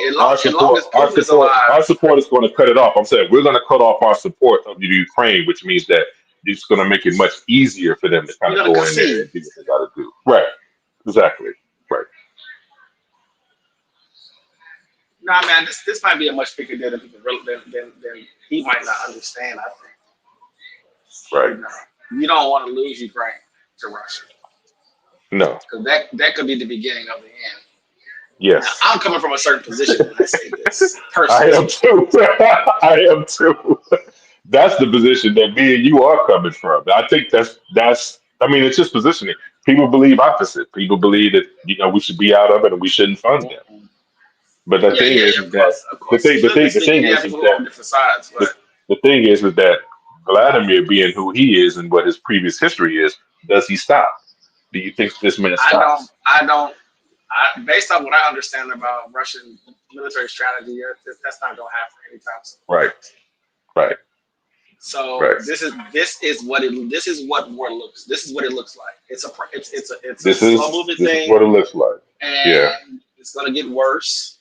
It's going to get bigger. Unless some of the leaders within Russia decide to say, it's too much, and they take them out. That could happen, of course, as well. Install somebody else. The person they install could be worse, or it could be better for us. We wouldn't know until that took place, of course. But I mean, they're making their move. At the end of the day, this is how this works. They're making their move. They jumped out there under Obama and took that one piece that they believe is theirs, and they feel like most of them are Russian speaking people. And the thing about it is, what people got to understand is that China has their place in this too. And the thing is that I think if you're looking at it from a strategic point of what America is possibly thinking, okay, is that go ahead and declare yourself. It's always like how I say, like you need to declare yourself. Ally or foe, which one are you going to be at the end of the day? We know where you put your money at because you have a relationship with Russia that you claim to just be business related, but we know that it's more than that, right? People know that it's more than that.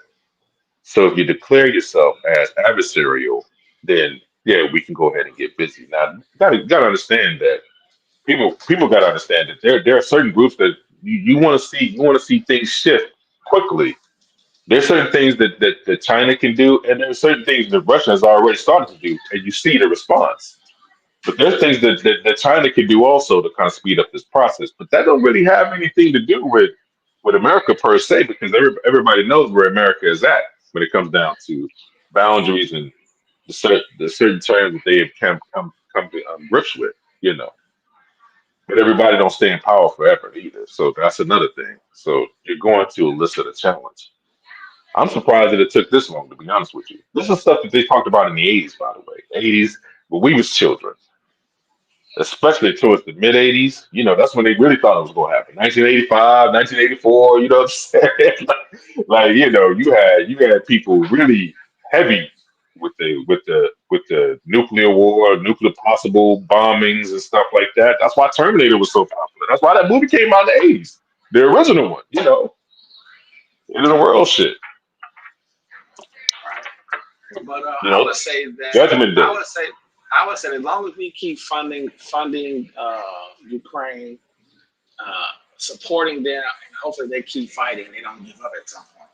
Yeah, they can suppress them to a degree to where they can keep Russia, because Russia's they have a very small economy. They're tough people. They have some history of warfare, of course, for a long time. It's time. I think it's time for them to go. To be honest with you, so America needs to go ahead and make a decision, or bleed them out. I mean, really, they're being bled out technically anyway, because we have unlimited money. So Ukraine is fine as long as the Congress and the president hold their nuts and don't start to become, I don't even know. Honestly, there is no other options. So I'm still baffled, like I said, by Trump not having the proper military understanding and talking to the right kind of people to understand like what this means historically, what this means for the future. Because to me, the time is perfect to take him out. They're a weak country, so I think it's perfectly time to get it done and to shift that whole society to whatever they're gonna do in the future, but it'll be without Putin, whatever that's gonna look like. We can move on to some other things, some other pressing things, but we're here now. I mean, like I said, I won't lie. When they declared, well, I was like, oh my God, we're gonna actually get to see something. We're gonna get to see some action at this point. You know, and I mean, it has cost Ukraine a lot of lives, bro. It's horrific, bro. That war is horrific. And I don't think That's you what I'm just, saying. I don't think you do, I don't think you lose that much blood and soil and just say, Yeah. oh, I just want the dying to stop. What does that even mean? Yeah, You're at war. for America to just bail out and not support them, that does way more damage to the political capital than it would if they just continue to support from a distance, right? And try to resolve it that way. You know, like it would just not look good to just support them and then all of a sudden you're pulling out or you start to kind of lighten the load or you're trying to convert and trying to talk to Vladimir Putin while he's still pressing on, you know, with his No, you gotta agenda. take him out, bro. Yeah, you gotta take him out. There's no talking now. But you see what I'm saying though, right? You know, like one This is the time administration want to to be, get NATO stronger, beef them up.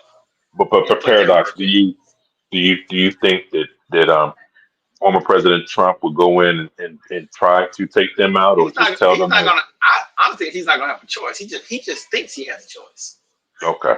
But I So don't you think the general? he may not be as aggressive as Biden and Kamala would be if they were in office. But I think they're going to sit him down and and hopefully make him really understand. Right. Talk to him about it. Yeah, he'll probably be reluctant to just give it up. Yeah, I see that. Yeah, because Obama didn't do his job.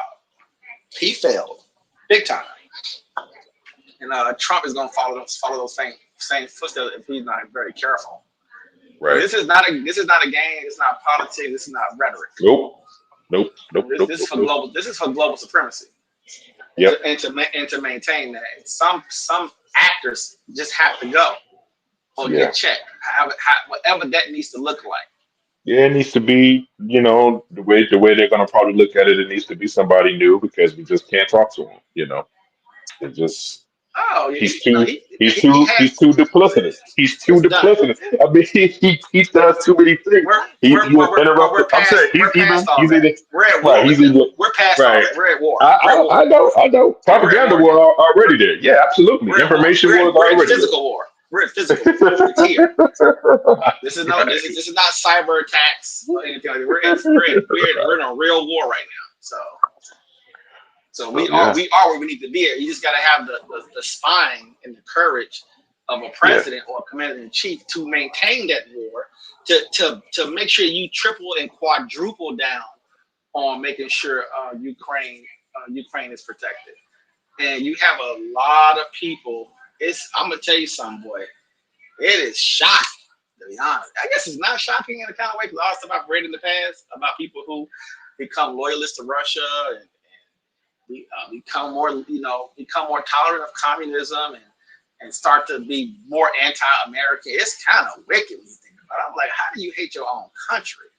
And you figured out a way to do that based off of the atrocities of a nation. But historically, that's just reality of it. You have to accept shit like that.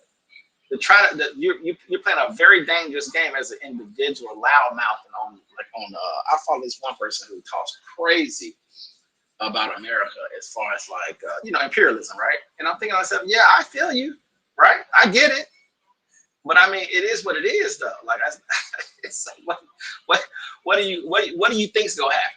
You know what I'm saying? If you once you know how it's like you know how in those movies where they say it's my last, I'm gonna do this job is one last time, or I'm gonna get out after this. There is it don't work like that. It actually makes you weaker, to be honest with you. So I do be questioning people's motives sometimes. Like, do you want our country to be weaker? Because I do feel like that. Is that some folks want us to be dominated because of our history, right? Like, we deserve to be conquered because of the shit that we've done in this country. And it's like, you don't want that. You want to move past the past and look forward into the future. Because you do not want what you think you want. And you're not going to care because you're going to be dead anyway. And your family and your future family, the ones going to deal with, like we always say, speaking somebody else's language. You don't want that. It's like, you trust me. We're in the lead right now. Even if we decide to kind of pull it back some, we still want to be in a position to make our own choice and decisions. We can have our own little internal fights and complain about George Washington and statues and bitch about slavery and Jim Crow and shit like that and blah blah blah. We can do all day long. But trust and believe me, I'd rather have that conversation than there's some other things that could happen. That's how I look at it anyway. I mean, you know, we can play around with it, but I don't think anybody really wants that, to be honest with you. When you talk about the level of death and destruction that would be required to even accomplish that, the scale of that is nothing in the world. It would be nothing the world has ever seen anyway. That's why I always find it strange that somehow people are thinking that we bent the knee. Like I heard this one dude talking, man. I'm looking at him like, if we bent the knee, say we just gave it all up, DC. We gave it all up. You don't think we're gonna get conquered? You don't think somebody's gonna come and blow this place apart? It doesn't. You know, you know how much dirt we've done. You know how much dirt we've done. You know how many people we've killed, how many governments that we've taken over across these last 70, 80 years. Shit. And don't get started with the internal stuff. You add the internal angst on top of that. This would be one of the worst places on the planet to live in, bro. It'd be so bad. Because you're trying to answer for so much history, right? So you're gonna get done. You're gonna get done. You know what I'm saying? You're gonna get done the worst. And you know, maybe we deserve it, maybe we don't. But I tell you what, it won't matter who you are by your skin color. I will tell you that much. Yeah. I tell you that. We all gonna get it though. That's the part. It's like, well, shit. It ain't like somebody say, well, look, you know what? We know the history. We know what you've been. So we gonna put y'all over here and make sure y'all. That's not gonna happen. Nah, they don't care about that. It don't work like that. No, it don't work like that either. Because you served in the military. You served in the military. You had a DOD. Like you part of these people. Like it's not. When I travel, and when I tell folks who have traveled, most people say pretty much the same thing. You look at as an American for the most part. Yeah, you're American. So I don't need to go any further than that. So don't give a fuck about it. Yeah, but anyway, let me see what the last things have to say. Will be considered an attack on all, and the other member states would help defend it. It's the promise to defend your allies, and it's the belief by your adversaries that you will. Donald Trump or any president of the United States can destroy NATO in an afternoon simply by saying, I'm not going to honor that promise, which Donald Trump has already partially done. And Donald Trump has gone further, revealing during his first term that he warned allies he would encourage Russia to attack NATO nations who didn't pay up. Let's say that happened. No, I would not protect you. In fact, I would encourage them to do whatever the hell they want. You got to pay. You got to pay your bills. I won't lie to you, bro. If I played this video to somebody, say 20 years, they would thought it would be a fake video, like a propaganda video. To say some goofy shit like that, bro. I remember when he said that shit. That's insane. Yeah, man. Yeah, that's crazy, bro. Crazy. That's when you get so many military people that are like, normally they don't even talk about elections like this. They're like, nah, he cannot be in charge, man. You know. And you will get, and by the way, you will get a ton of American support that you do get, that you, like you say, you don't want to fight. So you will get the support. But it's kind of like, well, are you missing the bigger play here? It's like, if we're at war, period. I just keep thinking that gets lost. And a lot of people who be online that I follow, this is not a business. Very, very left. Yeah, this is not. I'm like, do you know that? Yeah, this is not a business deal. This is not a business deal. Like, yeah, the people think that this is like he's gonna go in and make a deal. Like you know what I'm saying? Because that's what he said. I will get on the phone and I will make it. No, this is, you gotta understand. This is like in place for years, and they have been able. That's not only that. They have been able. The way it looks, the way everybody has spoken about you, not just people that's on the left or just far left. It's people that's really just on the far right, that's in the military, that has basically said you have given safe haven for these people that feel like they can actually do things across the world that they normally didn't feel comfortable with doing. That's lot of people. That's just what they said. Are okay with that, though. A lot of people in America, they're okay with that. Absolutely. They don't want to be. They don't want to be. They want to be non-interventionists. But they don't know what that means, though. We are a global country. We are a global planet. Just full stop. Global planet, global world. At the top of that pecking order is the country that you live in. Period.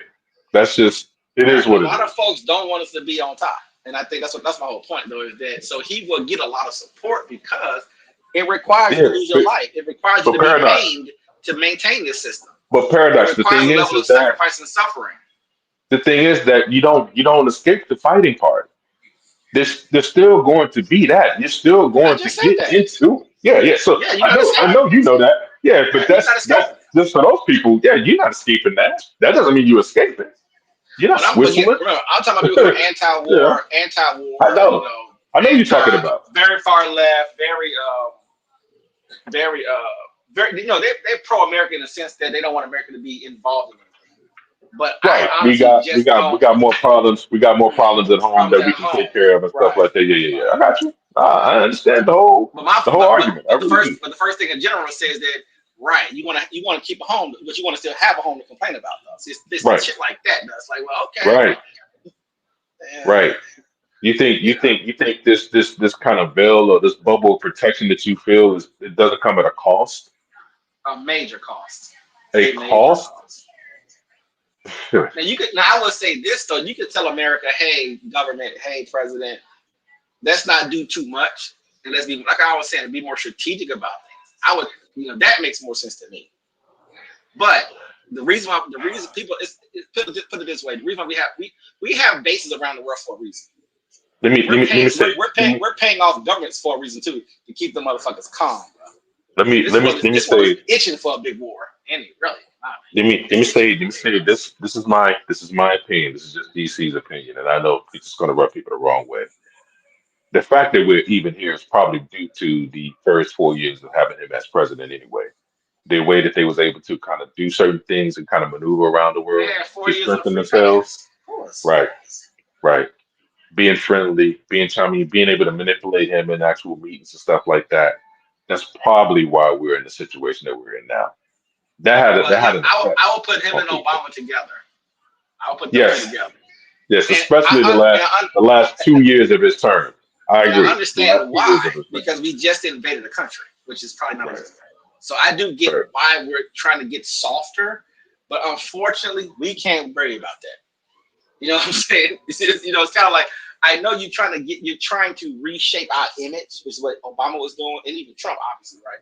And I'm thinking to myself, unfortunately, you can't bring those folks back to life that we murdered all through the Middle East, right? They're not coming back. So I don't know what people are asking for. Japan is still mad. Shit, to be honest with you. That's what I'm saying. I have a right to be. They have a right to be too. So my thing is that when you show weakness, you're vulnerable. You think people like, oh, well, you know what? America's chilling right now, so let us all be cool. That's not real life. It's not real. And let me also say the population. You have to clothe the population. You have to protect the population. It's very expensive, and these are the realities of it. And just because me and Paradox give these hardcore facts doesn't mean that we basically caping for the empire. That doesn't mean that. So don't caveat. I'm good. I don't need caveats.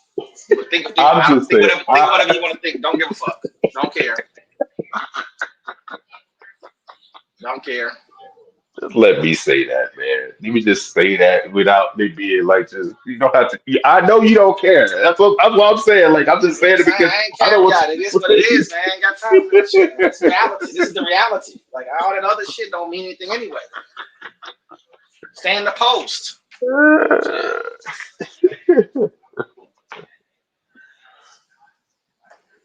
We spent a lot of money, bro. We spent a lot of money.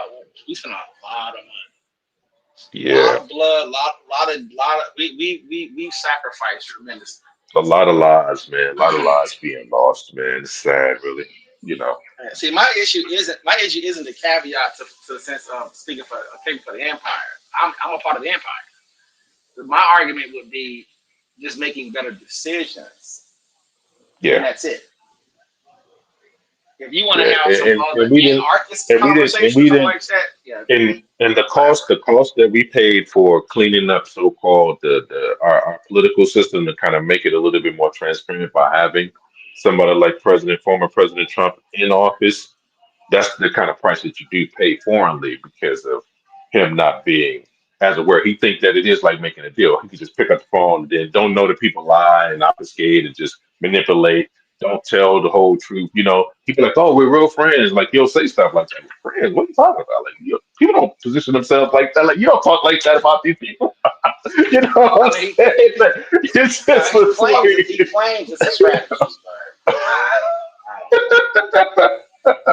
These guys are playing the long game, bro. You're also like 4 years. That's what I'm saying. They're gonna beat her after you're gone. That's what I'm saying. So with the next person, years, exactly. I mean, till they die, like it's their family. Like, oh my goodness, man. It's just okay. So that's why I'm saying the It's whole difficult. goal is the whole goal is to always strengthen America, making sure the empire is as strong as it can be. You can transfer that power and maintain it. That's all your job is to do. Is just to maintain and move on, and let it transfer and move on. That's it. Right. You're not special. The fact that he thinks that he has that much control to where he can just stop wars by phone call and stuff like that is just It's just not immature. It's naive. yeah, it's Extremely just not. naive. Yeah, come on, man. It's naive. America, like I always said, we are where we are, and it's gonna. And you have to just they just won't teach us to accept it. That's the problem, right? So we're playing this game of heroes and wonderful and beautiful and great, and we're monsters at the end of the day. And we got to do what we got to do to maintain our empire. And you know, it is a tricky thing because it does require an immense amount of sacrifice. Our ancestors in slavery had to build this place. It's a lot of sacrifice, right? The Europeans that came over here, the Latinos, the Haitians, and everybody who's coming over here now, I mean, it's a sacrifice to maintain this empire. But when you're here and you're a part of it, what else am I going to say? Because if you're not a part of this place, you shouldn't go be a Russian or something. Get out the country, go somewhere else. To me, it doesn't make any sense in my mind. Because I've been to third world countries, and I'm telling you something, bro. You don't want that.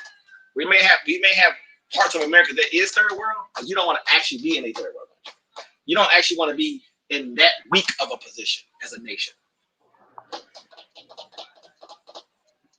2014, after Russia's illegal annexation of Crimea, NATO members agreed to spend 2% of their GDP on defence.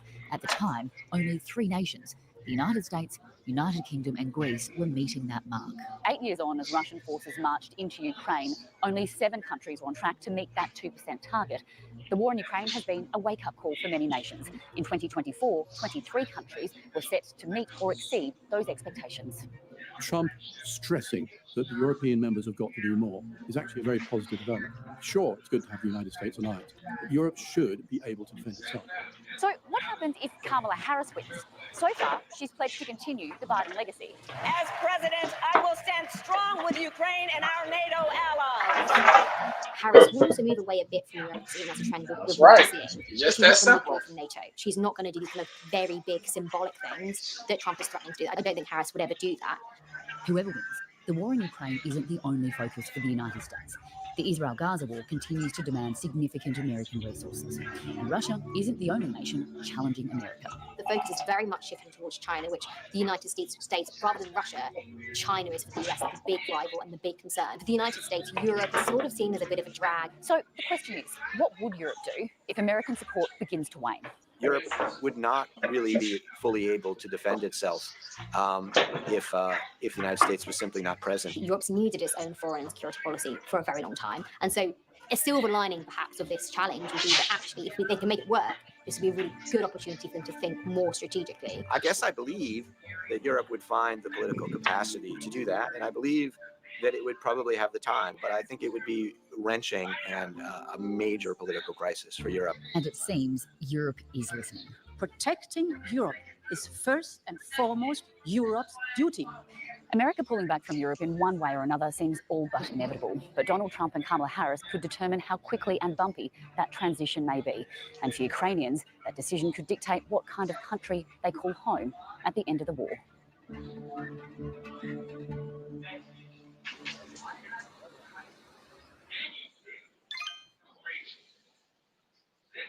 Yep.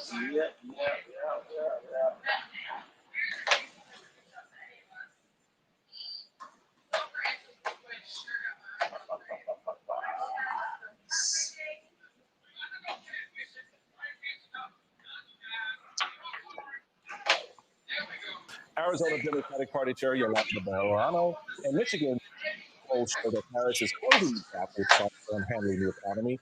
A major improvement, folks. We can't lose sight of that from the double-digit advantage Trump held on President Biden over that particular issue. Joining us now, Wisconsin Democratic Party Chair Ben Wickler, Arizona Democratic Party Chair Yolanda Bejarano, and Michigan Democratic Party Chair. Talk us through what that's going to mean for voters in your state and for this election. Yeah, absolutely. We are so grateful to our Secretary of State, Adrian Fontes. The Arizona Supreme Court sided with him. And, close to 100,000 voters will be able to vote a full ballot. And this is just testament to Democrats fighting to make sure that Arizonans have their constitutional right to vote protected. And we're just so grateful. Chairman Wickler, I was very much interested in how the vice president would begin to have this conversation around the economy, since it has been such a weak point for Democrats, despite all of the good news that has come out over the past year. And now with interest rates cuts by the Fed this week, 50 basis points, and Republicans whining about that, saying like that's a bad thing. I want you to listen to how in this very, very loose moment with Oprah Winfrey, the vice president talks about her economic agenda relative to Donald Trump's. Part of my plan is to give startup small businesses a $50,000 tax deduction to start up their small business. Right now, it's $5,000. Nobody can start a small business with $5,000. So that's part of my plan. That's a teeny tiny business. That's business in. I think people get it. They understand what that means for a small business owner to now be able to have this infusion of support. Absolutely. Tens of millions of Americans have small businesses, and many more people think about becoming their own boss and launching a small business or a side hustle that's a small business. But when you launch a small business, then you get hit by a tax bill because there's not withholding. And that can be hugely problematic for people. So having the vice president in the corner of everyone who has a dream, who wants to build wealth for themselves and their families by launching something that is their idea, not just getting a job, that really speaks to a president who connects not just with people, as she says, trying to get by, but people trying to get ahead, people with aspirations. And it speaks to this big idea about the future, turning the page, thinking about where we want to go, not just going back to someplace where we've been. I think it ties in so deeply to the core idea of this campaign. It's why she has credibility on the economy in a way that has to be making Donald Trump panic a little bit. Lavora, the national Teamsters chose not to endorse Kamala Harris, but the Michigan Teamsters did decide to endorse the vice president. Tell me how something like that plays in the state of Michigan. Michigan is a union state. We are strong in support of our unions, and our unions are strong in support of our Democratic candidates from the bottom of the ticket to the top. The Teamsters here in Michigan have been terrific allies and partners of this party. They were very clear as I talked to them about their support for the vice president. Whatever the national did, I always felt that this state organization here in Michigan would step up and support the vice president. Their folks are ready to do the work that the other union folks are doing. Folks are out here knocking doors and making phone calls, talking to their fellow members and their fellow workers about the. In other words, not a single one of my policies had a statement that was factually inaccurate. We took great pains to make sure that everything I posted was cited and sourced to government databases or peer-reviewed publications. And Facebook pushed back on that and said it's not actually misinformation. And the White House had to coin a new word called malinformation. And malinformation is information that is factually correct, but it is nevertheless inconvenient to the government. Oh, and of course, a democracy cannot function if we don't have freedom of speech. And we know this from reading, because we grew up taking civics lessons and we understand that. And we read George Orwell and we read Aldous Huxley and we read Robert Heinlein and Alexander Solzhenitsyn and Arthur Koestler. And we know from all of those extraordinary classic writers that totalitarian systems all over the world and throughout history have always begun with the censorship of speech. And that is the first step down the slippery slope to totalitarianism. There is no time that we look back in history and say that the people who are censoring speech are the good guys. They're always the bad guys. And we need to begin teaching our children. We need a president of the United States. If you don't understand that misinformation and disinformation is protected by the First Amendment, and you are disqualified from being president of the United States. And we need a president of the United States. We need a president of the United States who will use that office as a bully pulpit to give us all a civics lesson again and remind the American people that this is the most important right. A government that has the power to censor its critics as a license for every atrocity. And we saw during COVID in January of 2020, they began censoring the doctors. They just said people who were injured, people who were different scientists, the greatest scientists in the world, who were being censored because they were challenging government orthodoxies. And we were told, trust the experts. But the experts were not the experts. They were people who were in the government. Pause it real quick. Pause it real quick. Pause it. Pause it. Pause it. Pause it. Pause it. As soon as Quick question. When the so-called jab came out, who initiated that plan to call it whatever they called it? What did we actually call it? It was called Operation what? What, Warp Speed? And who was the person that initiated that? And who was the doctors that he trusted to do all these things? Was he head of the administration that came out with the so-called COVID vaccine?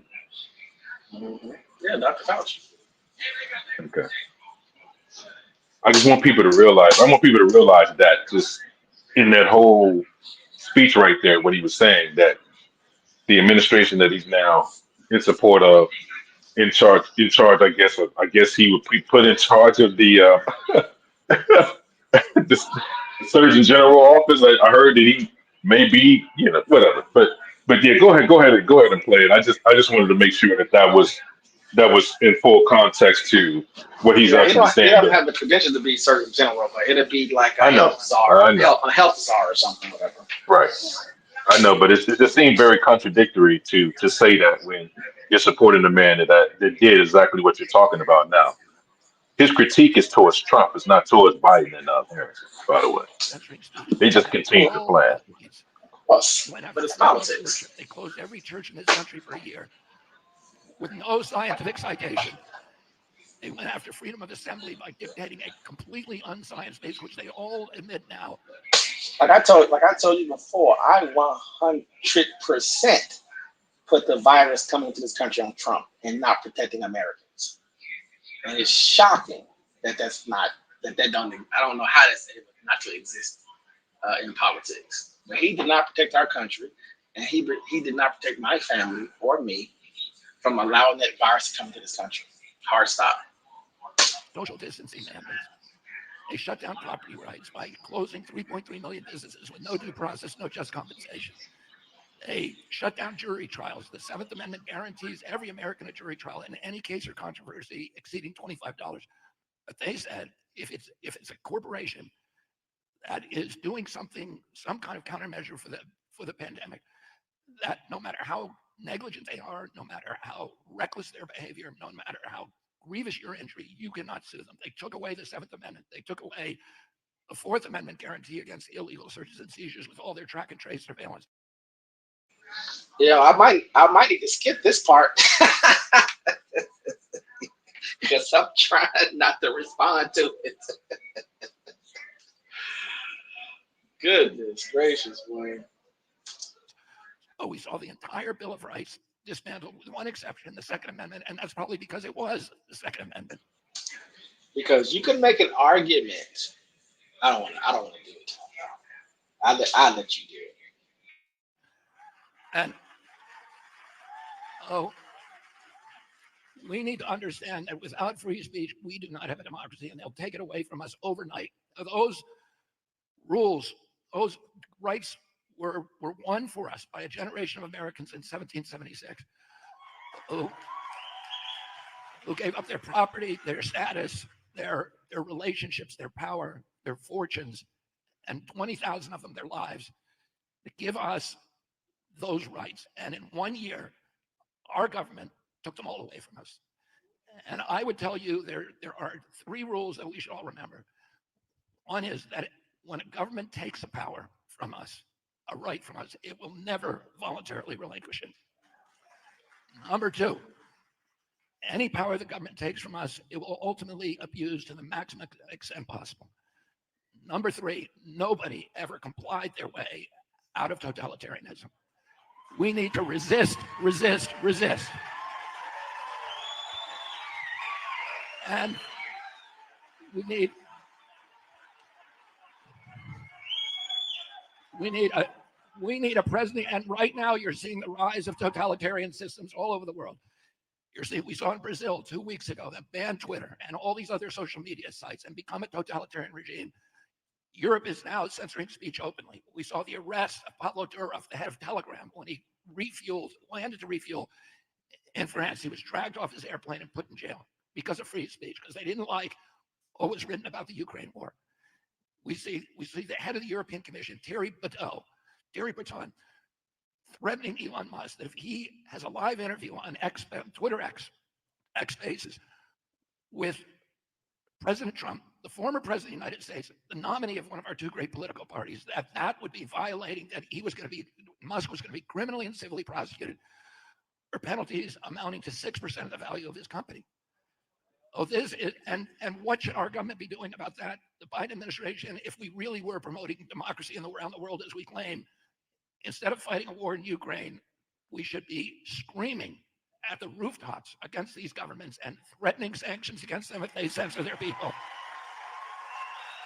And nobody in the Democratic Party or our government has spoken out against this atrocity, this calamity. And what we need is a president who will re-educate the public about our civic duty, who will reinstitute civics lessons in our classes that teach people to love the United States of America. And we need to teach our children to resist until hell freezes over, and then fight them on the ice.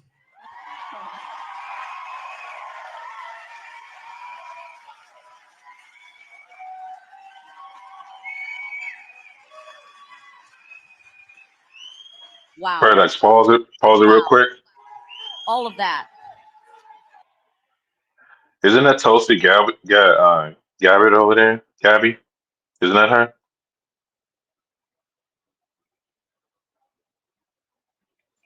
Yeah, that's her. And she let him run like that without. Anyway, It's an effective campaign. I've heard. I just don't. But I'm gonna tell you something. For you to let him get away with what he just said. Listen, Lord, I'm looking at her. I'm looking at her because, like I said, like these are the things that. Okay, so I'm just saying. I'm just, all right. It's complicated because, like you said, people are vying for power and access to things.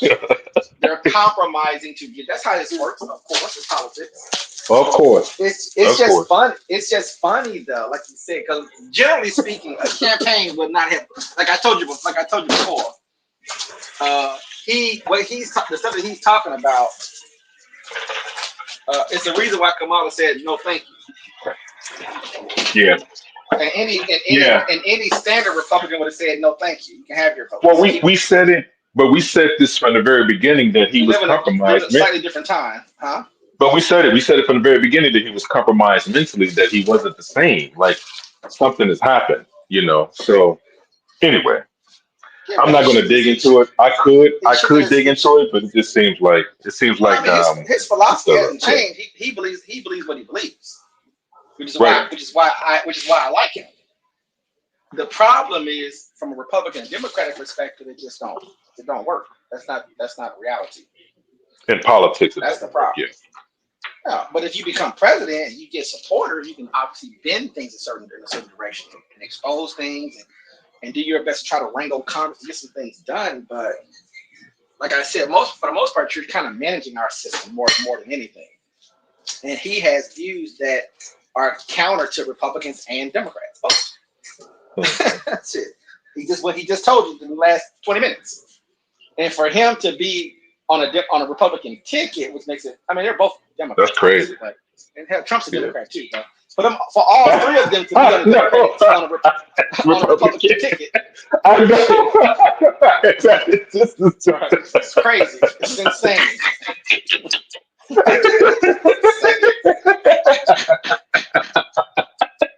They're gonna give both of them a job. It's like, Lord have mercy.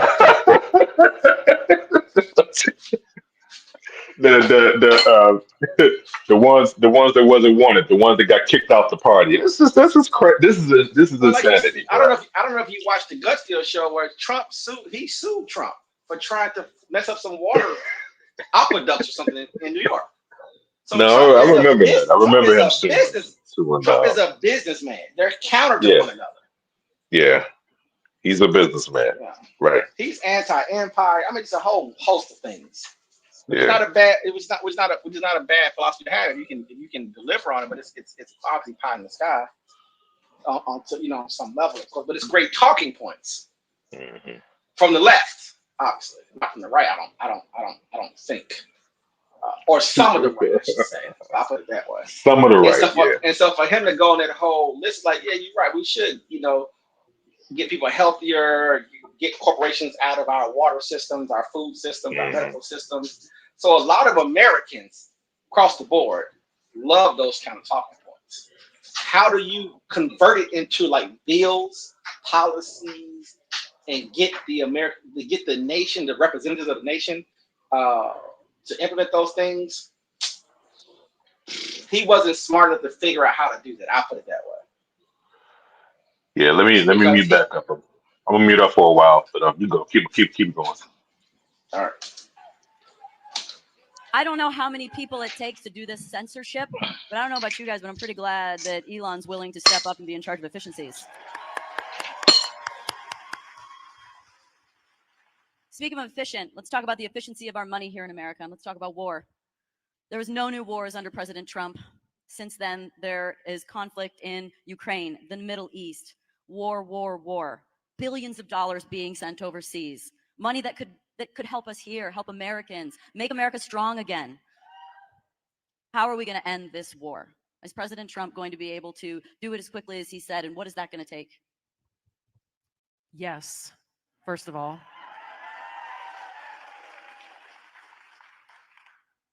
What we need now more than ever is strong leadership in this country. And that strong leadership that values every American life, that values the lives of our men and women who serve in uniform, and who's willing to do the tough work. Bobby talked about his uncle's diplomacy and finding a way to speak directly to Khrushchev to prevent us from facing a nuclear war at that time. President Trump has already shown through his previous administration that he is that leader. I was a member of Congress at that time, representing my home state of Hawaii. And as you can imagine, we got some local people in the crowd here, right on, aloha. As you can imagine, the threat of a nuclear attack from North Korea was a very real one. And so it was very frustrating to me during the Obama administration that they refused to engage in direct diplomacy. President Obama refused to meet with the leadership of North Korea. Why? What I was told as a member of Congress serving on the Foreign Affairs and the Armed Services Committees was, and I'm quoting, "We don't want to reward Kim Jong-un with a meeting with the President of the United States." There's a big open window into how they view themselves and how little they valued us. That those of us who were within range, even at that time, of ballistic missiles, intercontinental ballistic missiles, as we saw North Korea's nuclear capabilities continuing to increase, now they have the capability to reach anywhere in our country. What did President Trump do about that when he took office? He went and met with Kim Jong-un. Why? Because he cares about us. He cares about our lives. He understands the seriousness of nuclear war. Bobby talked about in great detail how catastrophic a nuclear Armageddon would be for all of us here in the United States and the world. President Trump recognizes that. He took action to try to de-escalate those tensions and to try to prevent nuclear war. How did Kamala Harris respond? Well, she talked about it in the debate that they had not that long ago, and she criticized him for engaging in that direct dialogue, that direct diplomacy on behalf of the American people. She criticized him for engaging directly with Putin. Why? To act in the best interest of the American people and our safety and our security in dealing with the other country that has more nuclear weapons than any other country in the world. We hear a lot about the term peace through strength. And very often it's used by neocons who are interested in spending more of our money to build up the military-industrial complex. But what they're not telling us is peace through strength is the strength of leadership that President Trump has already demonstrated in being willing to meet with adversaries and dictators and friends and allies. I almost threw something at the television during that debate many times, but especially it cut straight to my core when I saw Kamala Harris look straight into the camera, speaking to all of us, declaring with an air of victory and confidence that there was not a single active duty service member serving in any combat zone anywhere in the world for the first time this century. It made me angry and it made me sick because I have friends currently who I have served with in war zones who are currently deployed in combat zones as she was delivering those words. It's worse than lies. It's worse than lies. She is the Vice President of the United States. She says that she sits next to Joe Biden in the Situation Room in the White House when every major decision is being made. She was the last person in the room when President Biden made the decision to execute the most disastrous withdrawal from Afghanistan that we've ever seen, that took the lives of 13 servicemen and women. She stands there with great confidence and talks about how much she cares about our men and women in uniform and what kind of leader she will be as our commander-in-chief. She has shown us what kind of leader she will be. One who didn't care enough to show up and receive the remains of those 13 servicemen and women who were killed at Abbey Gate when they came home. One who didn't care over these last 3 years since they were killed because of her and Joe Biden's decision to even call their families and express her condolences or even apologies for that disastrous withdrawal. And one who stood there and spoke to over 70 million Americans who were watching that debate and said, none of my brothers and sisters are in harm's way today when many have been killed under her watch, including this year. How can we trust someone who cares so little in the job that she currently has about the cost of war and who pays the price that she thinks we should promote her to be president? The cost of war is real. I served in a medical unit during my first deployment to Iraq. It was 2005 during the height of the war when we took an incredibly high number of casualties. That deployment changed my whole life. When I went home, I had left a seat in the state legislature and volunteered for this deployment. When I went home, people thought, okay, good, you're home. Welcome home. You can come back and kind of pick up your life where you left off. But there was no way that I could do that. I was resolved because of that experience and the experiences that I had in deployments that followed, both in the Middle East and in Africa, to be in a position where I could make those decisions about war and peace, recognizing that diplomacy, all avenues of diplomacy must be exhausted, and seeing war as a last resort. I stood with President Trump at Arlington Cemetery on the 3rd anniversary of that suicide bomber at Abbey Gate in Afghanistan. I felt his sympathy and his sorrow as he shared that time with those Gold Star families who were there. I saw in him someone who will keep that promise to take care of our men and women in uniform, to make those decisions carefully, seeing war as a last resort, and doing the tough work to fulfill the promise that he has made to every one of us, to walk us back from the brink of World War III and nuclear war so that we can live free. We cannot live free unless we are at peace. We cannot be prosperous unless we are at peace. And if we allow Dick Cheney and Liz Cheney and Kamala Harris back into the White House again, we will see not only more war, but we will see that continued grab on our rights and our civil liberties and our freedoms once again in the name of, well, if we are to keep you safe, we have to take your freedom away. This is a false choice that we should never accept. We have to demand more from our leaders to defend our liberty and keep us safe. I've endorsed President Trump because he is our best hope to do that in this election at this dangerous time.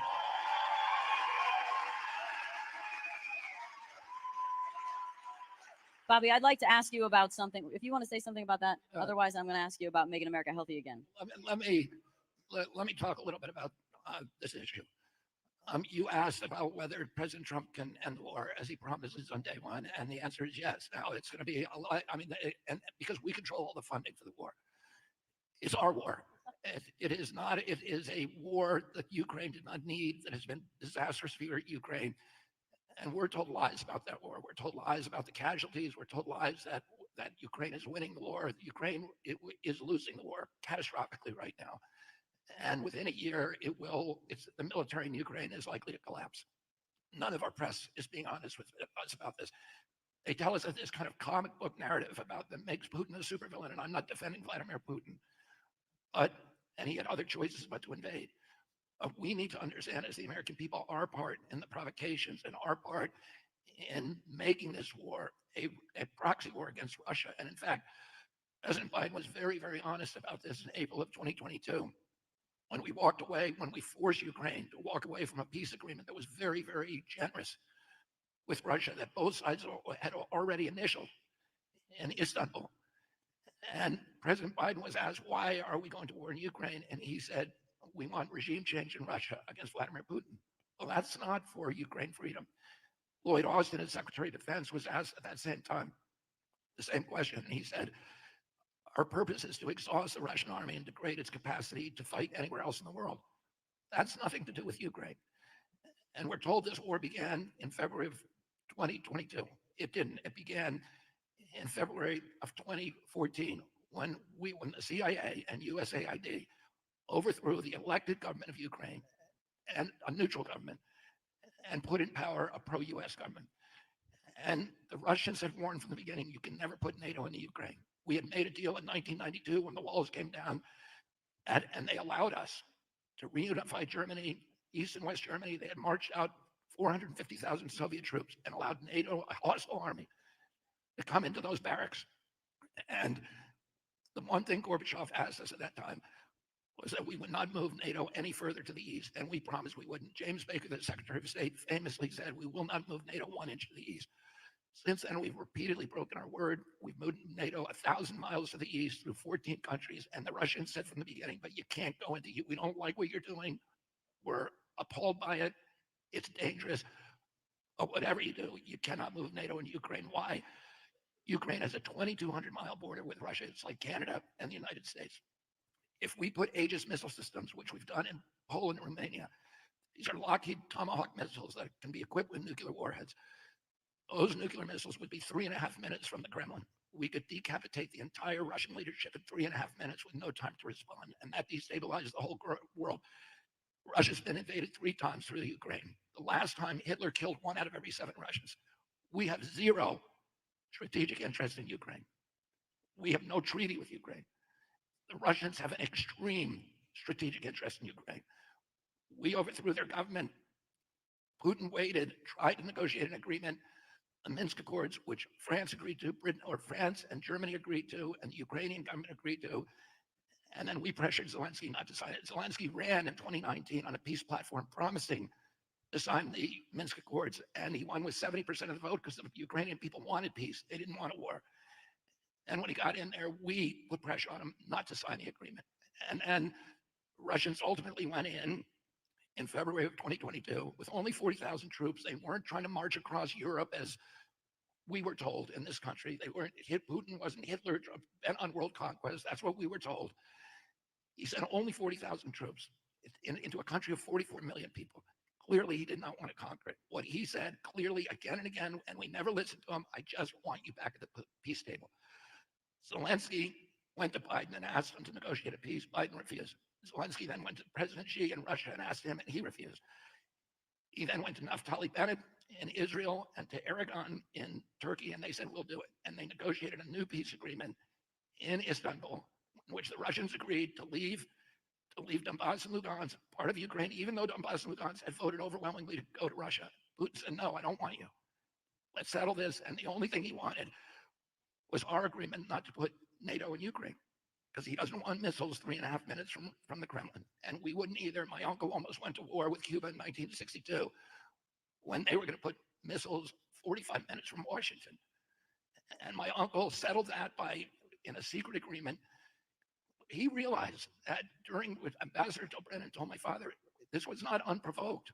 We did this because you put nuclear missiles in Turkey on our border. So we want them on your border for equity. My uncle realized that was fair, and he told Khrushchev, we will remove them from Turkey if you take them out of Cuba. And that's how he settled it, because he was talking directly to Khrushchev. And we had peace.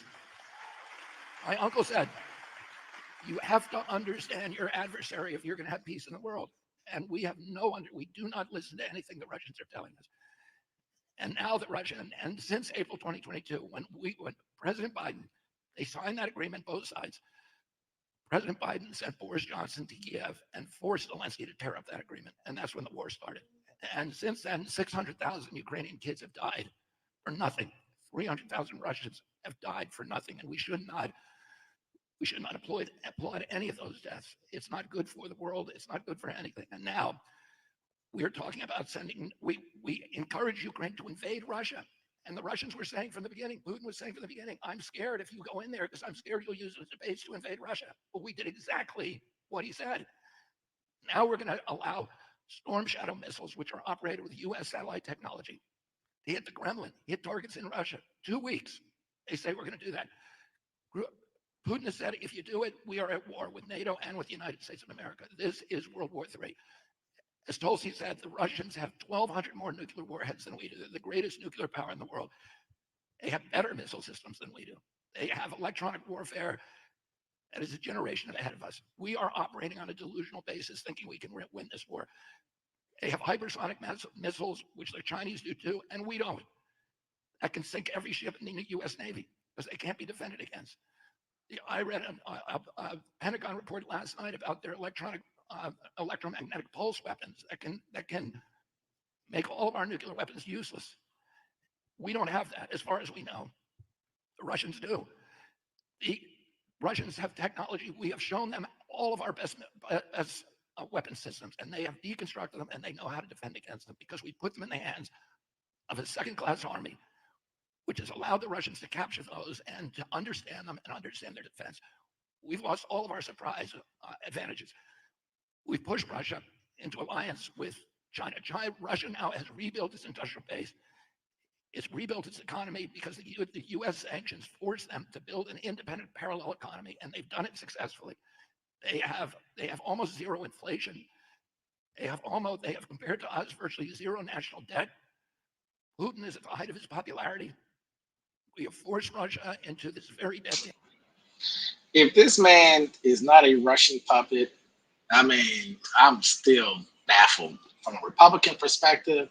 The way he's sucking off Vladimir Putin in Russia right now and how great they are, it just doesn't sound right to me. And maybe that's just me, but you know, I've been suspicious of him for a long time. I thought he was talking right initially, but then it just got more and more strange. And here we go again with this weird, strange talk about. I mean, it's just weird, man. The alliance with China and Iran. China has the greatest industrial base in the world. We exported, the Democratic Party exported our industrial base to China. We won World War II. We still think we're in World War II. We won World War II because we had an industrial base in this country. We were making the steel and ball bearings and automobiles. We became the arsenal of democracy because we repurposed those, about 56,000 airplanes a year, fighter jets a year, fighter airplanes, a ship a day. We can't do that anymore. The Chinese can. The next war is going to be fought with drones and hypersonic missiles, which they have and we don't. China has many companies, 100 companies that make drones. Just one of those companies makes 76% of the drones on Earth. We can't fight them, and we're collapsed economically in this country. China's the greatest economy in the world. Russia's economy is booming. They're now allies for the first time in history with Iran. And the people in this White House are delusional. The United States is the only country in the world that wants war. Nobody else does. And we need to start understanding the facts and talking about them publicly. And the United States mainstream media will not tell you anything. I swear, I think Tulsi Gabbard, I could be tripping because I can't see it too clearly, but she looks like, what the fuck is he talking about right now? You see what I'm saying? I watch. This motherfucker is crazy. I watch and they just let him go. Let him talk. Let him run. But I think it's very necessary for people to see this because when he goes off and he goes on these kind of tangents, some of what he's saying is true. Like some of what he's saying is true. He's lying and he's anti-American. Period. But let me get to this part. However, when you gaslight the way that he's doing, because he knows, man, he knows that basically the security apparatus in this country, man, is up to par with everybody else. Manufacturing, he's right about that. But there are ways to get around that, though. There are ways to get around that. I'm But not breaking down nothing he said. Everything it's just bullshit. It's anti-American. I don't care about the details. right. But let's get to the anti-American part. Why would you say? No, I'm saying, but why would you say stuff like this? Yeah, this is what Democrats talk about. Go over You there. know, Go over to the Democrats. no, Get the hell out of the Republican Party. You just told me about 2 hours ago that basically he's to the right now. He falls into that world. Joe Rogan's of the world. The Bill O'Reillys of the world. Those guys have been kind of pushed to Rumble and what's the other one? Truth Social and all that kind of jazz. So that's where he belongs. Now he belongs over there with y'all. Not over here. Not over here. He over there with y'all. He over there with y'all. Trinidad way. You know what I'm saying? He over there with y'all. Not over here. If you look at Tulsi, Tulsi's face, he over there with y'all. Yeah, Tulsi was like, Tulsi was like, okay, She's in the military. She's in the military. That's what I'm saying. Exactly. Like, what is he talking Exactly. Ashley and Connors.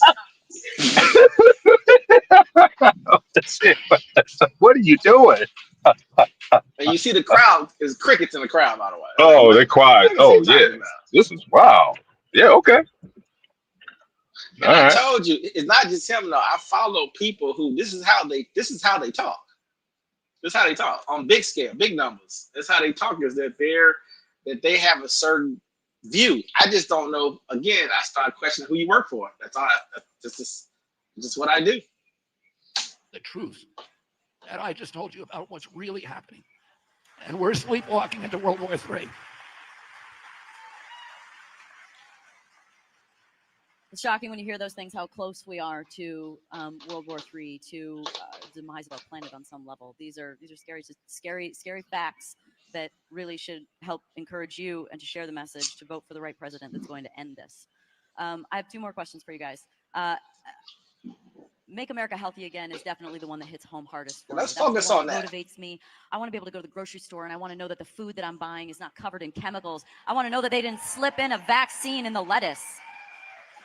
I want to make sure that the vaccines that families go to get for their children are safe. I want to know that the rules should be in place, that people should be accountable for what they do. Can we lay off the vaccine paradox, man? When basically Operation Warp Speed is the reason why vaccine is out. Like, I mean, can we lay off of that, bro? Can somebody just please check the record with some of these people in real time when they do that? When they act like the vaccine was just something that was rolled out once. Kamala and Sleepy Joe got in office. They created the vaccine. They took credit for it, though. That's the problem. You're right. You're right. They should have hung that shit. They should have hung that shit. I would have hung that. I would have hung that around their neck. I would have said y'all left us with no fucking choice. We had to go with what y'all basically got. So everything that you basically created, we had to actually try to go save lives. We didn't have time to waste because you wasted so much time. I would have hung that shit around them like an albatross. You're not gonna put COVID vaccines on me. The fuck out of here, man. That's bullshit. And that's like I just don't like when people use it as expediency as they have. And she's saying it like it's like, yeah, it's slipping in vaccines, and I'm like, come on, man. Like, it's he was the motherfucker called it Operation Warp Speed, like for real. When he was talking about no regulations from the doctors didn't basically confirm this. There was like, it went against every vaccine that we had. Yeah, like, I mean, come on, man. Of course. Okay, man. I'm off of it. I'm done. It's fine. Go ahead, bro. It's fine. I mean, the thing is that he. Yeah, I mean, I just had to blow my nose, man. I mean, it's a lot of things. This triggers me, by the way. You know this too, but you know how I feel about this triggers me. But he was brought here to focus just on dealing with health. See, make America healthy again. His focus is Lord. when he started going down his rabbit hole, I'm like, go breathe the air outside that I'm not just breathing in. Let's get that tequila worm out of his brain, man. I think it's still ceramic. Laid too many eggs in his brain. No, I just think he's complicated, like people should be. It should be complicated. I get When fired you're, up about when, making when America you're healthy informed, again. it's going to be more complicated. So, what is the first and most aggressive Man that way been in that prison, you would advise President drug Trump addict for 15 to years. make America healthy again? What would be that first step that you think would make the biggest difference that you would advise him? The one thing that is making America sick is corruption in the regulatory agencies. The agencies that are supposed to be protecting public health are not doing that. Instead, their primary priority. And see, you know how I'm trying to be honest, right? I hate to leave things. You know, I want him just to say that and let it go. But does he Do it. understand who Do it. I've been honest about my side. You need to do it. Now, you know what I'm saying? You gonna make you're doing this. You're doing this to trigger me. You want me to go off. You want me to go ham on this. what he's saying. I mean, No. You need to speak for your side. These people are traitors. They're traitors to me. So you need to. But he's not even torn. But he's not even torn like he's not even torn like American Brother. Republican like talking points. You know what I mean? He just talking. I know. I know. Shit, I know. Lord have mercy, bro. Do you know why the regulatory agencies are the way they are? At least from a rights perspective, does he understand why? So I mean, just the wrong side, just on that statement alone, like, you're not on the right side on that statement. You know We're what's so trying crazy? to get rid of these agencies. But paradox. You know what's so crazy, dude, is that this man has a father. I'm not doing it. I'm not doing it. I was just about to go. I was just about to go crazy. I was about to go crazy. Go ahead. Of pharmaceutical companies, of big food and big agriculture. And they are utterly corrupt at least the top part of those agencies, completely corrupt. And President Trump has asked me for help unraveling the corporate capture of those agencies, unraveling this corrupt merger of state and corporate power. And we've already put together a team to move into USDA, to move on day one. That's where I want him to be at. I want him to be right there. Save the soils in our country. Just stay right there, bro. And almost all of our subsidies are going to corn, soy, and wheat, and these become the feedstock for we're producing food that is. You know what's so funny though? Like this is where I want him to be at. This is what I need him to be at, right? You know, the only sad part of it is that when you start fucking with soybeans, corn, and wheat, the type of issues that the markets will start having. And I don't believe Trump. I just don't believe Trump will hold position on that and allow what's going to happen to happen. When you start messing around with some of those commodities and dealing with the market, you know what I mean? It ain't just so easy to do something like this, you know. So I don't know. It's no longer nutrient dense. It's nutrient anemic, and it's creating.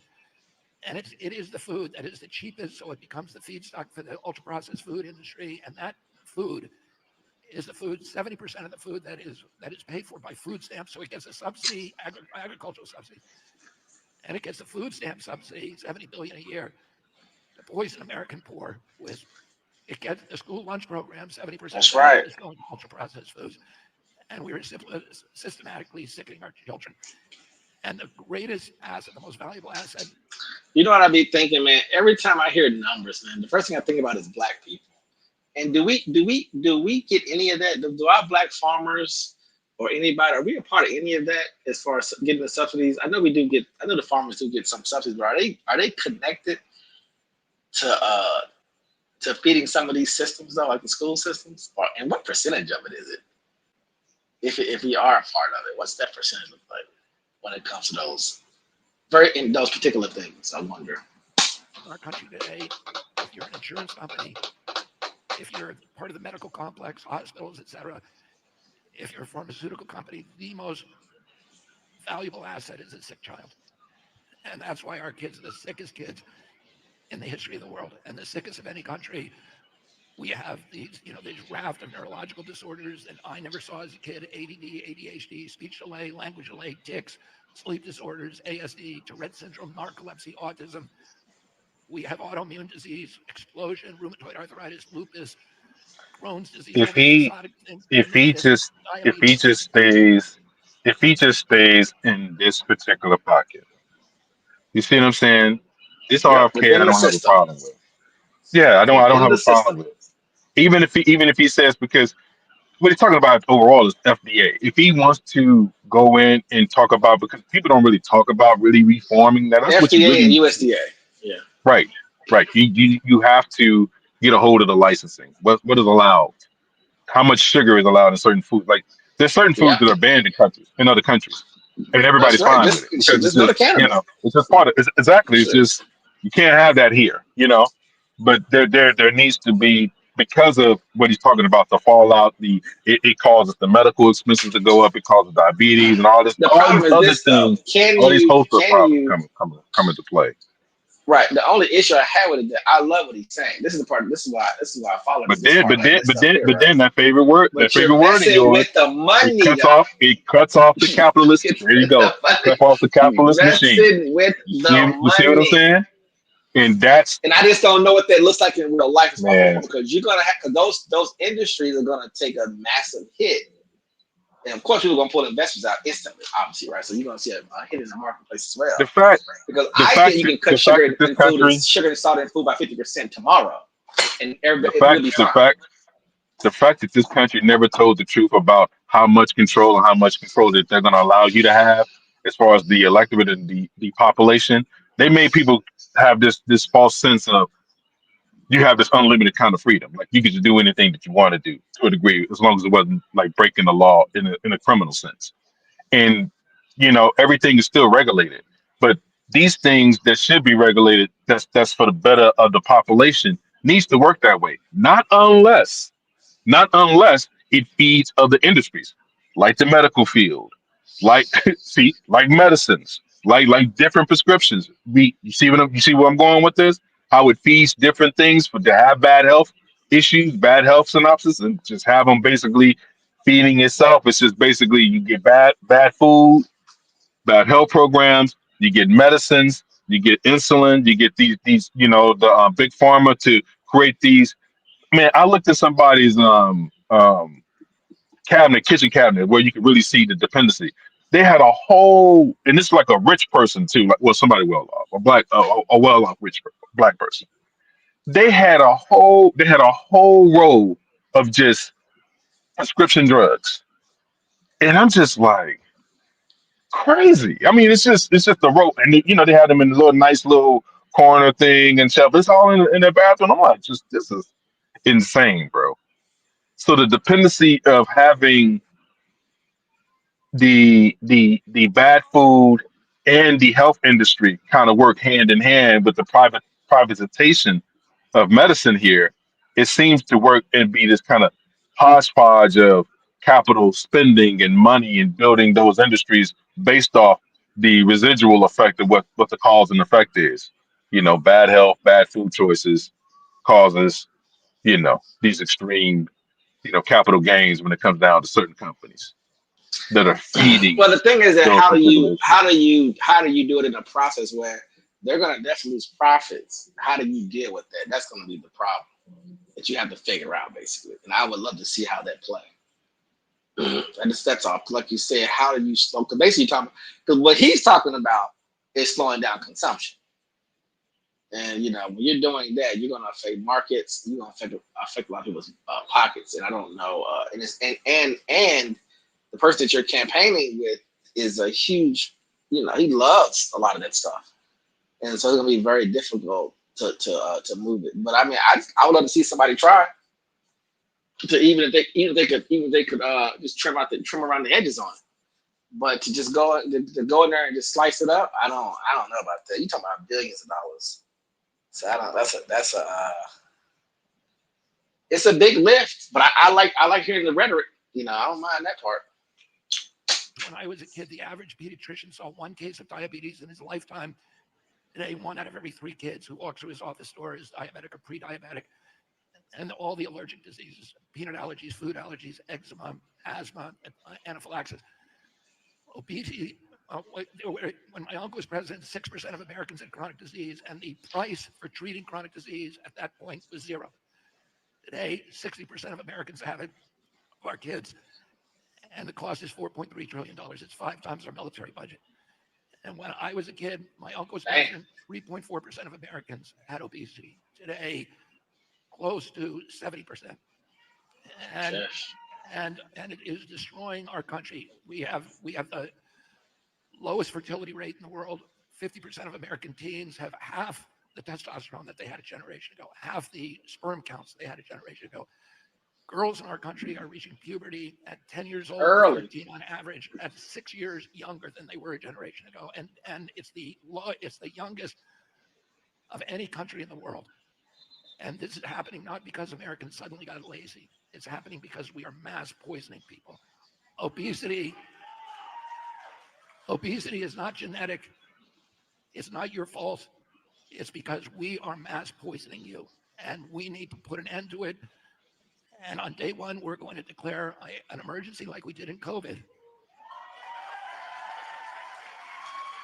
But it's going to be a chronic disease emergency, and we're going to get the fluoride out of the water. We're going to get the chemicals out of the food. We're going to get the chemtrails out, the chemicals out of the chemtrails, and there's 1,000 ingredients in our food. Pause it one more time. You just, I'm trying. Why are you doing this to me, man? Why are you doing this to me, bro? Like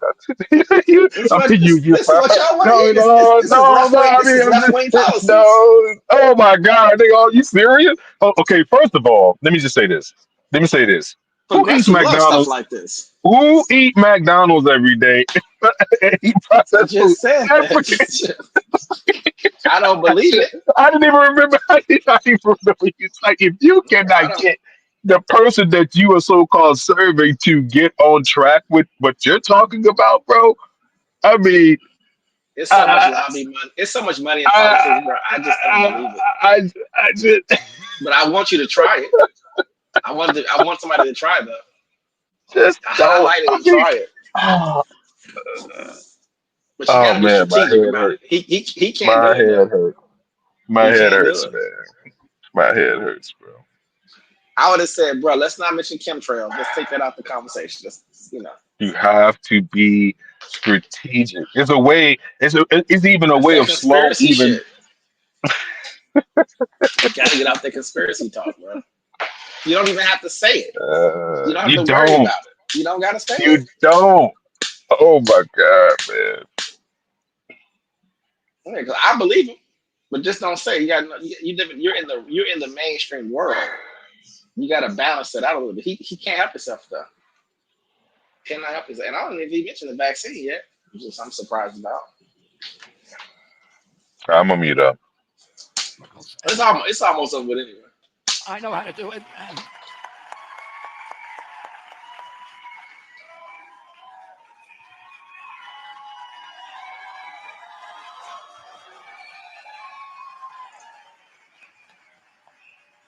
So I want to go through just a little role playing here for a second.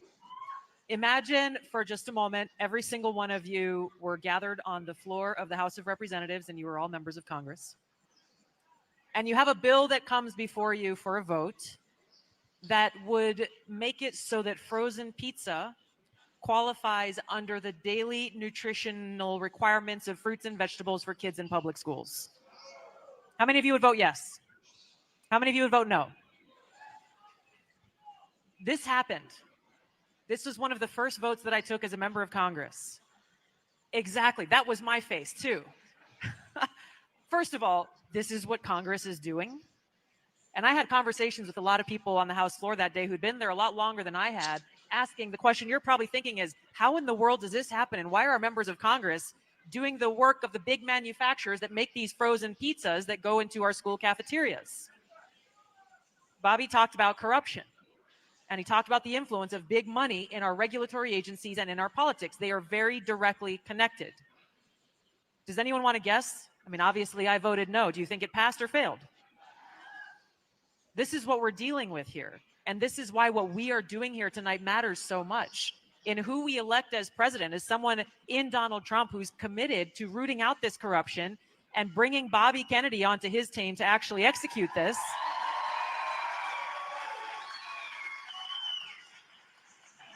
and you saw Sam Brown here, who came, who's running for U.S. Senate here in Nevada. Paradox, Having people I'm in the House and trying. the I'm Senate trying, who bro. are I'm committed. trying. I'm trying. I am trying, bro. Like I just if you're going to crush somebody for hypocrisy on one side of it, you cannot rightly turn around and then do. I mean, not just do it, but you are just. It's just blatant at this point, like blatantly doing it. And I understand this is politics, yo. I get it. You know what I'm saying? Like I'm not gonna belabor the point, but just leave it at that. Just go hard at it. Just come clean and just go hard at it. Some of the stuff don't need to. You don't even have to even bring up their name at this point. Like just keep it clean and clean and simple. You're trying to claim high ground. President Trump is going to basically be at the forefront of trying to get health issues. No, that's bullshit, and you know it. You know it. Come on now.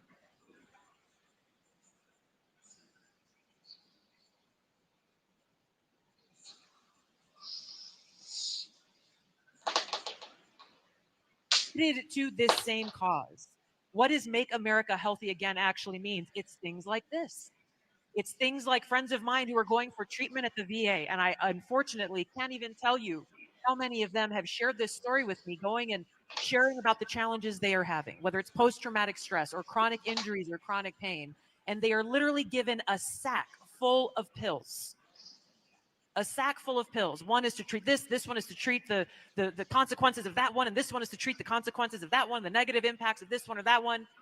And we wonder why still we are seeing so many of our veterans feel so hopeless to the point that they take their lives. What we are talking about here in this incredibly historic opportunity in re-electing President Trump to the White House is to change this sick care system into truly a healthcare system that cares about us and that sees and understands what a healthy life actually is. It is, yes, our physical well-being. It is nutrition. It is exercise. It is what does it take to live a truly healthy life? It is mental health and well-being. And foundationally, it is the spiritual health and well-being of who we are as people and how we are faring. So much emphasis is placed on gross domestic product, and you hear these statistics being spouted about how successful we are as a country based on employment numbers and GDP and all of these other things. But are we really truly a happy country?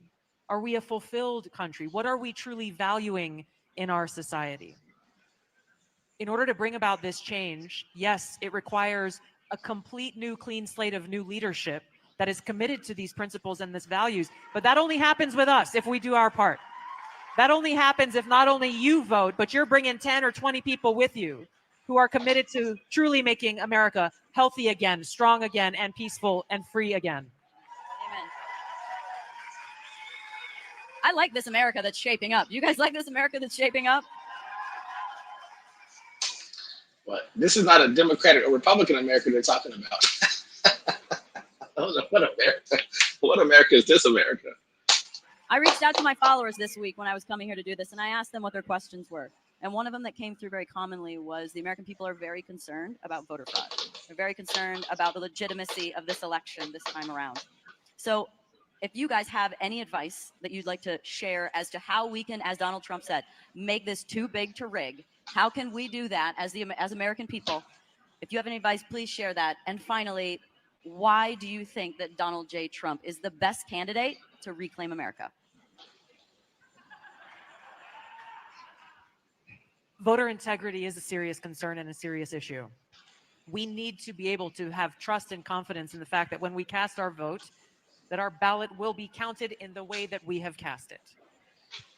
We could do a whole other 2 hours on voter integrity issues in and of itself, which we won't. I want to say thank you to everybody who's standing this whole time for your patience and your endurance and resilience. First of all, thank you. Thank you for being here tonight, all of you. There are very simple solutions that President Trump has talked about in making sure that we can have that trust and confidence again. One of those things, when I was in Congress, I introduced legislation. As soon as I learned how easy it is for even someone in middle school to hack into our electronic voting systems, again, what's the common sense solution to that? Paper ballots. have a paper record of our vote so that if there's any doubt or question about the result, there is a paper trail that can be used to audit the results of the election so that we have faith that our voices are being heard. Congress still did not pass it when I introduced it and still has not passed it to this date. That's an easy solution. There are other solutions that we can implement very easily, but we got to win first. We got to win first to do all of these things that we're talking about. So here in Nevada, the laws in every state are different. What I am encouraging you to do is two things. Number one, look at all of the ways that you can vote, whether it's early voting, absentee voting. I know some people prefer voting on election day. For those that use all means available to make sure that your vote is cast, number one. And the second thing is, look in your phone, think of at least 10 people that you can guarantee are going to go out and cast their vote for Donald Trump along with you. Do it. Actually do it. And if you don't know 10 people who are going to vote for Donald Trump, their best interest and in our best interest as a country to elect Donald Trump, who will be the president to defend our freedom, to make America healthy again, to bring about peace, to bring about prosperity again. We can only make this change if we, the people, lift our voices and make it so. Our founder said our government exists with the consent of the governed. If we stay home or if we wake up on election day and maybe you're sick with the flu and you don't feel like getting up, or maybe you get caught in an airport in some other state by an airplane delay and you don't make it back in time to cast your vote on election day, we cannot afford to lose a single vote. We have to lift our voices for Donald Trump because that is a vote for freedom, peace, and prosperity. Thank you so much.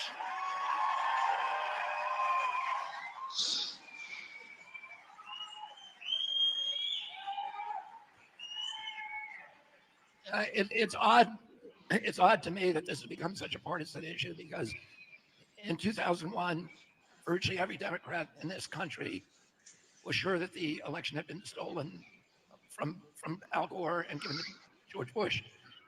In 2004, I wrote an award-winning article for Rolling Stone magazine about election fraud in the 2004 election that injured John Kerry, and Democrats all were of a consensus. There was a resolution in Congress about it among the Democrats.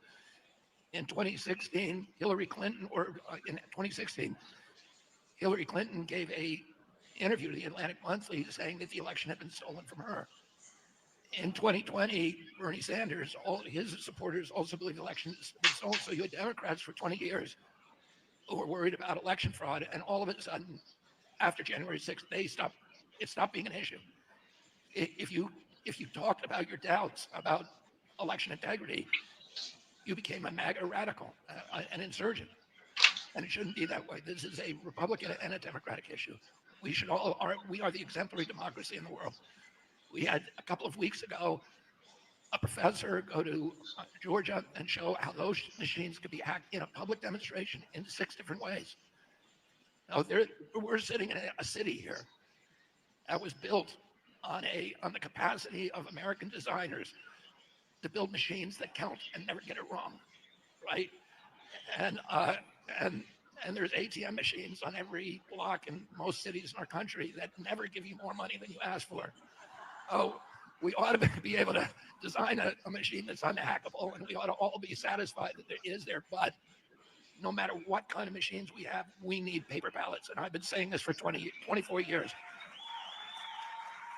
And, and we need voter ID too.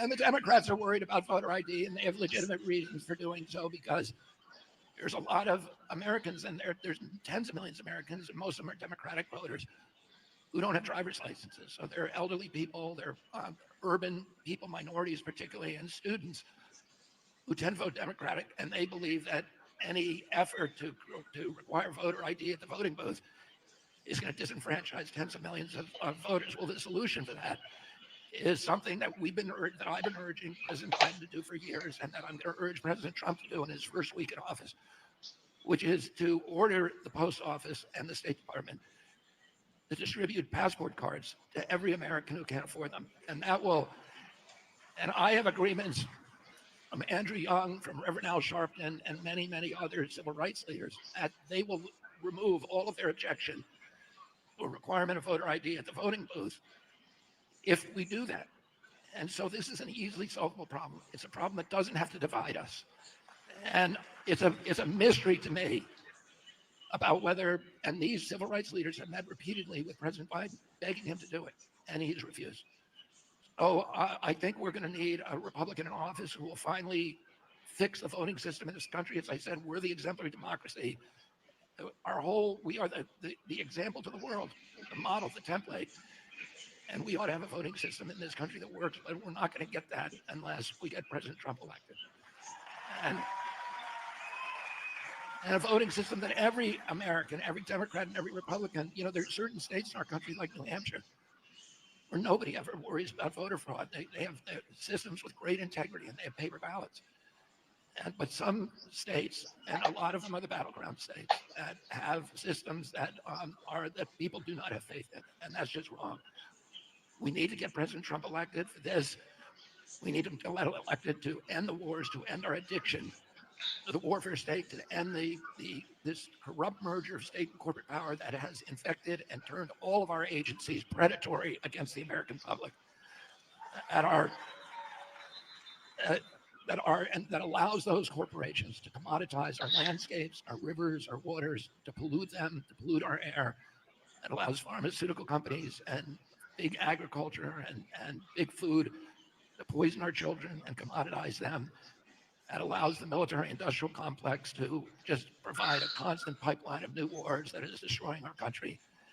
And those are and end the intelligence apparatus and end the power, dismantle the intelligence apparatus that has turned against the American people and that is turning the world's exemplary democracy into a national security, into an imperium abroad and a national security and censorship state at home. And there's only one candidate who is even conversant on these issues, who is committed to these issues. And these issues, this election is a struggle over the soul of America. And those of us who love this country and understand it, and understand that these rights have to be protected, we need to fight for these rights by getting this president elected until the rest of America wakes up and thanks us for doing that. Thank you all very much. Thank you, Las Vegas. You guys have been amazing, so attentive, so passionate. Get out there and vote. Donald Trump for president. Aloha. Reclaim America. On eye care savings, I'm also an expert in looking good. Like when you wear Florence by Mills frames created by Millie Bobby Brown, only at America's Best. Talk about a big deal. Get 2 pairs of Florence by Mills frames for $119.95, exclusively at America's Best. Polls show that Harris is closing the gap with Trump on handling. This morning, Republicans hit a roadblock trying to close voting precincts on college campuses. Turns out it's their own party standing in the way. Tarrant County Commissioner Manny Ramirez defends his opposition amid MAGA backlash. The race to become Speaker of the Texas House is growing again. This time, it's a Democrat running. Ana Maria Ramos on the strategy behind her campaign. 44 days until the election, Republicans in South Texas raising concerns about whether their party is doing enough to win legislative races there. And Liz Cheney returns to Texas to campaign for Colin Allred. I have not endorsed in any other Senate race this time around. What she says about Ted Cruz ahead of the state's biggest campaign.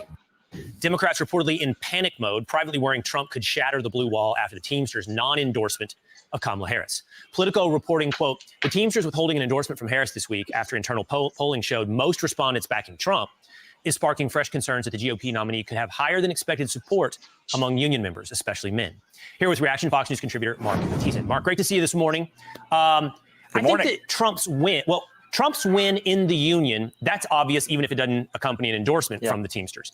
The question I think for everyone now is that indicative of a wider movement in areas where unions are strong, like Pennsylvania, Michigan, Wisconsin, that are key to winning the presidency? I think it very much is. Look, Donald Trump has made the Republican Party the party of the working class, and the union leadership just hasn't caught up. I mean, he won the poll of Teamsters members 60-30. You would think that would mean he gets their endorsement too, but they didn't endorse him even despite that. They should have given him their endorsement if they were Democratic. The UAW admits their leadership admits that Donald Trump has the support of most of their members, but they endorse Kamala Harris. So I think these unions have not caught up with the American people because the Republican Party under Donald Trump is now the party of the working class, and I think those people are going to come out for him in November. Yeah, I mean, everything is about Pennsylvania. Does this tell us something that might happen in Pennsylvania that's not yet showing up in the polls, or at least not fully showing up in the polls? Meanwhile, who's running America as we speak? Joe Biden held his first cabinet meeting in a year, Mark. That's stunning.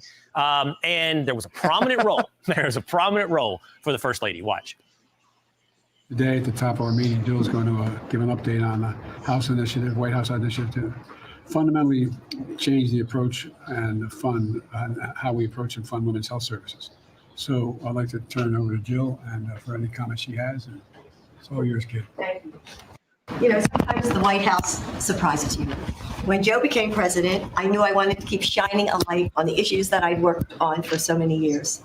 Pretty unusual, Mark, especially when people are wondering how on the job is Biden.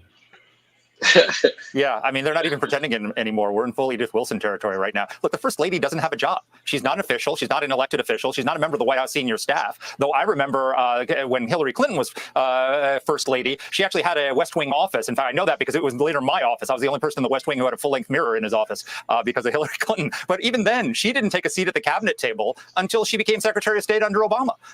So this is quite unprecedented. And a lot of people on the left are saying, well, Ivanka Trump addressed a cabinet meeting once. Well, it's different. Ivanka Trump was a member of the White House senior staff. And in a cabinet meeting, the senior staff doesn't sit at the table. They sit at the chairs around the table, around the back. And sometimes they're called on to speak. And so, and they stand, and she addressed it. She didn't sit at the table. She addressed them standing up and gave a report on her area of responsibility. She didn't take a seat at the table like Jill Biden. I mean, it's just absurd. It's also stating the obvious here. Joe looks different. I mean, I don't know if some of the cosmetics that have been done in the past are now ceased, that he's not running for president anymore, but we can see it in the video. I mean, we can all see it with our own eyes. Joe looks different. All right, Mark Thiessen, thanks for deeper analysis on what I just offered, the obvious superficial observation. Thank you, Mark. That's funny. This media is a trip, man. Anyway, man, I'm gonna get off the horn, man, because I'm try what you gonna do, man? You want to check out the game, or you gonna be on your side of town? Yeah, I can do it. I'm about to shut this down now. Okay. Did you have any other thoughts?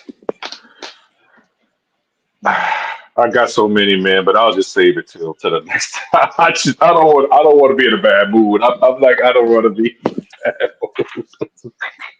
We got B more to handle, so I'm ready for that. I'm ready for that game. So I'm like,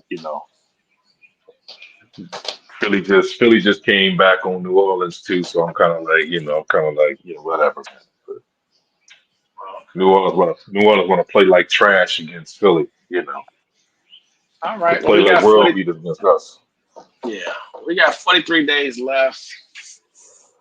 We're gonna see where everything goes next couple days. Maybe some new polls are gonna come out. We might see some little shifts here and there. We don't know yet. We'll see. Georgia, North Carolina. Georgia, North Carolina, and I think Pennsylvania is going to be very, very interesting. Very over interesting. the coming weeks. Those three states in particular are the Those ones three I think to states watch. in particular. Yep. Those are the He's ones. going to be high, so be ready. That's why I play some of the videos to kind of get people prepared ones. for.